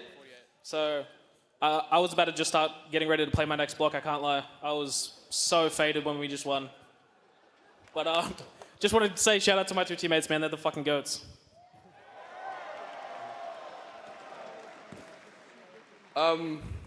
Yeah, I don't have much to say. Full credit to the boys. I can't believe they ran the gauntlet. Full 36 games in Yinlin bracket. And to be completely honest with you, as soon as we made it through the Yinlin bracket yesterday in first, I knew they had it today. So very proud of the boys for pulling through. Good shit.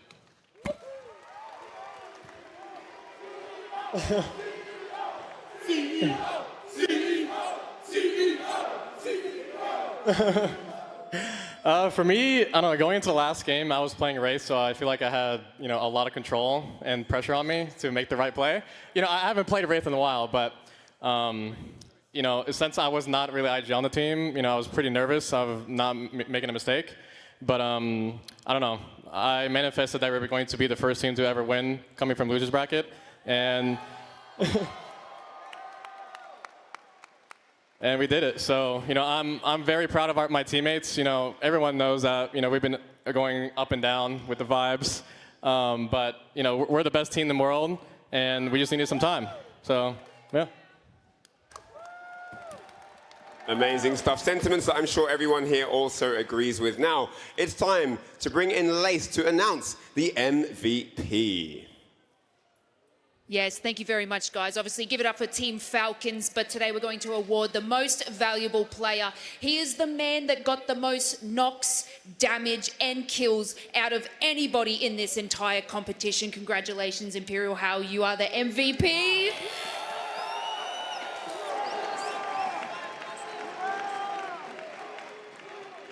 Now, Hal... Okay. Now, Hal, what do you think makes a big difference between a good player and a great player? Passion. You know, this literally is passion. You know, how, like, dedicated are you to your craft? How obsessed are you? And I feel like I'm obsessed with Apex. So that's the difference. I mean, look, you haven't given up yet, and you're doing an amazing job so far. Now, you guys kind of quickly wrapped it up very quickly with all the stats and all the craziness that you guys had to go through over the last 4 days. What do you want to say to your fans? You know, I appreciate you guys for sticking out. I know there's a lot of haters out there, especially on Reddit. You know, we're still going to be here winning, you know, with or without you. So, you know, with the people that root for us, I appreciate you guys, even after leaving TSM. But I love you guys, you know, every single day. Well, that's it. It's been your CEO, Imperial Hal, the MVP, and from the Falcons. Take it away, Ryan. Well, that is an absolutely phenomenal performance from you guys. Brilliant, brilliant run. One final question. What does it mean to you, Zero, to win the most stacked, the largest LAN of all time in the Apex universe? It was kind of free. Looking forward to EWC. A man who keeps it very honest indeed. Well, absolutely incredible stuff. That's going to be it here from the stage from myself, Lace, and of course the amazing Team Falcons. Ladies and gentlemen, one more time, I want you to raise the roof of this place for your ALGS New Orleans Open Champions, Team Falcons!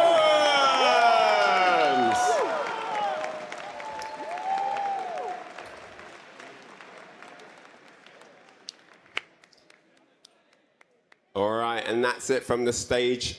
I think it's time to head back to the desk to culminate this amazing Open here in New Orleans. Take it away, guys. Thank you, Ryan. It was Falcons Day. Just couldn't be said any differently. They ran the gauntlet in the elimination bracket, the hardest thing to do here at the Open, with the most teams, 36 grueling games to win it in 6 here. Kind of like they manifested not only winning from the elimination bracket, but not playing any more games. They were like, man, we got to get out of here early. We've been here all night. Come on, let me manifest dinner, I feel like Falcons said. But Lauren, it was great to see a lot of competition, but this story from Falcons, it really is a story that began years ago, or really about 11 months ago, when these guys decided to split from their teams and make this super team that hadn't been super up until now. Yeah, and we were just kind of talking about that while we were watching them bask in that win that they feel like they've been hunting for this entire time, because we were saying that, you know, they kind of seemed like they were unimpressed with themselves. Even heard it in the interview. I mean, Zero said it was kind of free, but I think they view it that way because they felt like they should have been able to achieve this as the super team prior to this. Now it looks like they figured it all out, and they've started off year 5 with a win. It's an interesting way to kind of put it. Maybe they felt that this should have happened a long time ago, and that energy that they wanted to display right when they formed was what they finally got to show to the world. We all have seen the in-betweens, though, so I was expecting a little bit more of a release, finally. But let's take a look at the moment that actually led to the victory. Jamerson, this zone they had handled from early on. It felt like they were in control, and they never let it go. Honestly, coming from the lower bracket might have actually helped them out, because they ended up getting a very low draft pick, right? 11th overall. And so they ended up with Survey Camp, which isn't a priority pick, but it gives you priority on this zone. They're able to early rotate in all the way to, towards Grandma's house on the northwest side. And then ultimately, at the crucial moment, they push out S8UL that were playing on the northern tracks there while coming in for the third party. And then you see Twisted Minds and ALGS fighting it out. The Maggie Ball gets used. They find their moment, and they strike. And they knew, I could see on stage that they had this one in the bag. And you saw the reaction from Zero right after this one. It looked like just another day at the office for them. Yeah, it looked like he was mad to get called in. He was like, I wasn't supposed to work today. This could have been an email. Someone skipped this. Yeah, this could have been an email. Dia, how did you feel looking at this one? It felt like a foregone conclusion almost from the beginning. You know, actually coming into the end game, into the final circle, I didn't know if Falcons were going to be able to take it, but it was the catalyst wall from ALGS that really changed everything. These two teams, ALGS and Twisted Minds, who were in the final circle with Falcons, both had the chance to walk away with the victory. Yeah. But fighting each other, I mean, the LAN experience from Falcons gives them the edge to know that catalyst wall went up. I think we just won the game. Yeah, and I think, too, watching, there's easy ways, if you're just a viewer, to maybe say, why? You know, Twisted Minds, you know, you guys were in the position to, if you guys just turn and fight on them, we have a chance. Your whole story continues. Is that experience, Dia, I'll ask you again, that might be coming into play, whether it's not recognizing that that's Falcons or fighting for something right in front of you when you're missing the bigger picture of keeping the tournament alive? I think it really does come down to experience, and that's one of the great things about the Open, about the performances that we saw from ALGS, from Twisted Minds. Twisted Minds had a lot of predictions coming in today. ALGS have had a fantastic run so far, but when we get to the finals, it is the amount of experience that you have to have at the top level to be counting off teams. I was even hearing just earlier Zero talk about, it was after the first or second game, not just who the winners were, but where they came from. Tracking all of that in his head throughout the course of this LAN is something that only very experienced IGLs can do, when it really comes down to seeing as many details as possible and knowing what the outcomes of, say, a last fight might be. Always nice to see some love from the families there hanging out and just celebrating a win. The thing that I do want to, you know, and this is coming from somebody who's been in competitive sports for a very long time, won a lot of things, not in esports, but in actual sports. You take it for granted sometimes when you're winning a lot that wins always happen. And I think if you look back and you see every moment the Falcons didn't win, if they could go and have this moment again in those moments that it didn't work out, I feel like they'd be grateful, right? And it does feel like maybe they've just hit this rhythm, but I also want to just give a word to that, because I know the free and stuff like that is like, cherish this moment. You know, winning is hard. 145 teams, there's 144 other options that could have happened, and you guys made it work. So whether it felt easy or not, it's special. that you got the job done. And that's obviously just, my thoughts coming in from it, as obviously Falcons are on top today. It's their night. It's their Open. And, of course, Sony has helped us put together some of those great moments as well as we go to our Sony In Vision Kill Leader board. Imperial Hal Jamerson, it really wasn't a question of him being the MVP. We had talked about it on our desk so often. His performance this weekend, truly phenomenal. Yeah, 42 games played, 135 eliminations across them, averaging a little bit over 3 kills per game. He has been super aggressive with this squad. They've really found a way to give him that space, and I think Walty, a lot of times playing that anchor for him, does provide that extra bit of reassurance in the back, but I'm so glad that they were able to get it together here again. I mean, I came back, right? Split 1 last year as a guest on the desk, and so being on this journey with them over the last year has been incredible. We saw them start off Split 2 year 4 in an amazing way where they were dominating, and then we saw the kind of cracks in the armor there. Yeah. But it took some time, some reworking, and because of it, because of the discord amongst the team, because of all the roster shifts, we've also been treated to so many other great, strong squads that were formed in the back of that. I mean, let's be honest, there's a lot of people really that have been rooting for the Falcons not to succeed for a long time. And, this got to be cathartic for Falcons fans, for Falcons family members. I know Richard Zero's dad's probably proud at home. I don't think he made it into the stands here, but watching, Hal has his mom here, I know, and I think that's his dad down below, his girlfriend. Lauren, this is maybe now the end of this idea of can the super team, can they win, right? We know they can win now. They've done it. This is the trophy. They've got their moment. What's next, though, in a bigger idea? I kind of want to keep your eye on that as we kind of look forward now with Falcons having done this at this point. I mean, I think obviously everybody knew that they were a team prior and on an individual level that were all capable of winning. We wanted to see them come together as that trio and see what would happen when you bring the best players in the world, put them all in the same squad. Initially, it wasn't what we wanted or what they wanted, really. Yeah. But now that they've gotten a win, I think the next step to proving that they are the best of the best is not only getting the win, but then being an even bigger dynasty than what we saw previously. Yeah, they're really competing against themselves and their own history in Apex Legends. It's amazing to see.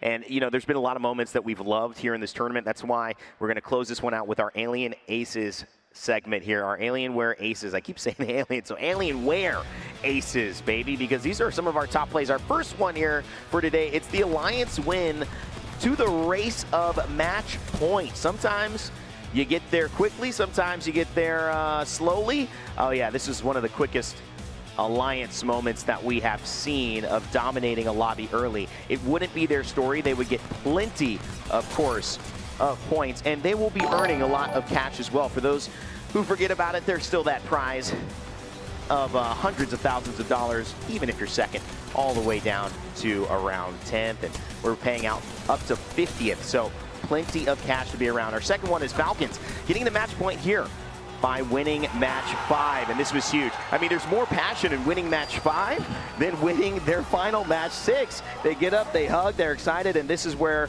the world started to realize that, wow, this could be it, the beginning of the dynasty and the end of this conversation that Falcons maybe just don't have what it takes. Well, they certainly do. They prove it on the world stage. They prove it on the biggest stage that we have as well, and it makes it that much sweeter that they can say, after all of the turmoil, all the ups and downs, all the arguments that, of course, Reddit thought would break up the team, and even we did as casters, turn into them lifting that trophy as one. 3 coming together and making things happen here on the grand stage of Apex Legends at the Open. Doesn't get much better than that. These guys gonna have a fun night tonight as Imperial Hal asks Zero, what was that, man? We've been needing to do that for a long time. And they finally did. Alienware Aces, thank you so much for supporting us. We got a couple more members here on our panel, all the talent team joining us, guys. And as we like to do here to close out the show, I want to give some final thoughts to all of our analyst desk here. Lauren, I'll start with you. ALGS Open, biggest tournament in Apex Legends history so far. It's complete. What do you got to say? I think that being able to see the full scope of our international and up-and-coming talent all at one LAN is probably one of the coolest things we've ever done. It was a total community vibe, unlike anything we've ever seen before, and I really hope that we continue to do this, keep raising up any new talent that's coming into the scene and seeing what everybody can bring to the table. Jamerson? Yeah, speaking of new talent, of course, you know, we talked about Twerkaholics all week long, but I do want to say it's great to see a CC team really be able to make it so far, make it into the top 20 of a lobby, and they still tried to play their own game. It wasn't successful, but they still did it, and I got to respect them for that. But I also want to give a shout out to Strafing Flame, to Alcatzia, because it's been a long time coming. A top 3 finish for that squad who have been competing together for so long, have consistently made it to LAN, have been able to make it to match point finals, and now they got a top 3 finish. And so we have to go ahead and give them their applause. Dia. Well, we've brought up all those stories like you're talking about, teams coming from Challenger Circuit. I kind of like you, Rain Day, am caught by the question, with Falcons having so much turmoil before this LAN, what does the future hold for them? How do you build a dynasty when you already are starting with teams, players that have individually created so much mystique around them and how they're able to win over and over? So while we're bringing up all this talent, Challenger Circuit players are, I'm sure, going to be picked up by a lot of Pro League teams that want to succeed. What's the top doing as well? How far can they push the bar of Apex Legends? And will we see a team like TSM, like Dark Zero, that seemed to have solved it for so long, finally rise up again? You know, I kind of spitball these most of the time, but that kind of led me to where I want to start, which is how do you build a dynasty? A lot of times in our LANs, we ask that question with teams that have already had their foot in the door. In this LAN, we ask the question, how do you start one? A lot of teams, a lot of players had an opportunity here that they never would have gotten beforehand. And the beautiful thing about that is that we also gave an opportunity to fans, to people in the community to come and experience this LAN with us, for us. We have some photos of you guys around enjoying your time, but the little glimpses that you catch, whether it's Joe Brady showing a little bit of love, Dia and Graceful, sharing their time on the mic, treating us with all of the fun vibes and information. Hal and Zero finally getting their big moment on the stage. And fans all around the world of all ages, of all kinds, coming in to support. Moms, dads, sisters, grandmothers joining us. We have all types of people being brought together with Apex Legends to come here for the passion of what the game means. The game that Respawn created just 6 years ago that changed every single one of our lives. Even if your story didn't end in a trophy lift this time around, it might have ended in a spirit lift. It might have ended in a thought process of you saying, maybe I could be on that stage one day. And look at Twerkaholics finding their way to be watch party by some of the biggest YouTubers in the world, some of the biggest streamers in the world, from the ground up, starting their journey alongside Apex. The Open is about making you believe that there is more to what is happening in your life, and not just more, great things, challenges to overcome, and championships to hold. Whether you met them, the pros, whether you met your fans, whether you met some friends, we love that you have been here at the ALGS Open, and we cannot wait to see what happens next. From all of us here on the talent team, my family, my friends, my crew, we love you, we appreciate you. Big shout out to my family as well. Can't wait to get back to you guys. And of course, everyone at EA, our behind the scenes of esports engine, everyone who's worked on the game, our lovely partners, and everyone involved in making Apex Legends special. We appreciate you, and we hope you enjoyed the ALGS Open. What's next for Apex? Stay tuned. We will have all of that coming. But let me tell you one thing, it's going to get better and better like it always does. My name's been Rain Day. As always, remember to never give up. Never stop gaming, and we will see you all next time.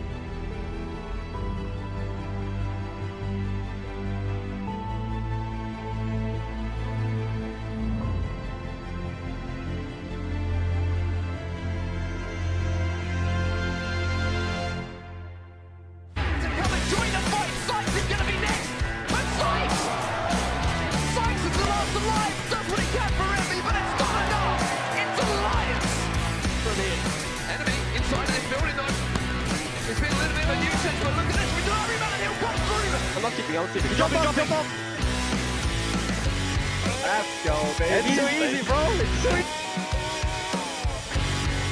Kill them. Come on, guys. One more, boys. One more. He's in there. Come on, boys. Come on. Yes! Come on! Let's go, boys! Let's go! Together!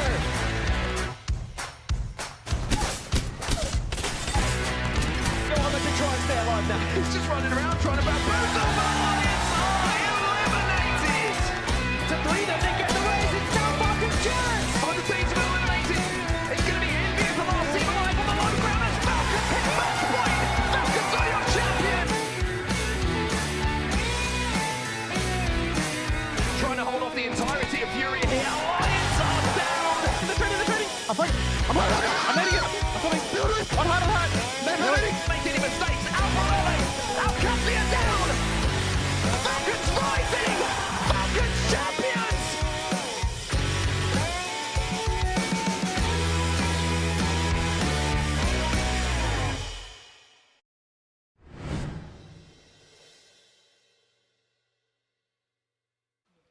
Red Bull is the official energy partner of the Apex Legends Global Series.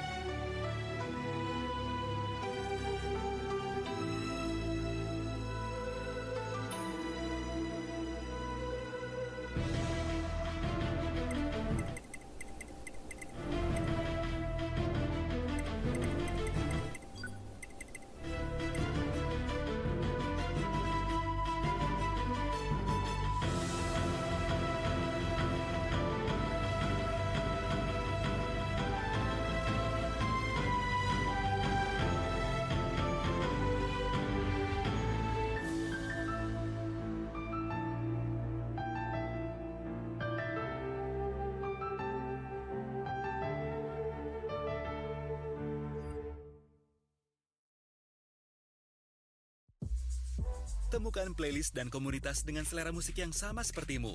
Mendengarkan musik offline dengan Spotify Premium memungkinkan kamu mencoba berbagai genre musik dan menemukan komunitasmu. Jangan lewatkan 4 bulan cuma Rp54.990 dan batalkan kapan saja. Ketuk banner untuk selengkapnya.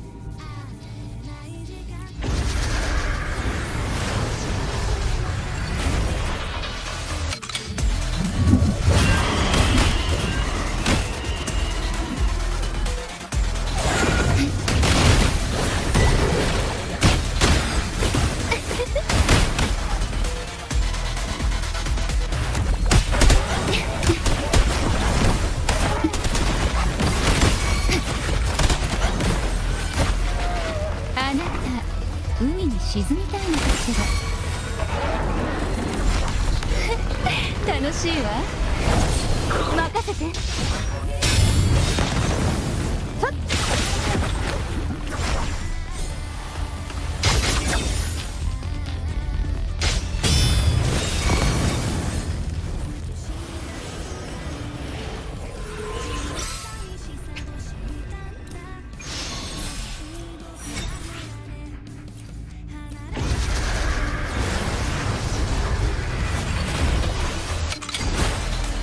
新年で泳ぎます深海に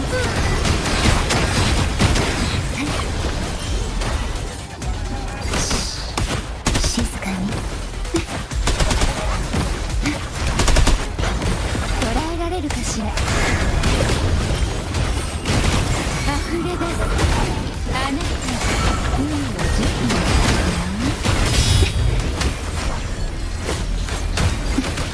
一緒に泳ぎましょう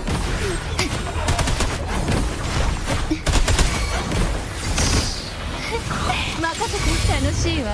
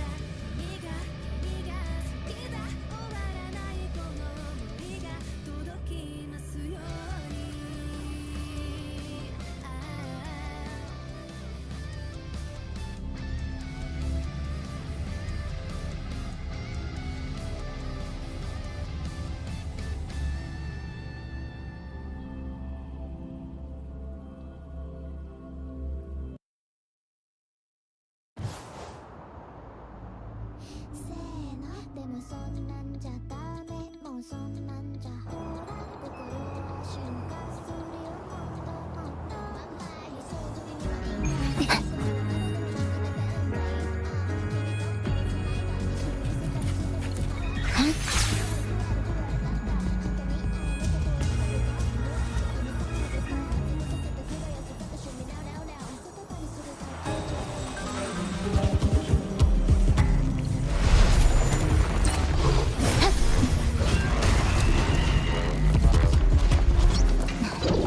心配しないで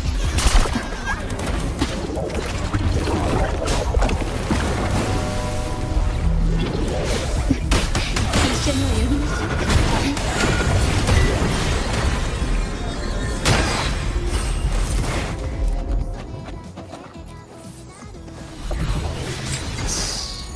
静かに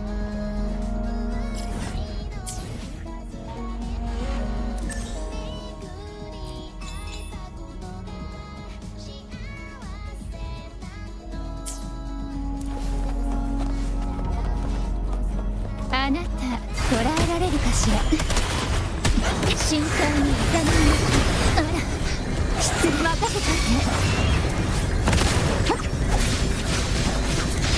正確に大好き逃げ切れるかな火の雨が降り注ぐそばにいてあげるわ深海にいざないましょう海の時期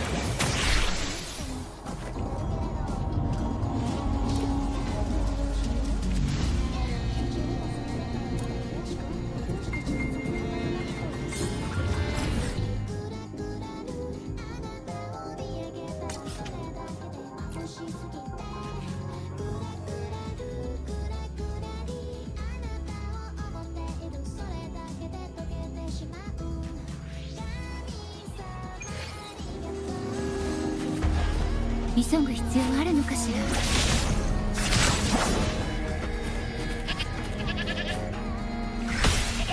焼却。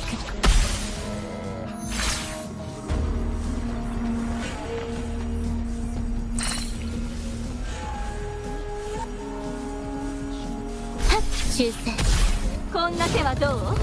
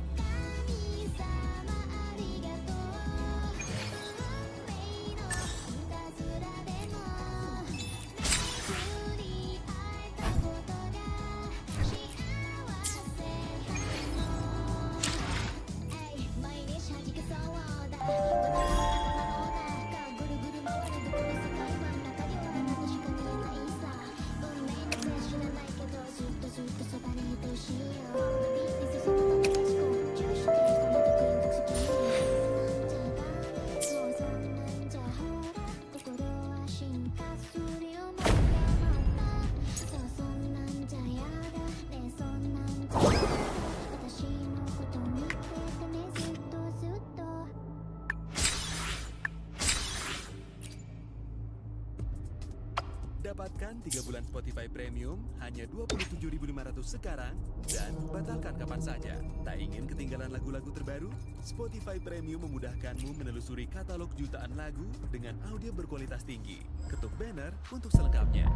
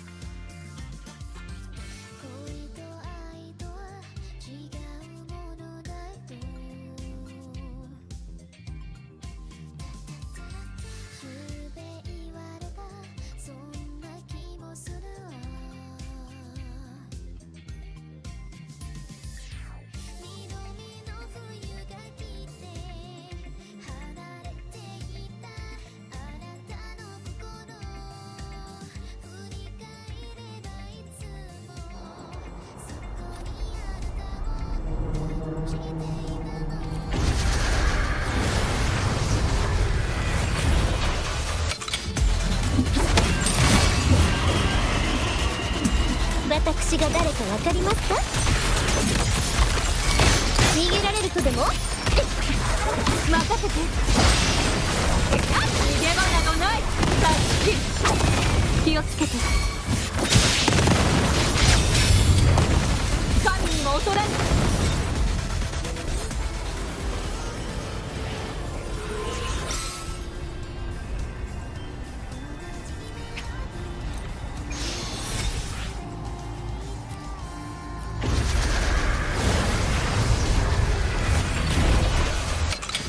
私が誰かわかりますか？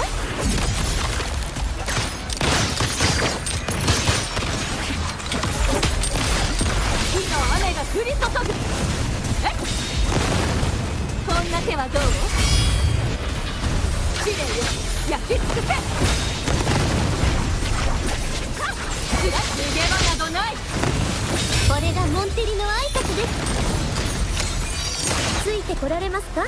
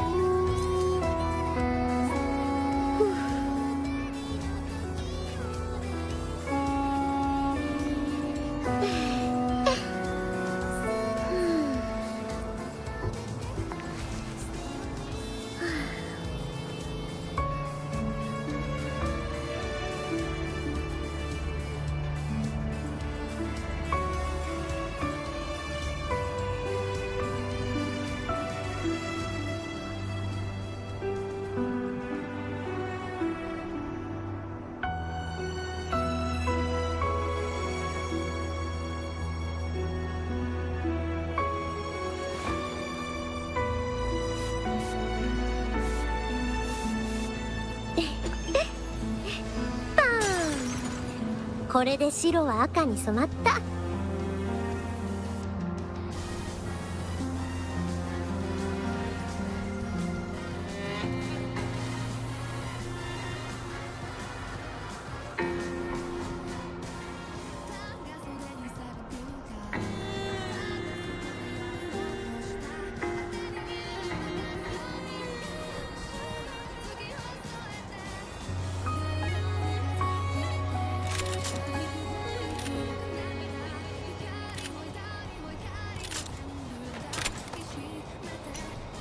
きらめくか死ぬか、この道は二つに一つ。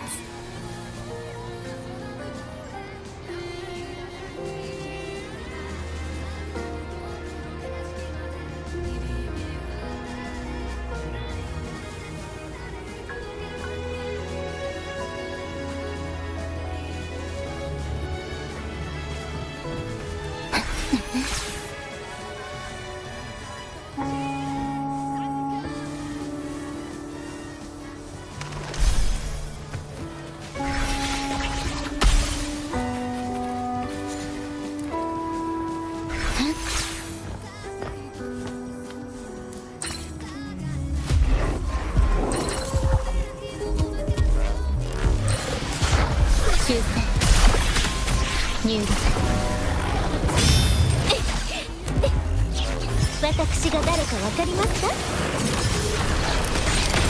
これはどう？試練です。焼き尽くせ。昼夜健康。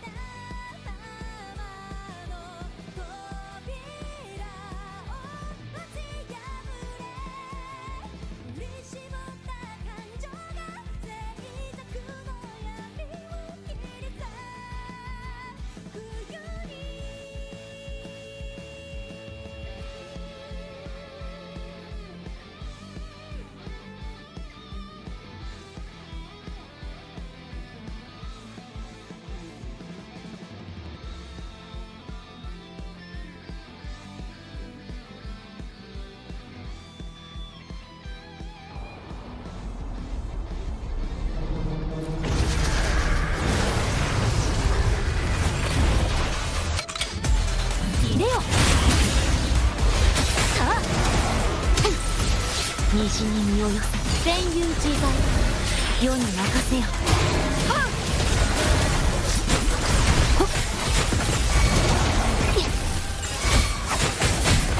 遠いろいでよ任せて火の雨が降り注ぐ注意健康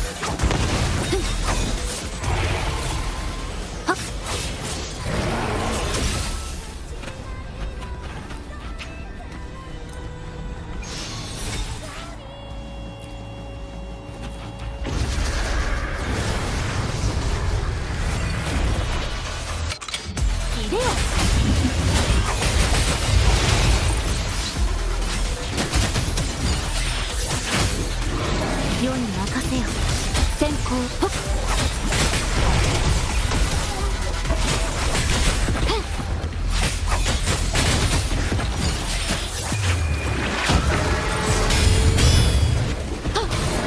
甘くなる光よ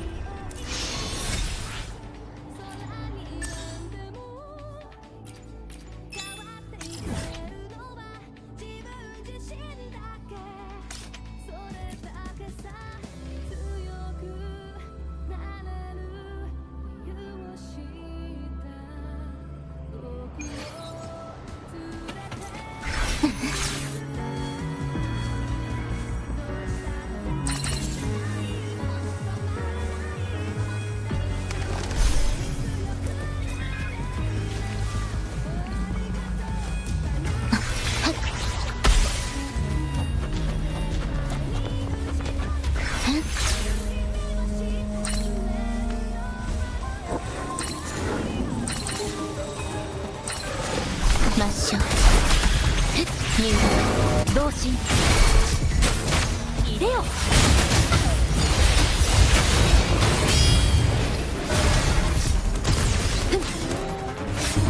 任せて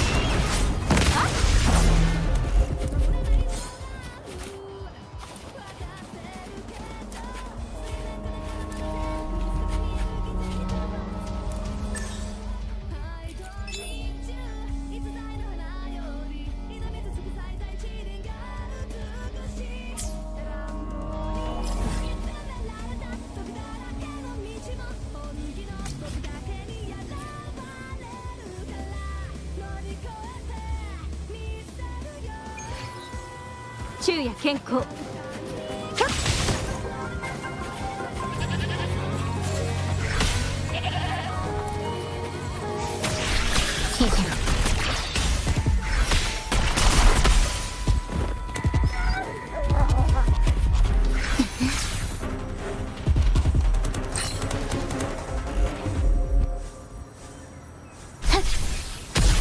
こんな手はどう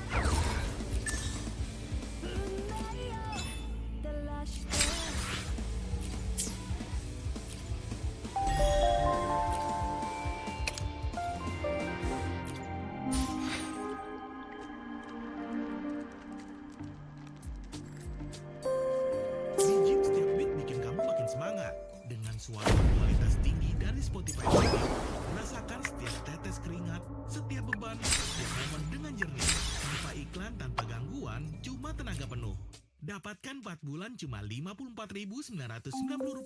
Bisa batal kapan aja. Gas latihan makin keras. Ketuk banner buat info lebih lanjut.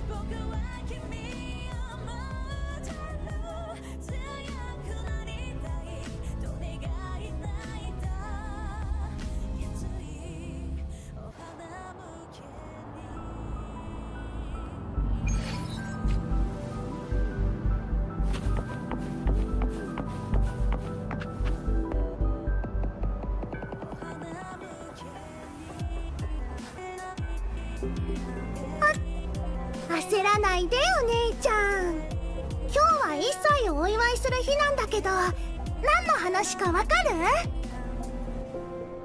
そう、第2ソラリスだよ。今日で第2ソラリスはベータテスト1周年を迎えたの。1周年おめでとう。でも第2ソラリスは先駆条約が開発したはずだよね。どうしてあんこがここに？それはね、ショアキーパーお姉ちゃんがあんこに宿題を残したからだよ。あんこはテティスに合わせて第2ソラリスで面白いものを作る手伝いをするの。お姉ちゃん、あんこを手伝ってくれる？わかった。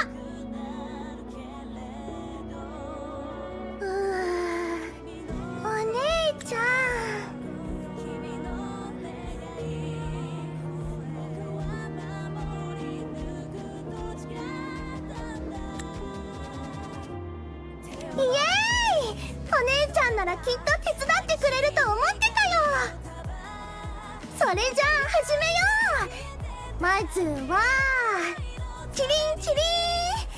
もしもし、テキス？あんこ準備できたよ。お姉ちゃんのアカウントを作るね。名前は何にする？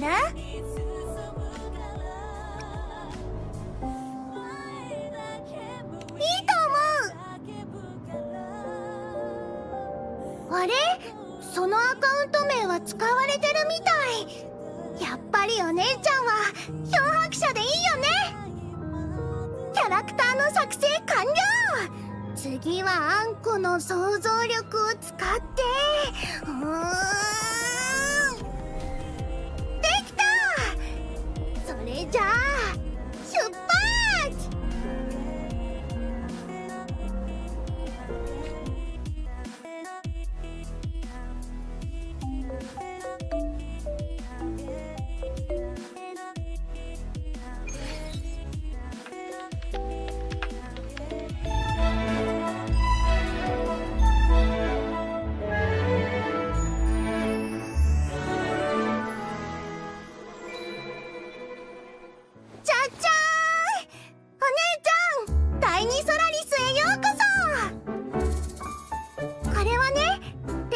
お姉ちゃんをスキャンして作ったゲームワールドだよ。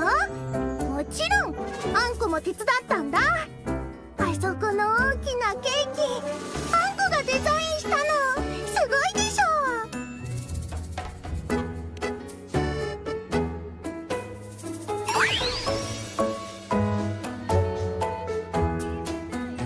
あんこがお姉ちゃんをお団子にしたからだよ。ショーキーパーお姉ちゃんに言われたの。第2ソラリスを作るために使えるテティスの演算能力は少しだけって。だからしょうがなかったんだ。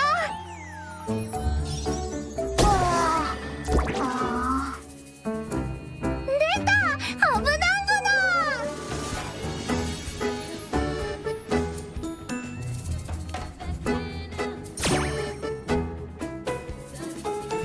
ここにはあんことお姉ちゃんだけしかいないよ。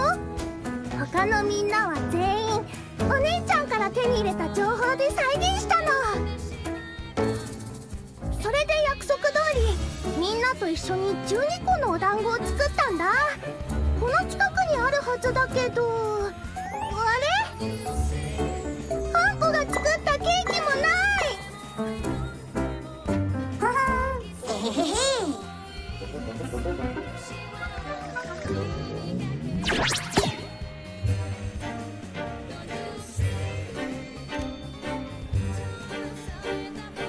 違うよ。あんこ一つしか作ってないもん。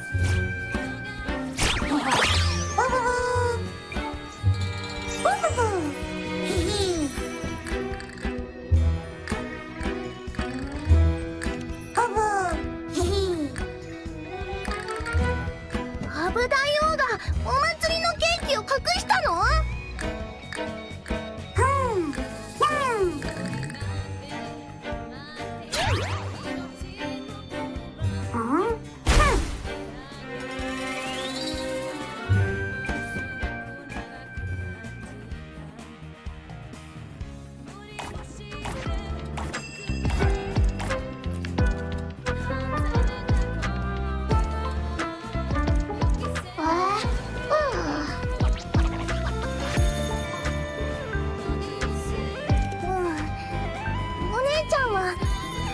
やお団子たちとちょっとおしゃべりしたら帰れるはずなのに。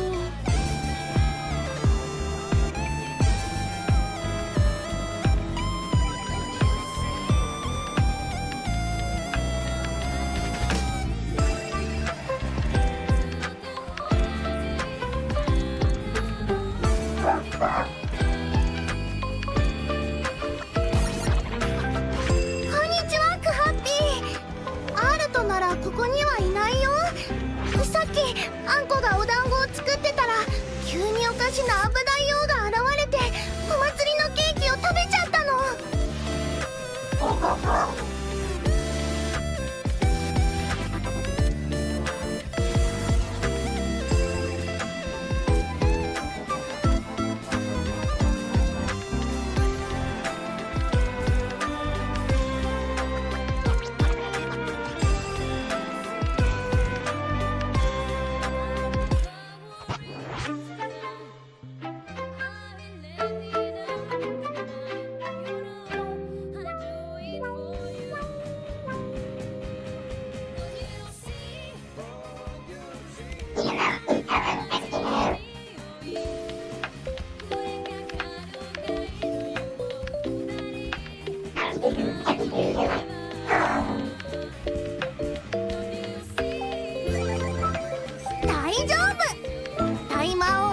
れても勇者メイと勇者ニャーがなんとかしてくれるよね、お姉ちゃん。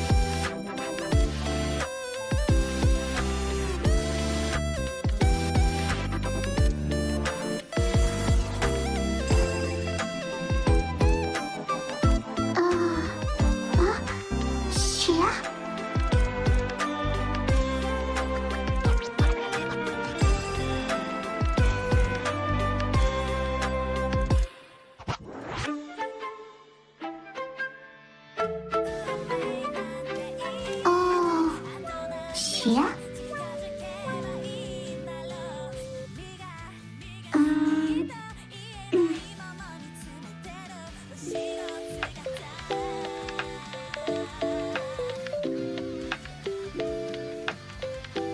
시야, 시야?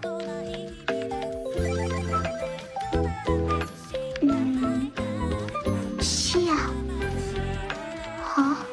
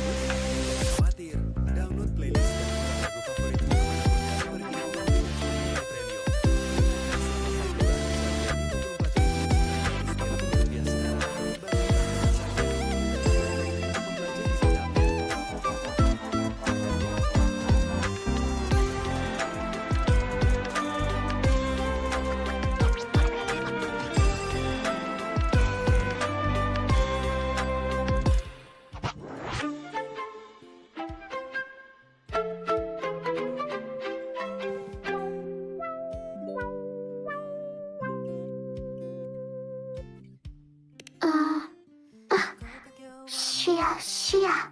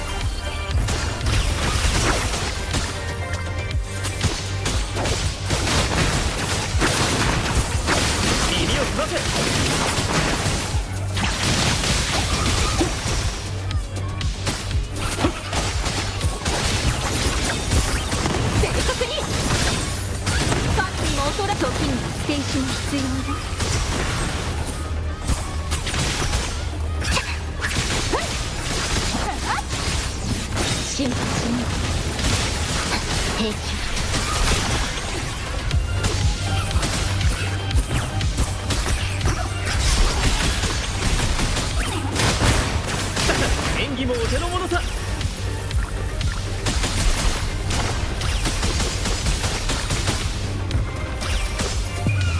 輝きの瞬間。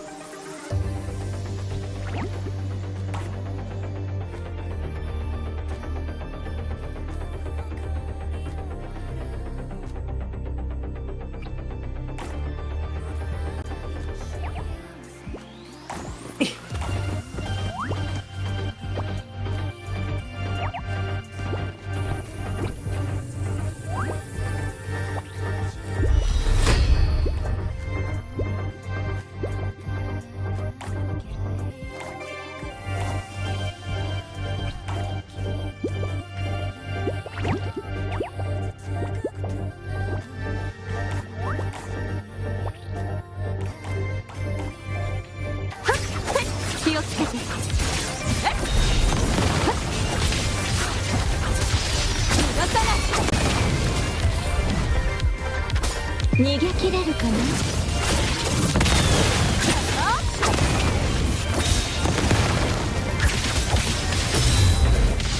正確に逃げ場などない。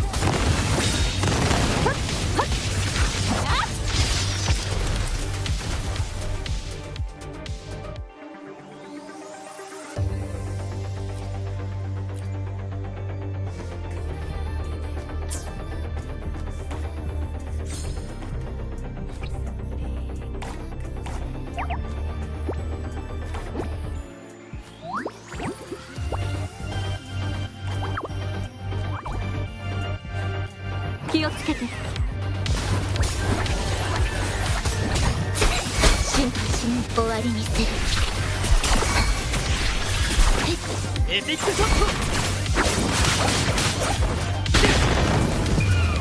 クライマックスだ。演技もお手の物さ。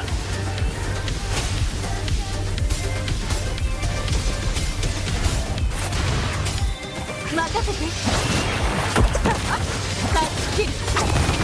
カゴの中の鳥は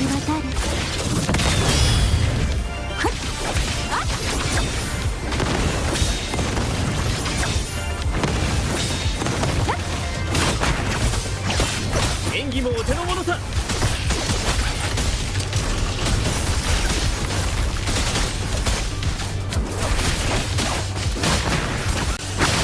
炎よ、燃え盛れ。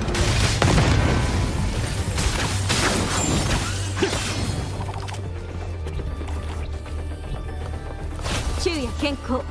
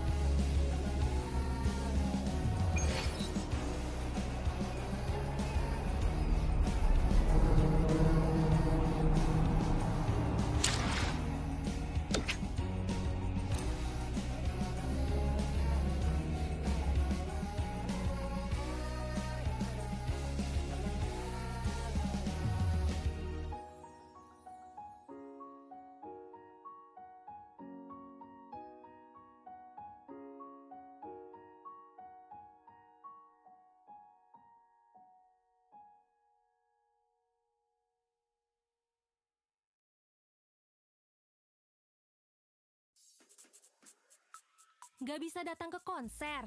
Rasakan sensasi ada di baris terdepan dengan suara berkualitas tinggi dari Spotify Premium. Setiap lirik, setiap ketukan, persis seperti aslinya. Dapatkan 4 bulan cuma Rp54.990.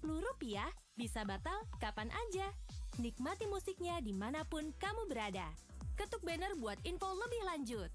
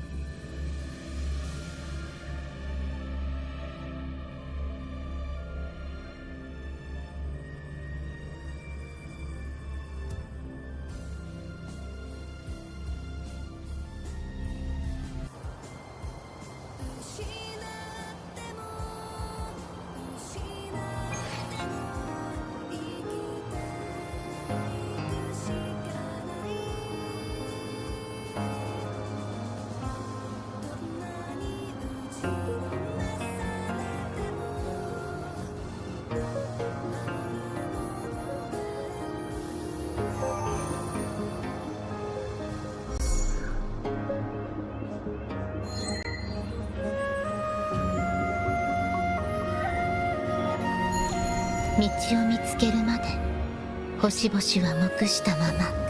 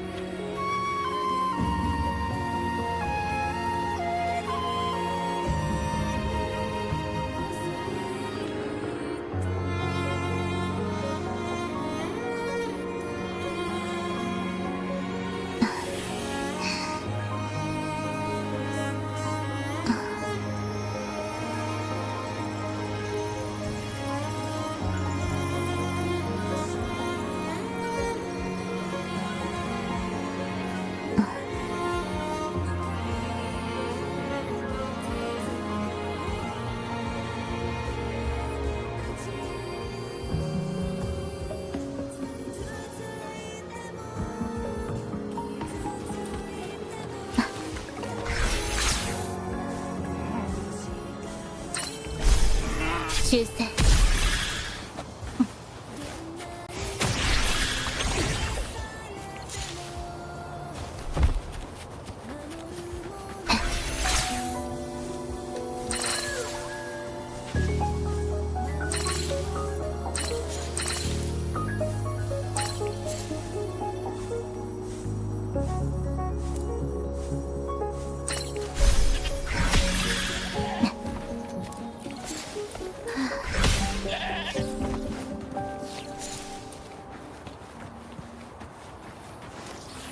焼却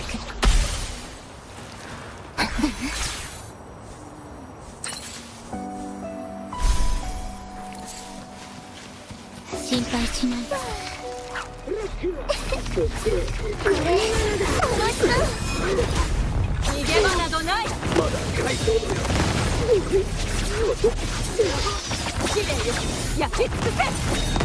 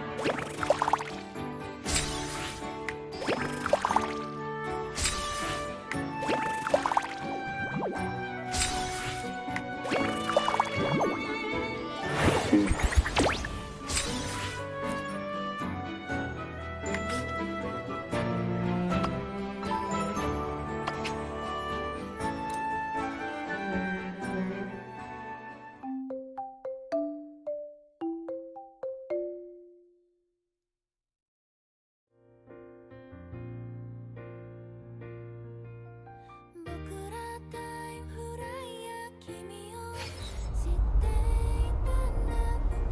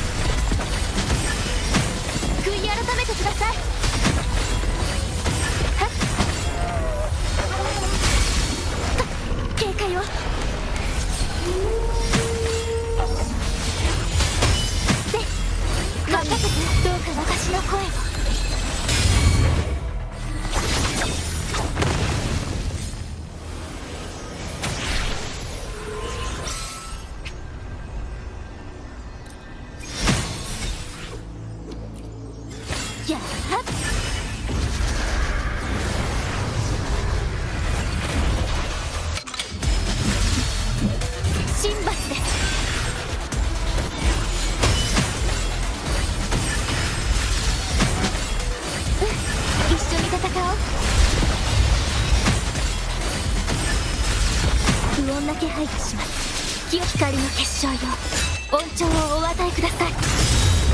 やっ、はっ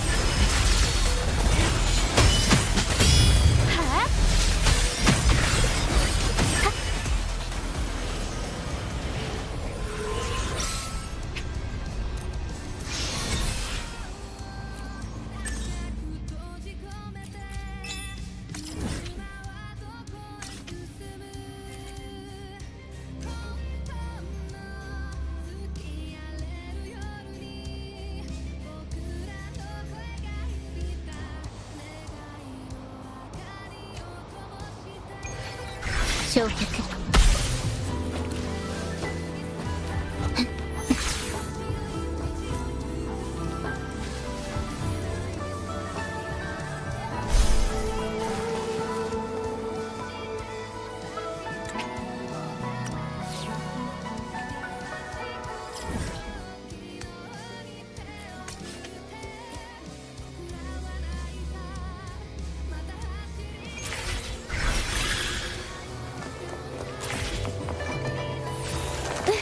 一緒に戦おう。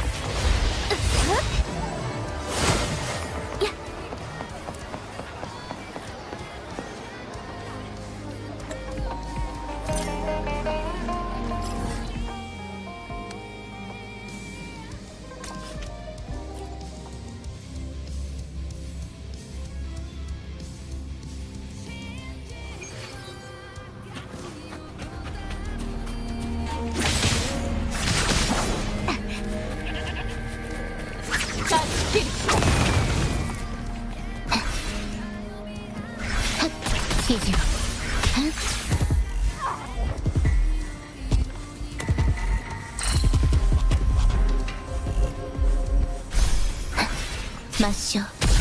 こんな手はどう？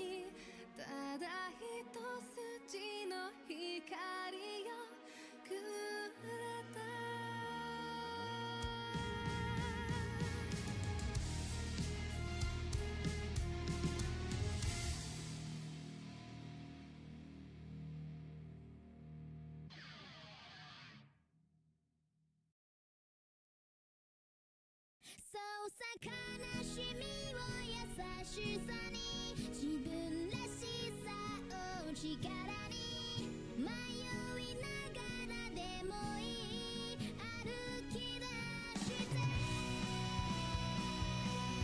もう一回も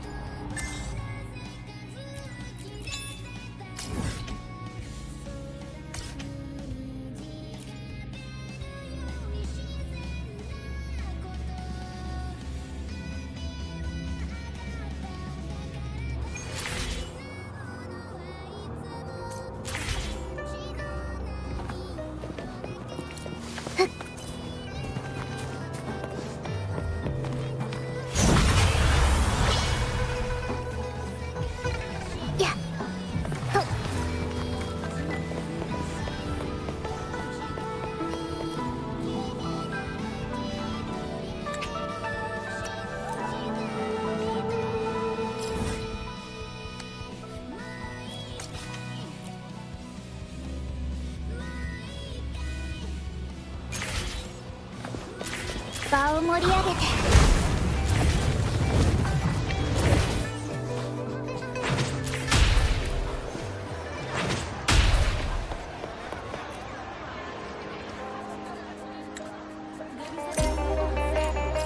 Sensasi ada di baris terdepan dengan suara berkualitas tinggi dari Spotify Premium. Setiap lirik, setiap ketukan, persis seperti aslinya. Dapatkan 4 bulan cuma Rp54.990.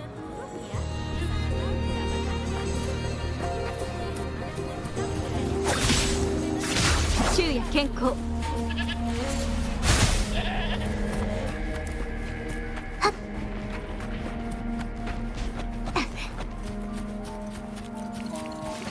Konna te wa dou?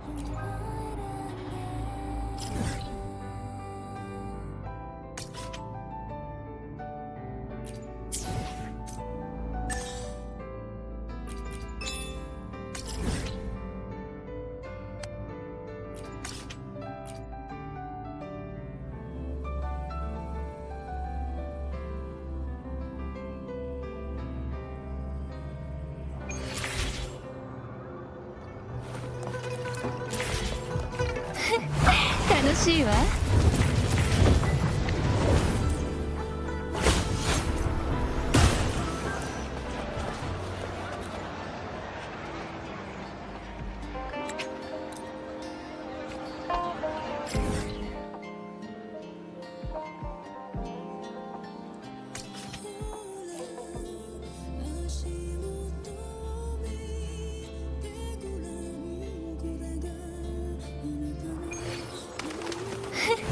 楽しいわ。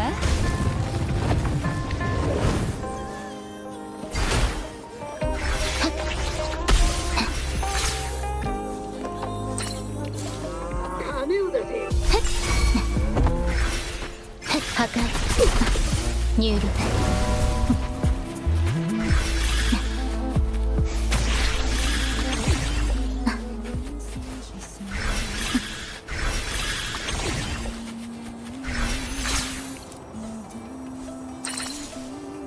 なんて見る目がねえな。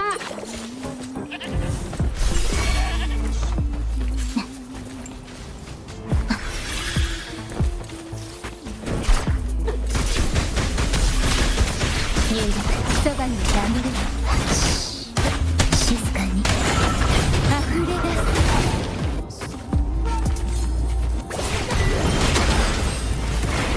す。急ぐ必要あるのかしら。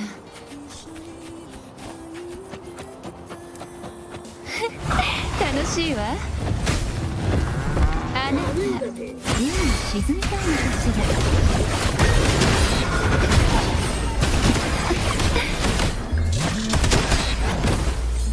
任せて。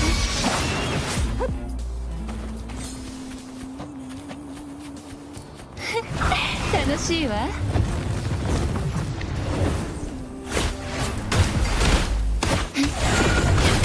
坂巻アンディ。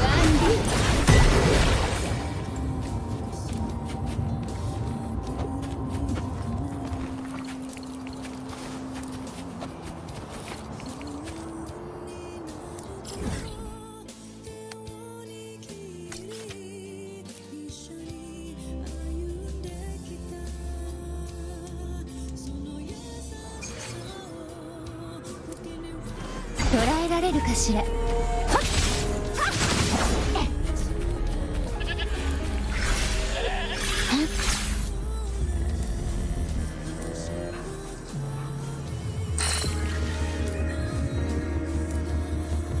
抹消。こんな手はどう？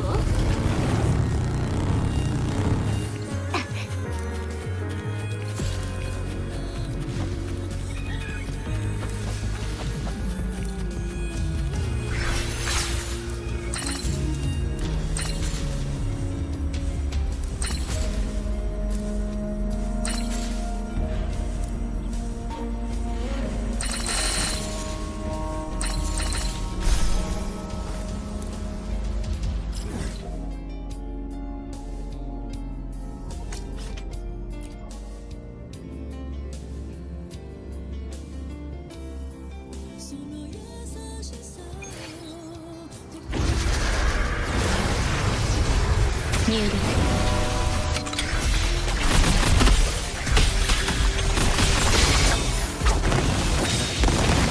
気をつけて。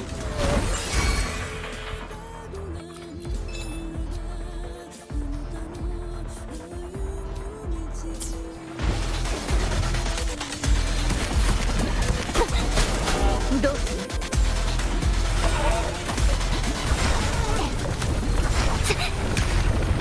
大丈夫。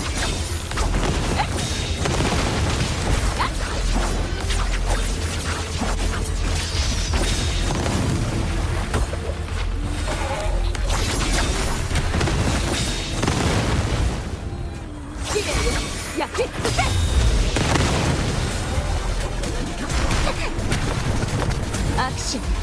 大丈夫。私はここよ。静かに。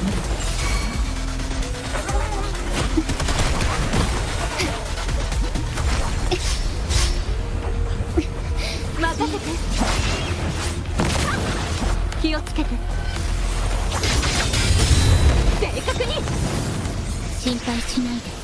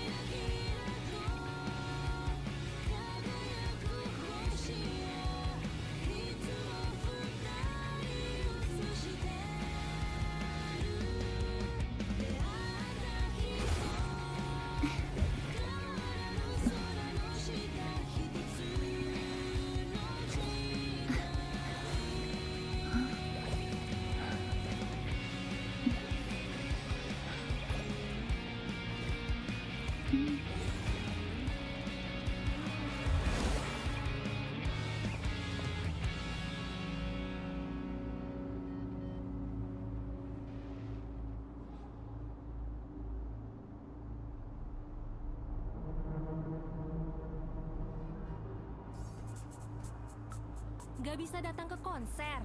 Rasakan sensasi ada di baris terdepan dengan suara berkualitas tinggi dari Spotify Premium. Setiap lirik, setiap ketukan, persis seperti aslinya.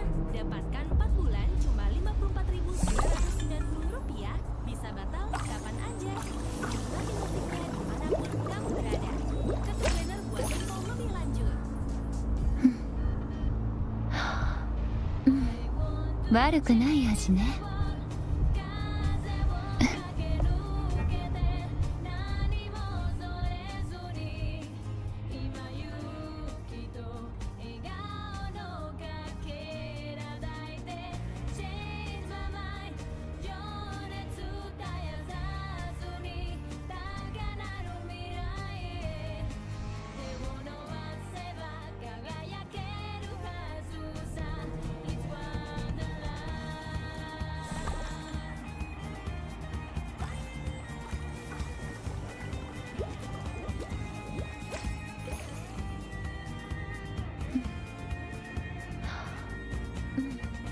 悪くない味ね。